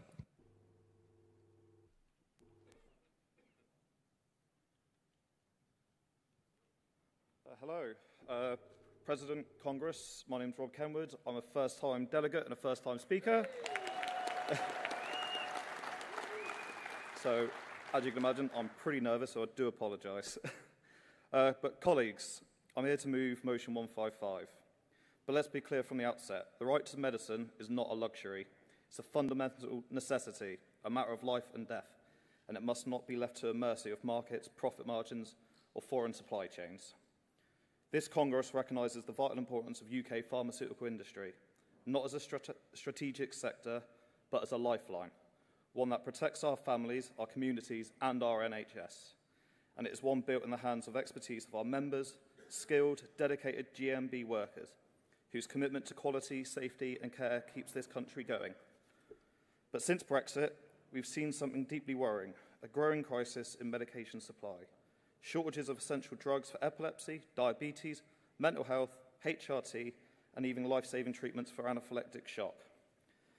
People are being forced to go from pharmacy to pharmacy, crossing counties or turning to private prescriptions if they can afford it. This is not the Britain we were promised, and it's not the Britain for working people. We meet with manufacturers who tell us the same thing, that they are being priced out of production in the UK, squeezed by red tape, but tempted abroad by lower costs and weaker regulations in Europe and India. And let's be honest, Congress, this is not a threat to jobs, it's a threat to national health security. Outsourcing our pharmaceutical production means outsourcing our resilience. It leaves us vulnerable to future pandemics, global conflicts, and economic shocks. It means handing over our health to the global markets. We cannot allow that. This is why the GMB must lead to call to bring production home and invest in our UK pharmaceutical industry and protect the workers who make it all possible. Congress, we call on the GMB to lobby the government and any future one with a simple, firm message: to keep our manufacturing in Britain, secure our medication, supply chains, invest in our workforce. We guarantee that every patient in this country, rich or poor, can have access to medication when they need it. Let's remember, our NHS was founded on the principle that healthcare is a right, and let's not allow medication and access to it become a privilege. The union's always stood up for the industries that matter, and this industry, the pharmaceutical sector, is not only a pillar of our community, but also a pillar of our nation's health. So let's fight for it, let's protect it, let's invest in it. Support this motion, stand with our members, and secure a healthier future for all. Thank you, Congress. Well done, Rob. Seconder.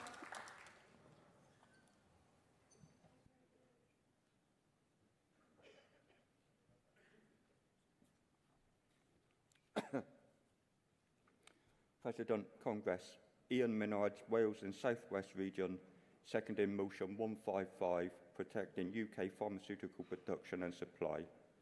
First time delegate, second time speaker. Congress, as we have heard, the UK's pharmaceutical sector is not only a driver of economic growth, but a lifeline for millions of patients. Our members in this industry are the unsung heroes who ensure that life-saving medicines reach our hospitals, our GP surgeries, and our homes. But let's face the facts. Periodic and persistent medicine shortages have become the new normal in the UK. Just ask any pharmacist or GP, shortages of critical drugs like EpiPens, HRT patches, and treatments for chronic conditions are causing frustrations for professionals and anxiety for patients. The government has taken some steps, but the problem is still highly prevalent and deeply concerning. Why is this happening? Because our manufacturing base is being hollowed out. We have seen a dramatic fall in investment and capacity, and now companies are warning that more production may move abroad unless urgent action is taken. The cost of conducting business here is rising, and regulatory delays are making it harder for companies to adapt and respond to new challenges. This is not just an industry issue, it is a public health emergency in the making. If we lose our domestic production, we lose control over our medicine supply. We become vulnerable to global shocks, trade disputes, and supply chain failures, and it will be ordinary people who pay the price. This is why this motion is so important. Colleagues, let's send a clear message. GMB stands with our members, with patients, and with our NHS. Let's protect UK pharmaceutical production and supply. I urge you all to support. Thank you, Ian. Well done. Mover of motion 156, please.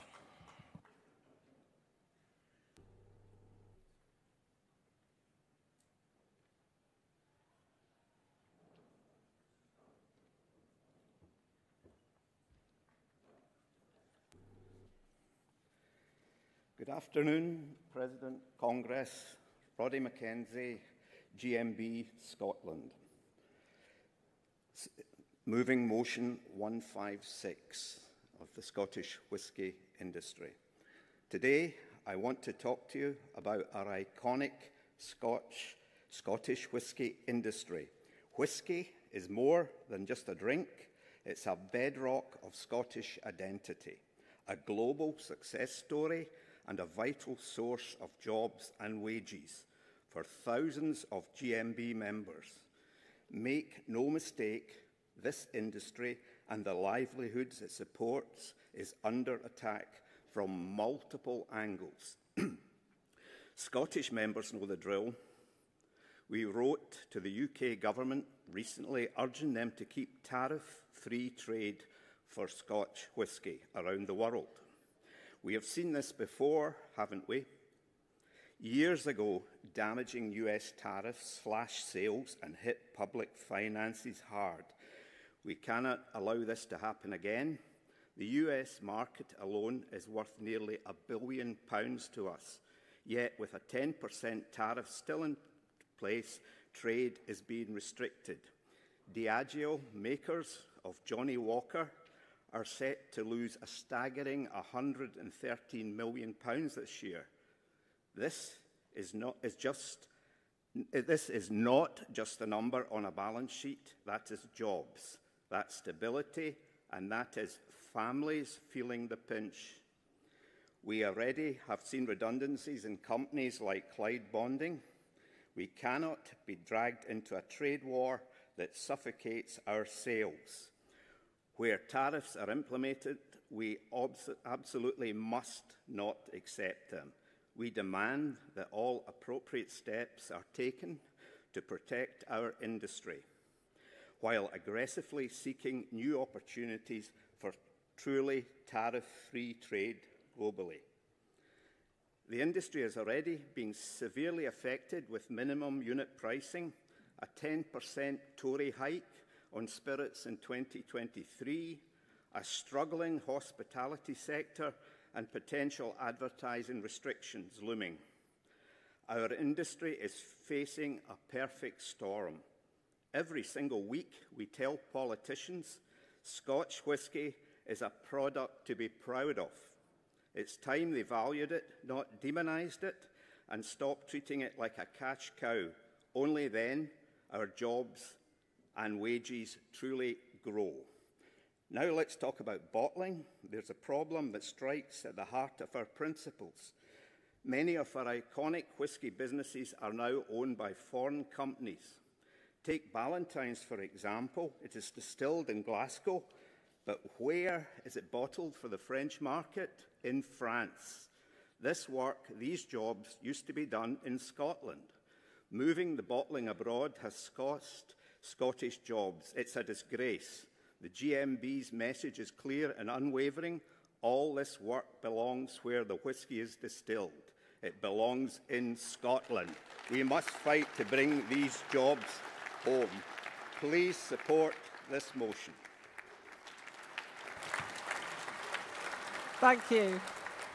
Seconder.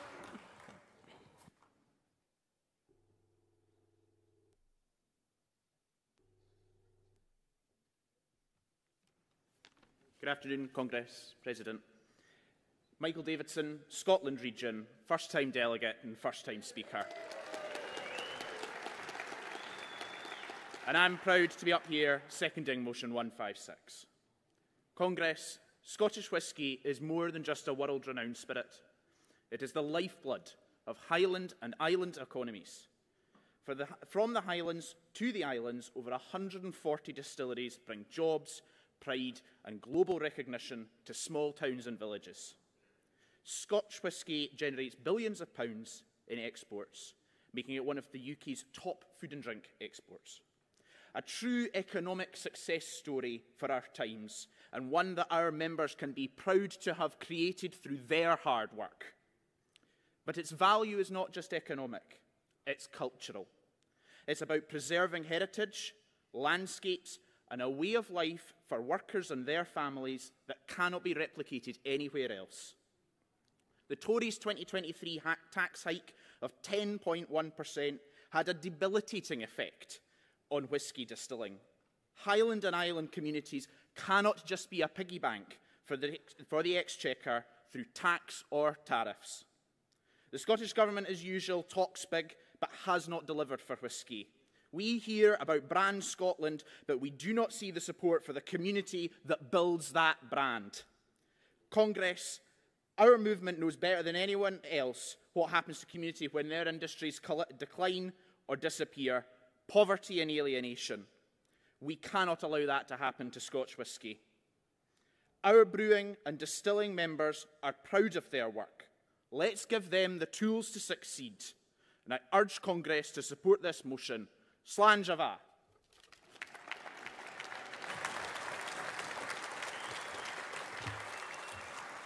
Well done, Michael. And the mover of motion 157.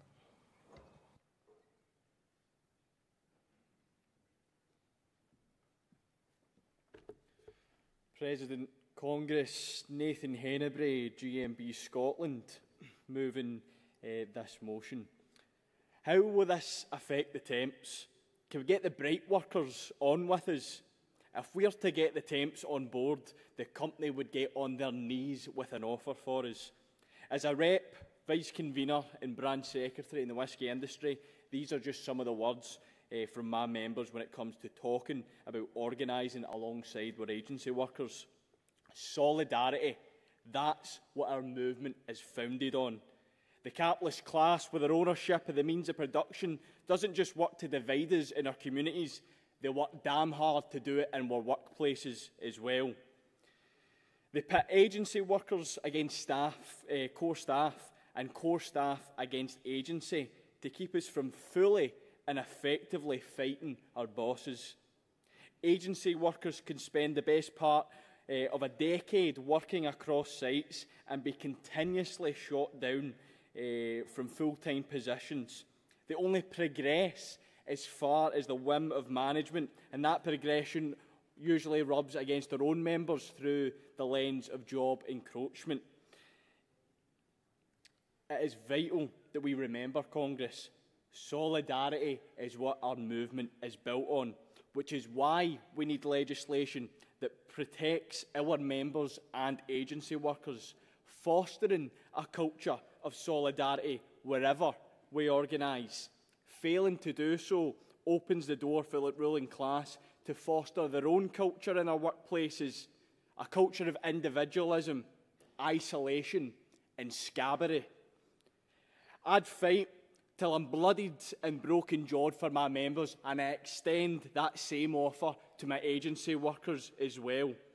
For a stronger force in brewing, whisky and spirits, and everywhere else we organise, I move.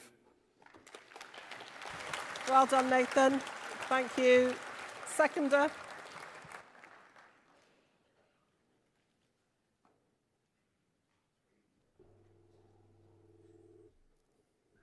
President, Congress, Robert Graham, GMB Scotland. Seconding motion 157, a stronger force in brewing, whisky and the spirit industry.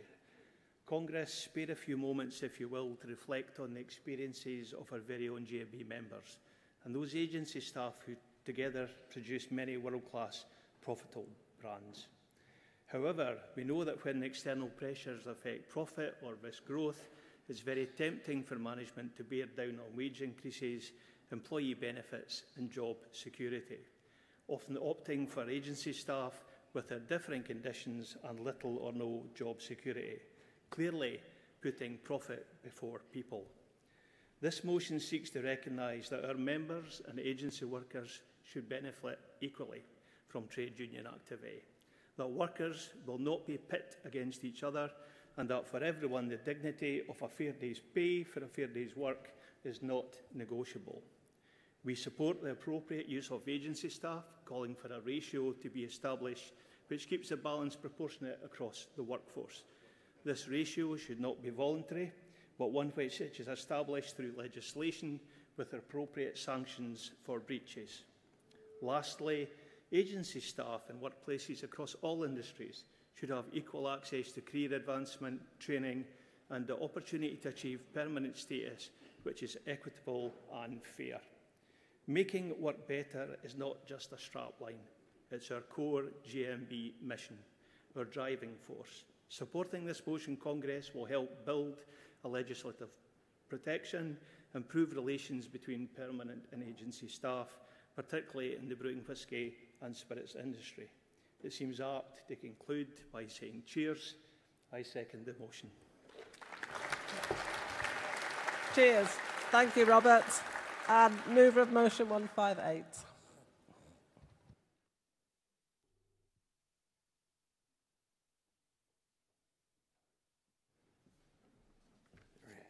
Hello. President, Congress, Ryan Williams, Wales and South West, moving motion 158. Congress, shipbuilding is not just a part of our history, it's a part of our future. For generations, our shipyards have been the beating heart of coastal communities, providing good, unionised jobs and building the vessels that have kept our nation safe and prosperous.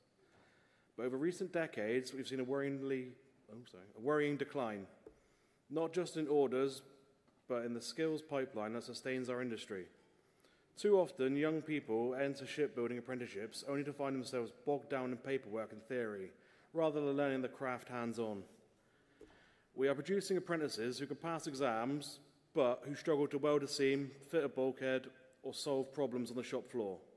This is not their fault, it's a failure in the system. Employers are crying out for skilled tradespeople. Our members on the ground can see the skills gap every day. We need to restore pride in the trades to ensure apprenticeships are a genuine route to a rewarding career, not just a tick-box exercise for funding of statistics.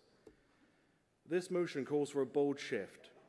It demands that we put practical, industry-led training at the heart of shipbuilding apprenticeships. It calls for real investment from government and industry so that young workers can learn from experienced mentors in real shipyards on real projects. And it insists that our training keeps pace with green technologies so that we're building the ships of the future, not just the past. Colleagues, this is more than skills, it's about hope. It's about giving our young people a future in an industry that matters. It's about rebuilding our communities, our economy, and our national pride. Let's back this motion. Let's fight for the apprenticeships that work, for workers, for industry, and for Britain. I move. Thank you, Ryan. Seconder.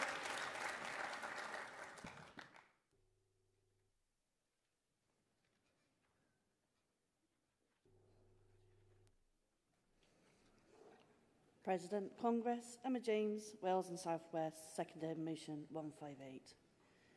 This motion is not anti-educational. It is pro-skills, pro-opportunity and pro-work. It's about giving young people in our coastal and industrial communities a future to believe in. This is about more than just jobs. It's about national security, the economic growth, leading the world into a sustainable maritime technology. It's about ensuring the next generation of shipbuilders to be ready for the challenges of modern, green and an innovative shipbuilding future. Let's send a clear message. The GMB stands for practical skills, quality apprenticeships and the reindustrialisation of British shipbuilding. Let's campaign this investment, real training and a system that works for the workers. We know that the best shipbuilders are made in the yard, not just lecture halls. Let's rebuild our shipyards, our skills, our future together. Please support this motion.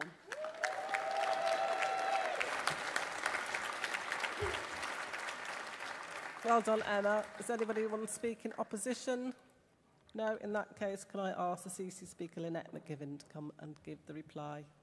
And could I ask movers and seconders Composite 9, motion 150 and 151 to come down the front as well, please?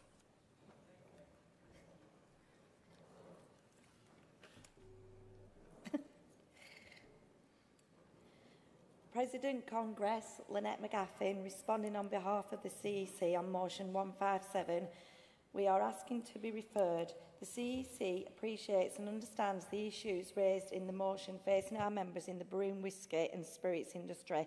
We are asking for the motion to be referred back to the CEC so that we can further understand how the motion calls will apply to the GMB industry positions more widely on contractors and agency staff in our other industries. Therefore, the CEC asks the GMB Scotland to agree to refer motion 157. Thank you. Thank you, Lynette. Thank you. OK, so the CEC supported motions 154, 156 and 158. Does Wales and South West accept the qualification? And does GMB Scotland agree to refer? Thank you. So I don't need to take a vote on motion 157. 154 and 156 and 158 are all being supported, so I'll take those as one group. All those in favour, please show. Thank you. Anyone against? They're all carried. And then all those in favour of motion 155, please show. Thank you. Anyone against? That's carried as well. Thank you. We now continue with motions under Industrial and Economic Policy, private section. So can I have the mover of Composite 9, which I think is Midlands, to the rostrum, please?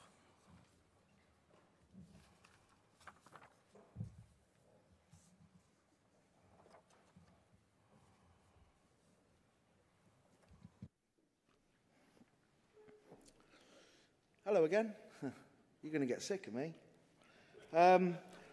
Nathan Keatley, Midlands Region, C36 branch. Composite 9, fight against abuse of aviation staff. So this has been a long ongoing issue, let me tell you.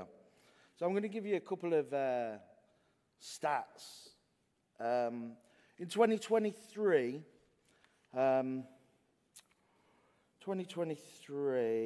86.2 million UK residents visited countries abroad via an aeroplane. England and Wales.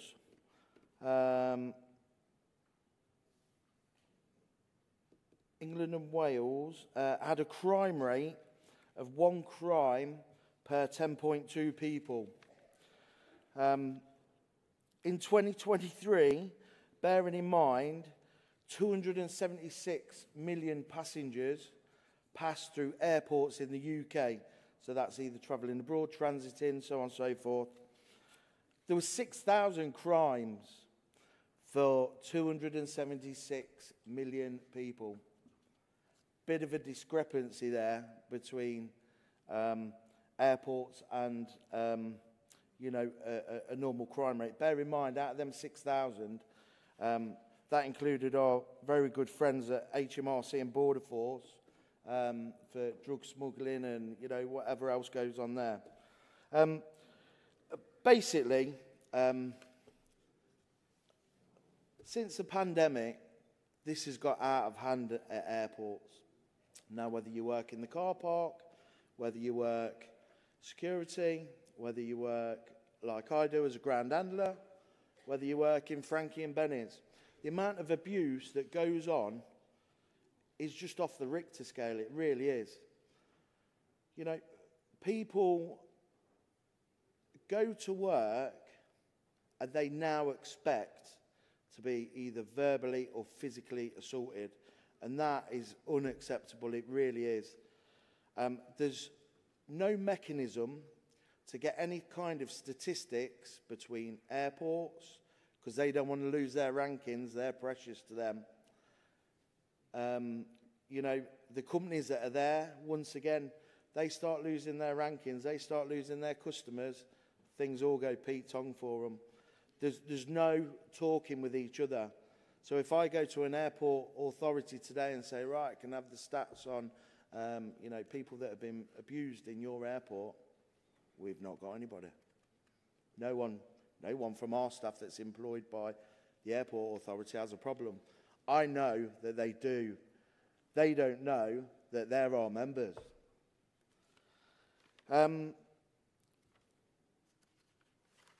People at the airport, you know, it's become a bit of a thing, hasn't it?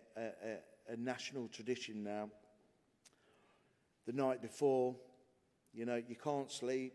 You probably have an hour or two. Taxi picks you up at 2 in the morning. First thing you do at 3 in the morning is have a beer. No doubt most people in here can, you know, handle a pint or two. No issue there. But there's a lot that don't and can't. You know, people getting denied boarding, you know, for aircraft because they're either under alcohol or drugs is just ridiculous. The airlines themselves don't help with a lot of their policies. I just want, basically, to get your support behind this motion. It's really important. We've got loads of members there. And thank you so much for your time. I appreciate it. Thank you, Nathan. Seconder.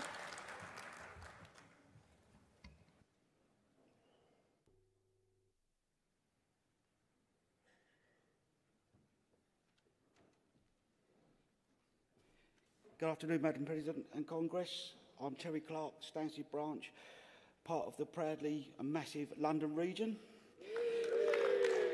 First time delegate, first time speaker. I'm seconding the composite motion C9 as a personal ground handler myself. The fight against abuse to aviation staff, we at Stansted Airport are in total support of the GMB national campaign to stop our members and frontline workers being abused by bad-tempered passengers on a daily basis. The aviation branch at Stansted have completed a little small survey where our members advised us that they were abused, ranging from verbal to threatening to physical violence. The study shows that 95% of the staff that came forward were either female or the LGBT+. And I'm sorry, I had to get that out because those numbers would have got me around the wrong way. Since the beginning of the campaign, the GMB organised a meeting for our Labour MPs at Westminster on the 26th of March, seeking support. Congress, this is an ongoing campaign where the GMB is seeking and we're asking to achieve an aviation charter to protect our members in the workplace. Congress, I urge you to please support. I second this motion.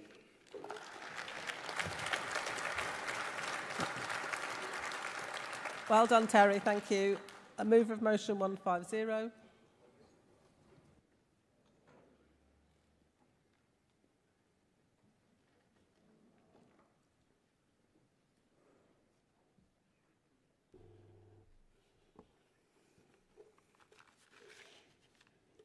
President Congress, Julia Long, Midlands Region, moving motion 150. Congress, this motion is about the bad practices within the hairdressing and barbers industry, an industry that is not regulated and allows rogue traders to openly operate throughout the UK.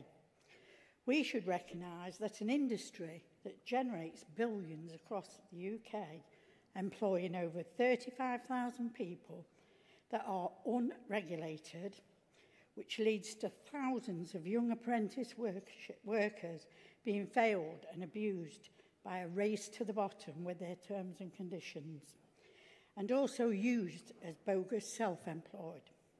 Congress, the GMB needs to work with and support the UK's biggest hairdressers foundation, NHBF, and our sponsored MPs to ensure the Hairdressers Registration Act 1964, which is supposed to provide a register of qualified hairdressers, is strengthened and no longer done on a voluntary basis. We also have to ensure that local councils are no longer able to deal with and allow shops to be set up in all our towns and on people's back gardens, unregulated.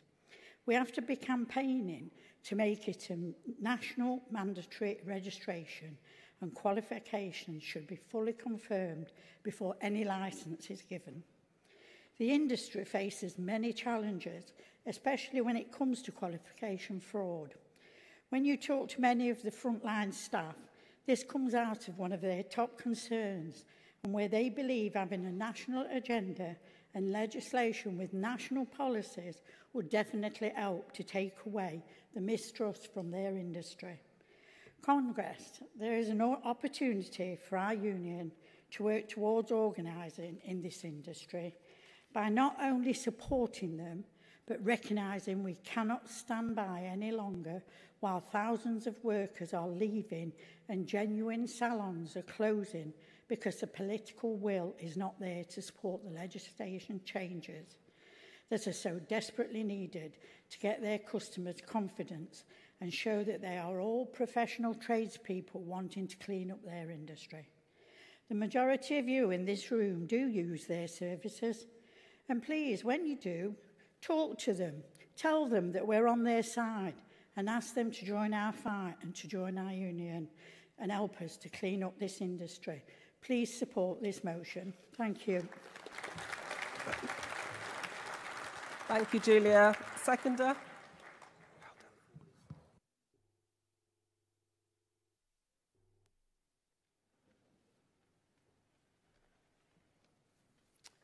You're right. Good afternoon, Congress. Sean Barnes, Worksop Bassett Law branch within the Midland region. I'm proudly seconding this motion as a first-time speaker, so bear with me.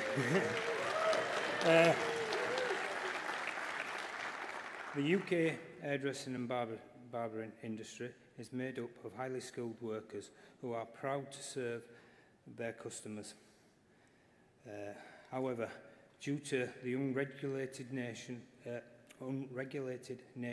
of the industry, exploitation of these workers is rife. Phony self-employment agreements, unscrupulous zero-hour contracts means that many employees in the industry are taken advantage of. Our members are working hard in an ever-growing industry which is unfortunately becoming increasingly challenging to the workers.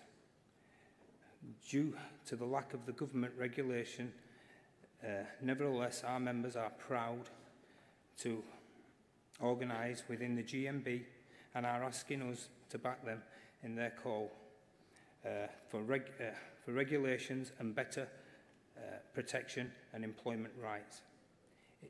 This is the reason why that I am standing here now to support them. All we ask is you guys here now today is to support us as well. Thank you. Well done, Sean. Mover of motion 151.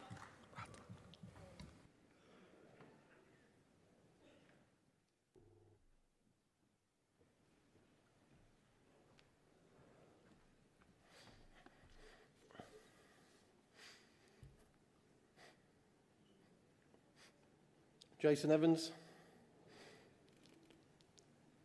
from the mighty Midlands region. Comrades, moving motion 151, service with respect for water workers. President, Congress, the water industry has rightly been in the public eye in recent years, due mainly to the deplorable situation of sewer spills into our watercourses and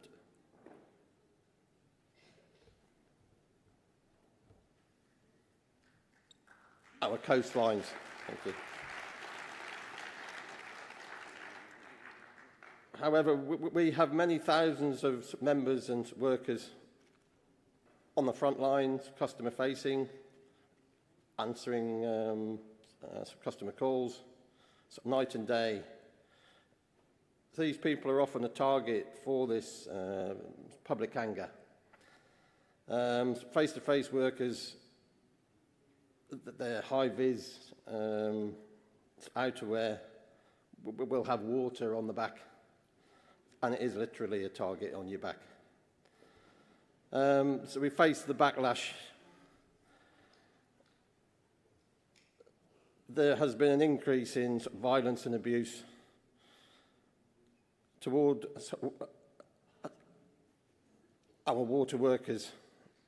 It started with the key worker backlash after COVID and has only been made worse with the exposés into what's been going on in the industry over a good number of years that has been exposed recently.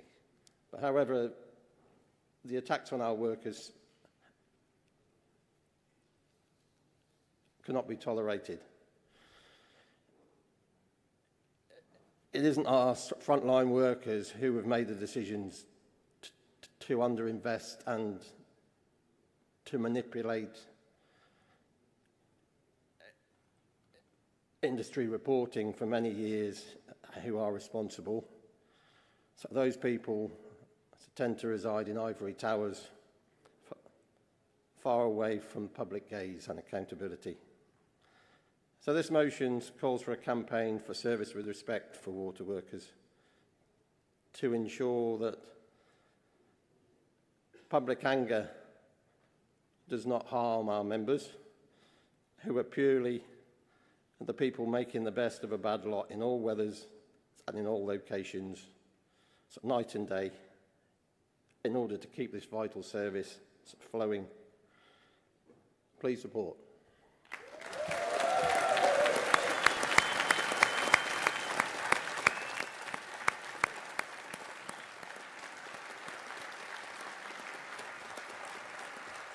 Thank you, Jason. Thank you. Seconder.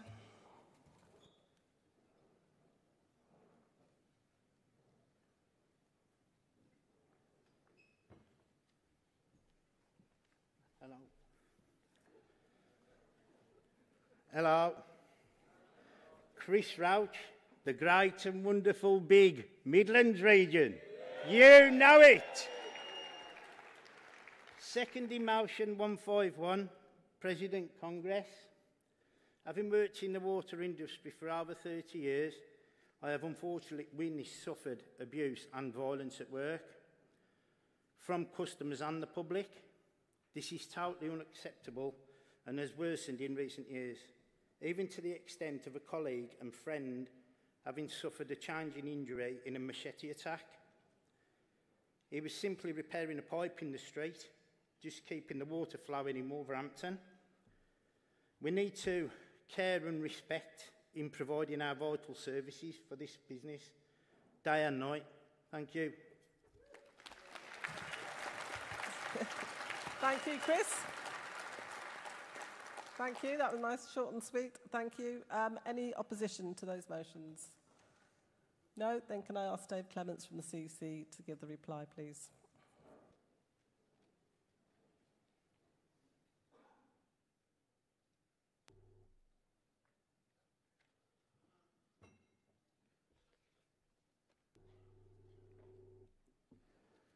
Dave Clements, speaking for the CEC. President, Congress. Motion 152 has been withdrawn, so this is going to be the shortest CE speech ever. The CEC is supporting Motion 150 with a qualification. The CEC very much agrees that hairdressing and barbering is a skilled job that should be a long-standing career for those who join the industry.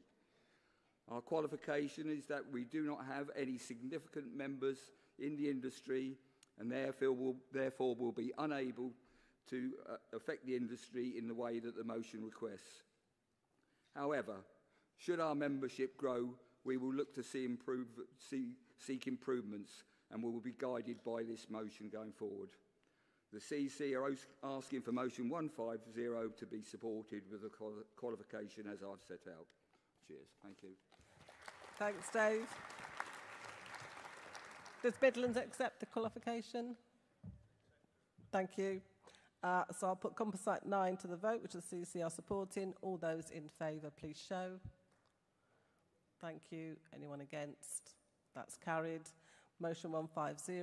All those in favour, please show. Thank you. Anyone against? That's carried. And motion 151. All those in favour, please show. Thank you. Anyone against? That's also carried. Thank you. Congress, it gives me great pleasure to welcome our guest speaker for this afternoon, who I'm proud to say is also a GMB member and activist. Dr. Victoria MacLeod is a former judge in the High Court. She's the UK's first, and probably the world's first, openly trans judge, having come out in the 1990s when she was a barrister. However, last year, Victoria was forced to leave her job after receiving abuse for being transgender. She was also refused permission to argue for trans people's rights in the recent disastrous case brought to the Supreme Court with no reasons given by the judges. Victoria is a founding member of the GMB Judges Branch and fought the case of MacLeod versus Ministry of Justice. Her work brought down the coalition government's plans to cut public sector pensions for most areas of the sector, resulting in the gradual return of billions of pounds in pensions to working people.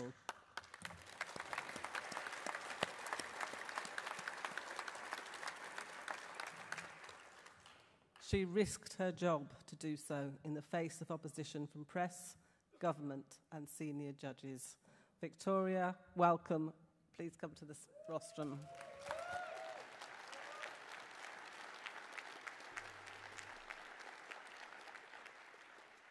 President, Congress, I'm a first-time speaker here, and I have to say how happy I am to see you. I have to say, when I founded the Judges Branch, I never thought I would end up speaking to you, all my friends here, and it really is a great honour, and thank you for the round of applause over the MacLeod case, which I think is probably the thing I'm most proud of in my life, returning those pensions in that way. You know what I'm here to talk about. I'm here to talk about the case that's been correctly described as the disastrous case of 4 Women Scotland, which is the case that has essentially erased sex equality rights for trans people, and in the process has redefined the meaning of the word lesbian and the meaning of the word woman, and has created a situation where, frankly, now many of us don't actually know what sex we're supposed to be for any given purpose, because what they did was change the meaning of woman, but only for some purposes. So it's extremely difficult to know where one stands now. I'm just going to highlight some of the very serious concerns and impacts that are affecting people now. And these impacts are not just affecting trans people, they are affecting and placing at risk all women, especially lesbians, but all women. And I hope to make that clear in just the five minutes or so that I've got. Firstly, part of this judgment refers to appearance. Apparently, I'm supposed to use the men's loos, but I can be excluded from the men's loos if I look too female. It's introduced a subjective notion of what it is to be a woman or a man, alongside some sort of vague legal notion of biological sex, which isn't even a recognised medical matter. So lesbian people now and people of non-conventional female appearance, particularly those who are not white, are getting more abuse because they are suspected of being trans. And we've seen some of the vicious attacks that have been made on some women, for example, in sport. And you can see that they are generally non-white, and that is based on prejudice about what femininity is.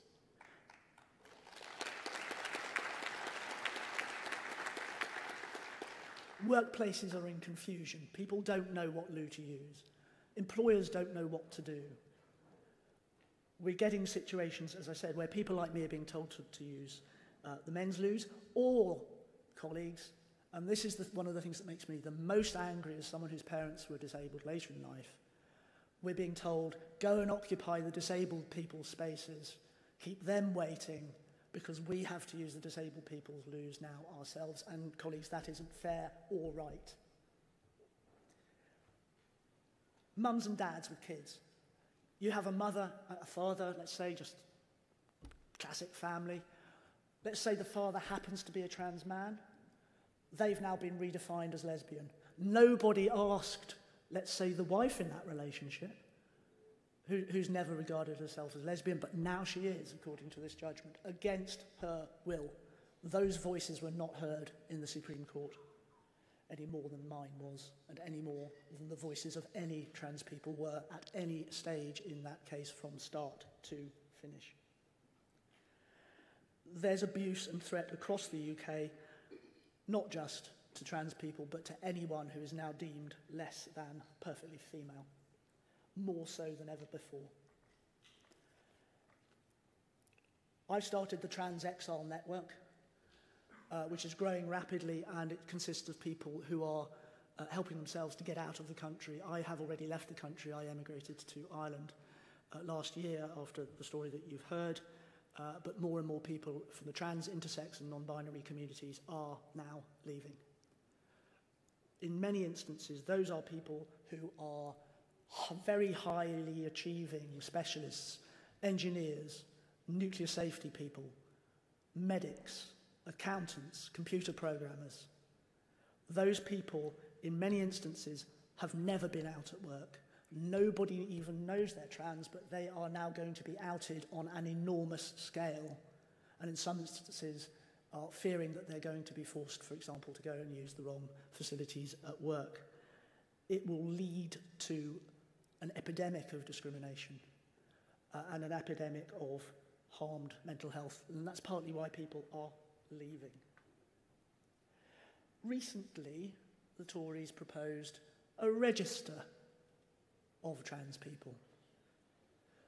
Why? Well, so that they can enforce these new rules. But colleagues, it's deeply disappointing that our current government is pursuing identity cards which will function in the same way inevitably. That is, frankly, sinister. And of all people, colleagues, we have Wes Streeting in the NHS, who is actively pursuing the creation of segregation and isolation wards for trans people so as to protect others from us. We pose no risk, rather others often pose a risk to us.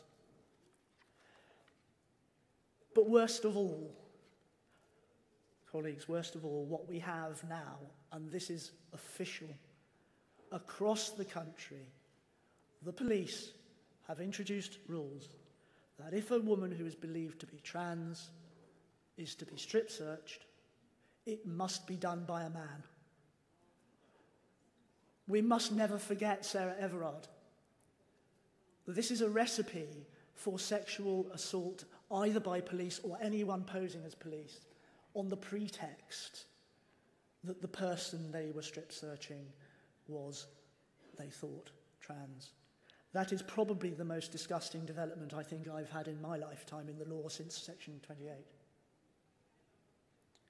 So, colleagues, to wrap it up, please take every opportunity you can to show solidarity with your trans, non-binary and intersex colleagues, and all women at this time, please. Please be clear to everyone that this is happening in our country now, but as workers and as human beings, not in our name. Thank you.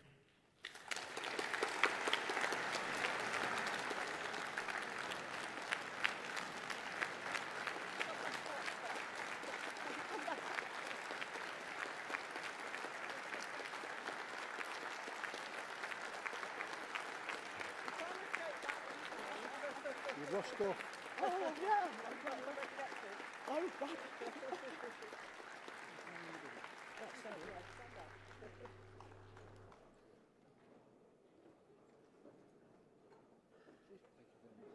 Pleasure. Oh, that's lovely. Thank you. That's really helpful. I appreciate it. That's nice. Thank you very much.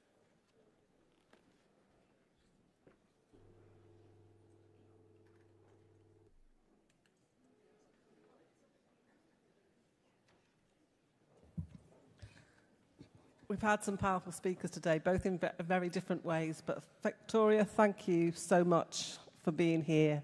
And GMB will always show solidarity to trans, binary and non-binary, allyship. Thank you.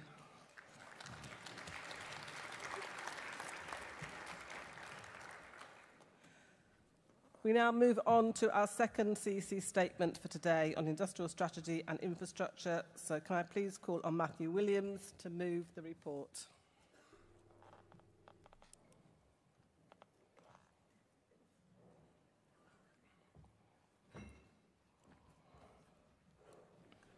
I knew you'd have that. Afternoon, everyone. Congress. CEC Special Report, Industrial Strategy and Infrastructure. Moving speech, President, Congress, comrades, friends. Matthew Williams, moving the CEC statement on industrial strategy and infrastructure. In the development of the statement, it was my fellow CEC representative, North East Yorkshire and Humberside, Congress delegate Dave Douglas, who said, "You can't project resilience if your infrastructure is owned by the rest of the world." Well said. Congress, not for the first time, not for the last, it is GMB members who are diagnosed with the problems facing our country, doing the serious thinking and the hard work that underpins advances our economy. And just like the good trade union should, we call out the problems. We also offer practical proposals to fix them. This is exactly what the statement does. The report recognises at the same time the significant change and challenges, and that a proper industrial strategy for Britain must be foundation of our energy, security, manufacturing, ambitions, and with the prospect of our economic growth and climate obligations. We know this won't be easy. The decline of the British industry has been a chronic process over generations, exacerbated by the further 14 years of ruinous Tory rule. The Labour government has been set up to fail by Cameron, May, Johnson, Truss and Sunak administrations, inheriting a shredded industrial base, a ravaged economy, a deep and precocious social inequality. But rest assured, Labour will find GMB honest friend, and they will engage properly with us and with our members and set about forging a plan of prosperity based around manufacturing and investment that rebalances the powers to society. Congress, rather than simply make demands for a future utopia, the report also sets out how GMB members are campaigning and organising in order to confront profound challenges to bring out the positive economic, industrial and social changes across our nations and regions. We will work with our politicians. We won't wait on them. Workers power the future isn't just a headline, it's the bringing of life and living and breathing grassroots campaigns up and down this country. From our reps in the Midlands driving the manufacturing agenda to the gas and foundation industry reps in the North East, Yorkshire and Humberside, holding the government to account on their policies. GMB recognises the demands of the real world and challenges present. We don't run and hide from reality, but indulging in empty rhetoric and transitional demands We campaign and organise, get in front of the challenge and influence the decision-making and the policy to affect our livelihoods. That's what we do best. The UK cannot go it alone in the world. A race to the bottom through isolation and populism, a poor prescription for any nation's future. However, a resilient country is one that takes a greater responsibility and offers generally transformative opportunities for workers and communities across the United Kingdom. To this end, we need to rebuild our manufacturing and skills bases to help deliver our security needs. Maximise homegrown energy to keep the lights on, homes warm and industry powered. Take ownership of the core materials and utilities we need in the first case: steel, water, transport. And on all of this underpinned by the greater certainty and stability that a proper industrial strategy of Britain can provide. With the voices and participation of GMB members at the very heart of the development and delivery, providing good, secure, rewarding, unionised jobs for all our people. Congress, I move.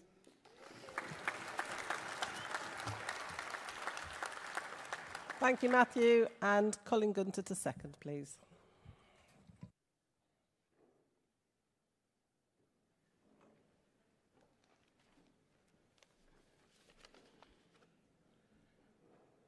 President, Congress, comrades and friends. Colin Gunter seconding the CEC statement on the industrial strategy and infrastructure. Congress, the statement provides both a campaigning and policy foundation for our members to build this distinctly GMB union approach to industrial strategy. It is honest in its analysis on defence spending and security, on domestic energy demand and climate, on the rise of artificial intelligence, AI, but it's hugely inspirational and aspirational. At a time when the debates on emotive issues like climate security and prosperity are becoming increasingly polarised and exploited by ideologists and populists alike, it is pragmatic and unifying antidote. Fundamentally, its proposals are rooted in the real world and those issues that directly affect our members. It will resonate with working people in working class communities up and down the country as we call for taking greater responsibility for our emissions by maximising homegrown energy production while not wavering on our climate targets. Rebuilding the decimated manufacturing skill bases to insource more contracts and job support in defence renewal and renewable growth within a framework of central planning. Putting trade union values at the heart of industrial policy and achieving meaningful cooperation with industry on issues of mutual support and benefit. Central to this is the state's commitment to funding industrial research and development, ensuring that the broadest shoulders to carry the biggest responsibility through progressive taxation while creating industrial stability in order to invest those growing tax revenues in good union jobs. Congress, we reject a future where Britain's export responsibilities and import virtue for raw materials, energy and emissions. We need to fix the foundations of the country while transitioning to net zero. When we talk about responsibility, resilience and redistribution, this is what we mean. We need to do more than the heavy lifting ourselves on energy, manufacturing, security and climate, and we need an industrial strategy that supports this. The statement sets out how this can be achieved for the good and commonwealth for all of us. I support this motion. Thank you. Thank you, Colin. Can I have the first delegate from Wales and South West, please, to respond?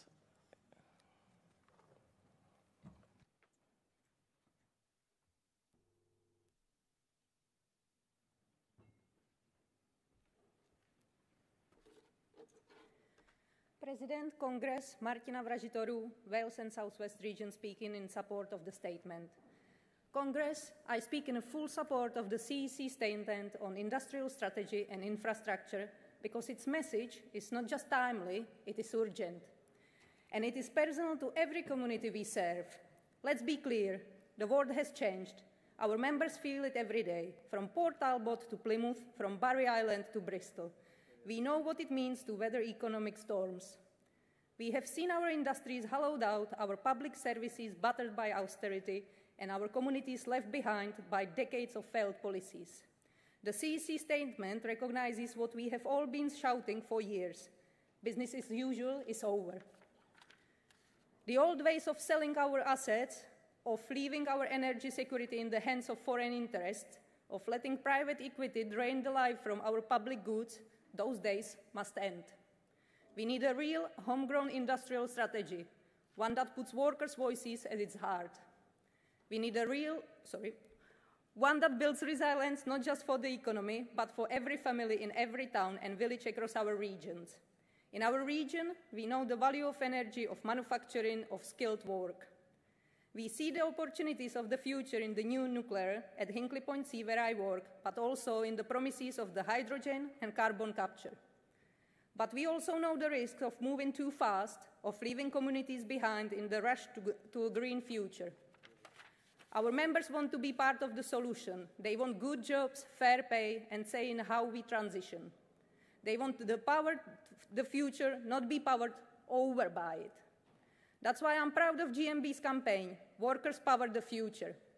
It's about bringing together our reps, our members, our communities to demand a seat at the table, to insist that the gains of industrial renewal are shared, that apprenticeships and skills are real and meaningful, not just empty promises, that our young people see a future in steel, in shipbuilding, in engineering, and that those jobs are secure, unionized, and well paid. We must not repeat the mistakes of the past, where the wealth created in our regions ends up in the pockets of distant shareholders or is lost to overseas interests. We need investment in our infrastructure, in our grid, in our railways and roads, in our ports and our people. We need a government that understands that energy security is national security, and that means supporting domestic production, supporting new nuclear, and making sure our transition is just fair and led by those who do the work. And let's be clear, this is not about turning our backs on the board. Wales and the Southwest are proud, outward-looking places, but we cannot be left dependent on imports from the basic of life: energy, raw materials, skills. We must take responsibility for what we can do here for the sake of our jobs, our prosperity, and our security. Congress, the CEC statement is a call to action. It is a blueprint for hope. It is a promise that if we organize, if we campaign, if we put our members at the center, we can rebuild our industries, restore our communities, and renew our union. Let's power the future together. Thank you. Thank you, Martina. Southern Region.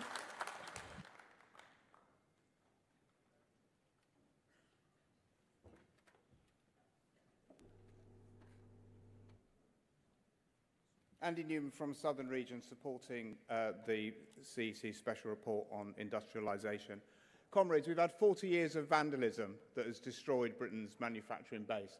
We all know the chainsaw that was taken to our manufacturing by Margaret Thatcher, but let us remember that 1 million manufacturing jobs were lost under Tony Blair and Gordon Brown through having the pound valued too high to benefit the City of London at the expense of skilled working-class jobs around the country.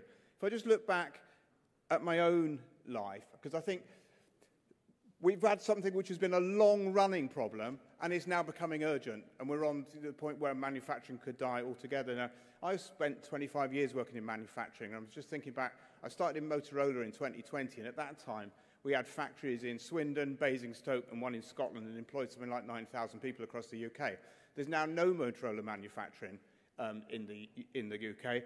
And what happened? Those jobs went overseas to Poland, and it's always made me laugh when people say about, you know, leave the EU, lose your jobs. We lost our jobs because we were in the EU, and our jobs went over there. But all of those jobs could be kept in the UK because it was critical infrastructure, and a progressive and patriotic government would have defended our critical national infrastructure manufacturing in this country. We look at the failings of the politicians at Honda and Cooper Tyres in our neck of the woods, where local politicians, both Labour and Conservative, blocked absolutely necessary and proportionate planning requests from the factories to expand, and because they couldn't expand, Honda closed altogether and Cooper Tyres moved to Serbia. There are 11 factories in my branch now, and I'd like to give a shout out to John Watts from Lions Seafood here as a delegate, and Adrian Kesby from Gainsborough Beds, who's up in the visitors. Because our manufacturing members come to our branch meeting every month, and they tell a terrible story of people being on short time, there being no orders. And why? Because energy costs are ridiculous. We've got the highest energy costs in the developing world, and it is killing us. Our products are too expensive because the energy is too expensive for us to be cost effective. Now, you'd think this would be an absolutely urgent matter for politicians, but a couple of years ago, I went to the Labour Party South West Conference, and I was astounded to hear delegates openly saying we need to close all of British manufacturing for the environment.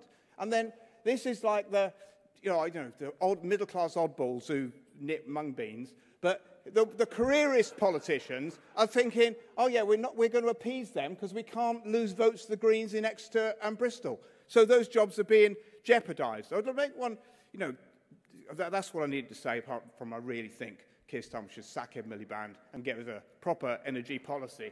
But I just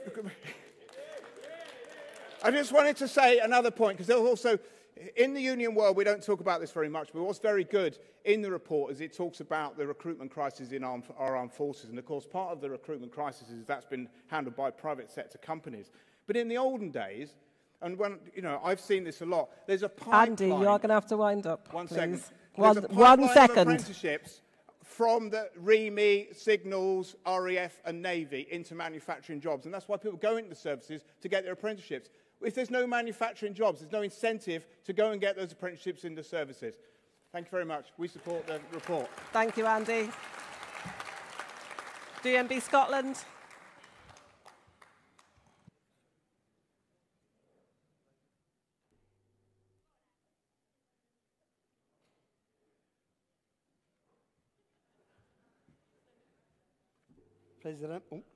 President, Congress, John Shannon, Centre of the World, Scotland. Speaking in support of the statement on industrial strategy and infrastructure, I'm just going to ask to say that I started off my working career as a coal miner, and as I said, that was many, many years ago. And to my colleagues in Yorkshire, you're going to have the support from me and then Justice Orgreave in a week's time. That's enough for that one. Congress, thankfully the government has changed after 14 years of Tory misrule. We now have the opportunity to undo the damage they have done, replacing the race to the bottom with a strategy that puts investment, jobs and workers first. The undermining out and privatisation of our industrial base has been proven to be fantasy economics. If we were already obvious, then the global pandemic, war in Ukraine and the weakening ties across the West is certainly exposing our vulnerabilities. What comes next is uncertain, and we can't go alone. But we have to be in a position to be able to face up to challenges whenever and however they arise. There is no truer example of this than our energy production, and no one knows it better than Scotland. An oil-rich, gas-rich nation which has been promised a green jobs revolution by political leaders in all colours of rosettes, only to them to be broken. The cart has been put well before the horse. Workers at our metal fabrication yard look on while turbines are brought in diesel barges from free ports across the globe, and 400 workers leave Grangemouth gates for the last time. But figures from Robert Gordon University show the trickle of job losses could turn into a torrent, with a Grangemouth being lost from the North Sea every 2 weeks, with workers have nowhere to go. This has a cost on workers, their families and communities, which I can actually see when it happened to me as being a miner. But there is also undermines our energy security and affordability whilst we continue to rely on others to meet our needs. Government need to be able to put sound bites aside, understand the realities of political aspirations. When the Scottish Government Heating Buildings Bill brushed against it, it was eventually watered down. The bill would have forced homeowners to scrap the gas boilers and entire gas workforce along it.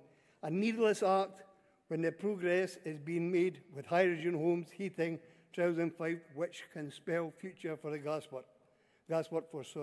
The costs are too great to the workers and households for politicians to get this wrong. We cannot create a second generation of miners. Congress, support this statement. Well done, John. Thank you. North Western Irish Region.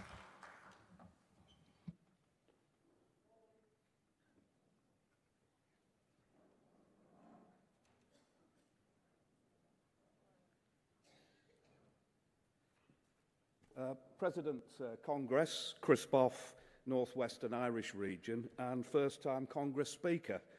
In giving the support to the CEC statement, it's important to point out that my branch tabled motion 264 on transition, along with 5 other motions covering climate change. And although my branch preferred the motion to have remained on the agenda and be tabled for debate, the region took the view that because there is much in common between the motion and the CEC statement, along with other climate motions, we agreed to the CEC request to withdraw the motion. So in the short time available, my branch wishes to support the CEC statement, but with 2 important qualifications. First, the CEC statement does not include the specific proposal in motion 264 to consult branches and young members on setting up a network of GMB reps interested in the issue of climate change, and I hope the CEC is prepared to seriously consider that. Secondly, the CEC statement connects many important economic issues worthy of separate debate and discussion in the GMB. It supports the GMB policy on public ownership, but it is essentially silent on the prospect of job creation in the new green sustainable industries. Neither is it climate fundamentalism to say to the British government, you are obliged to uphold and not break our international climate commitments. And neither should we place our trust in the UK or global energy market to take the decisive and urgent action that we need for a genuine just transition. So, Congress, with those important qualifications, I ask you to support the statement. Well done, Chris. Thank you. North East Yorkshire and Humber.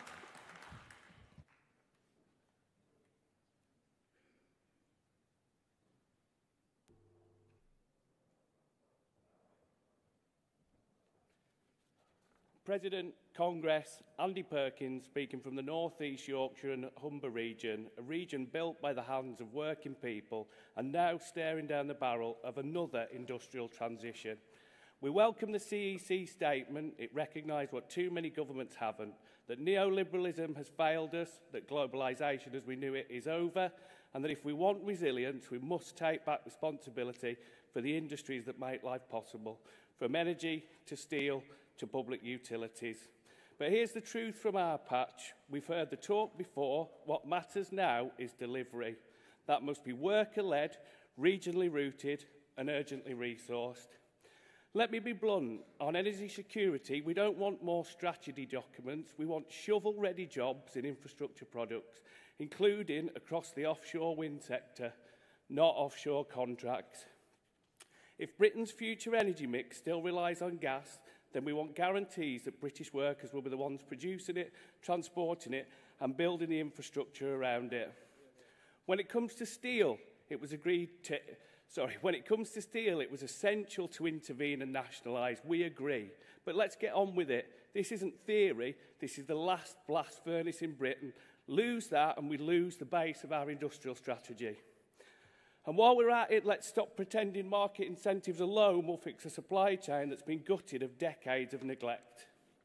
The call for a UCAS-style clearinghouse is a good one, but in our region, we need real investment now in college provision, in retaining funds, in decent wages that means young people can afford to train and live.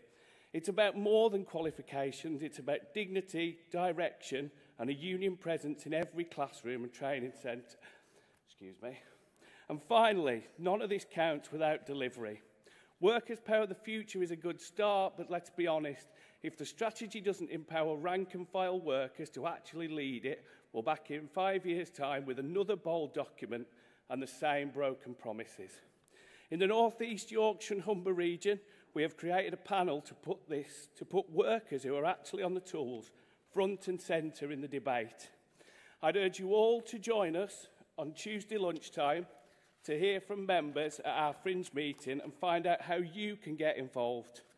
If the transition doesn't deliver good union jobs, it's not our transition.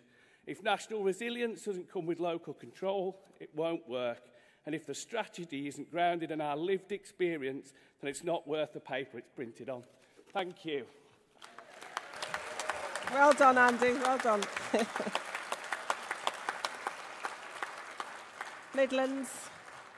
Midlands region.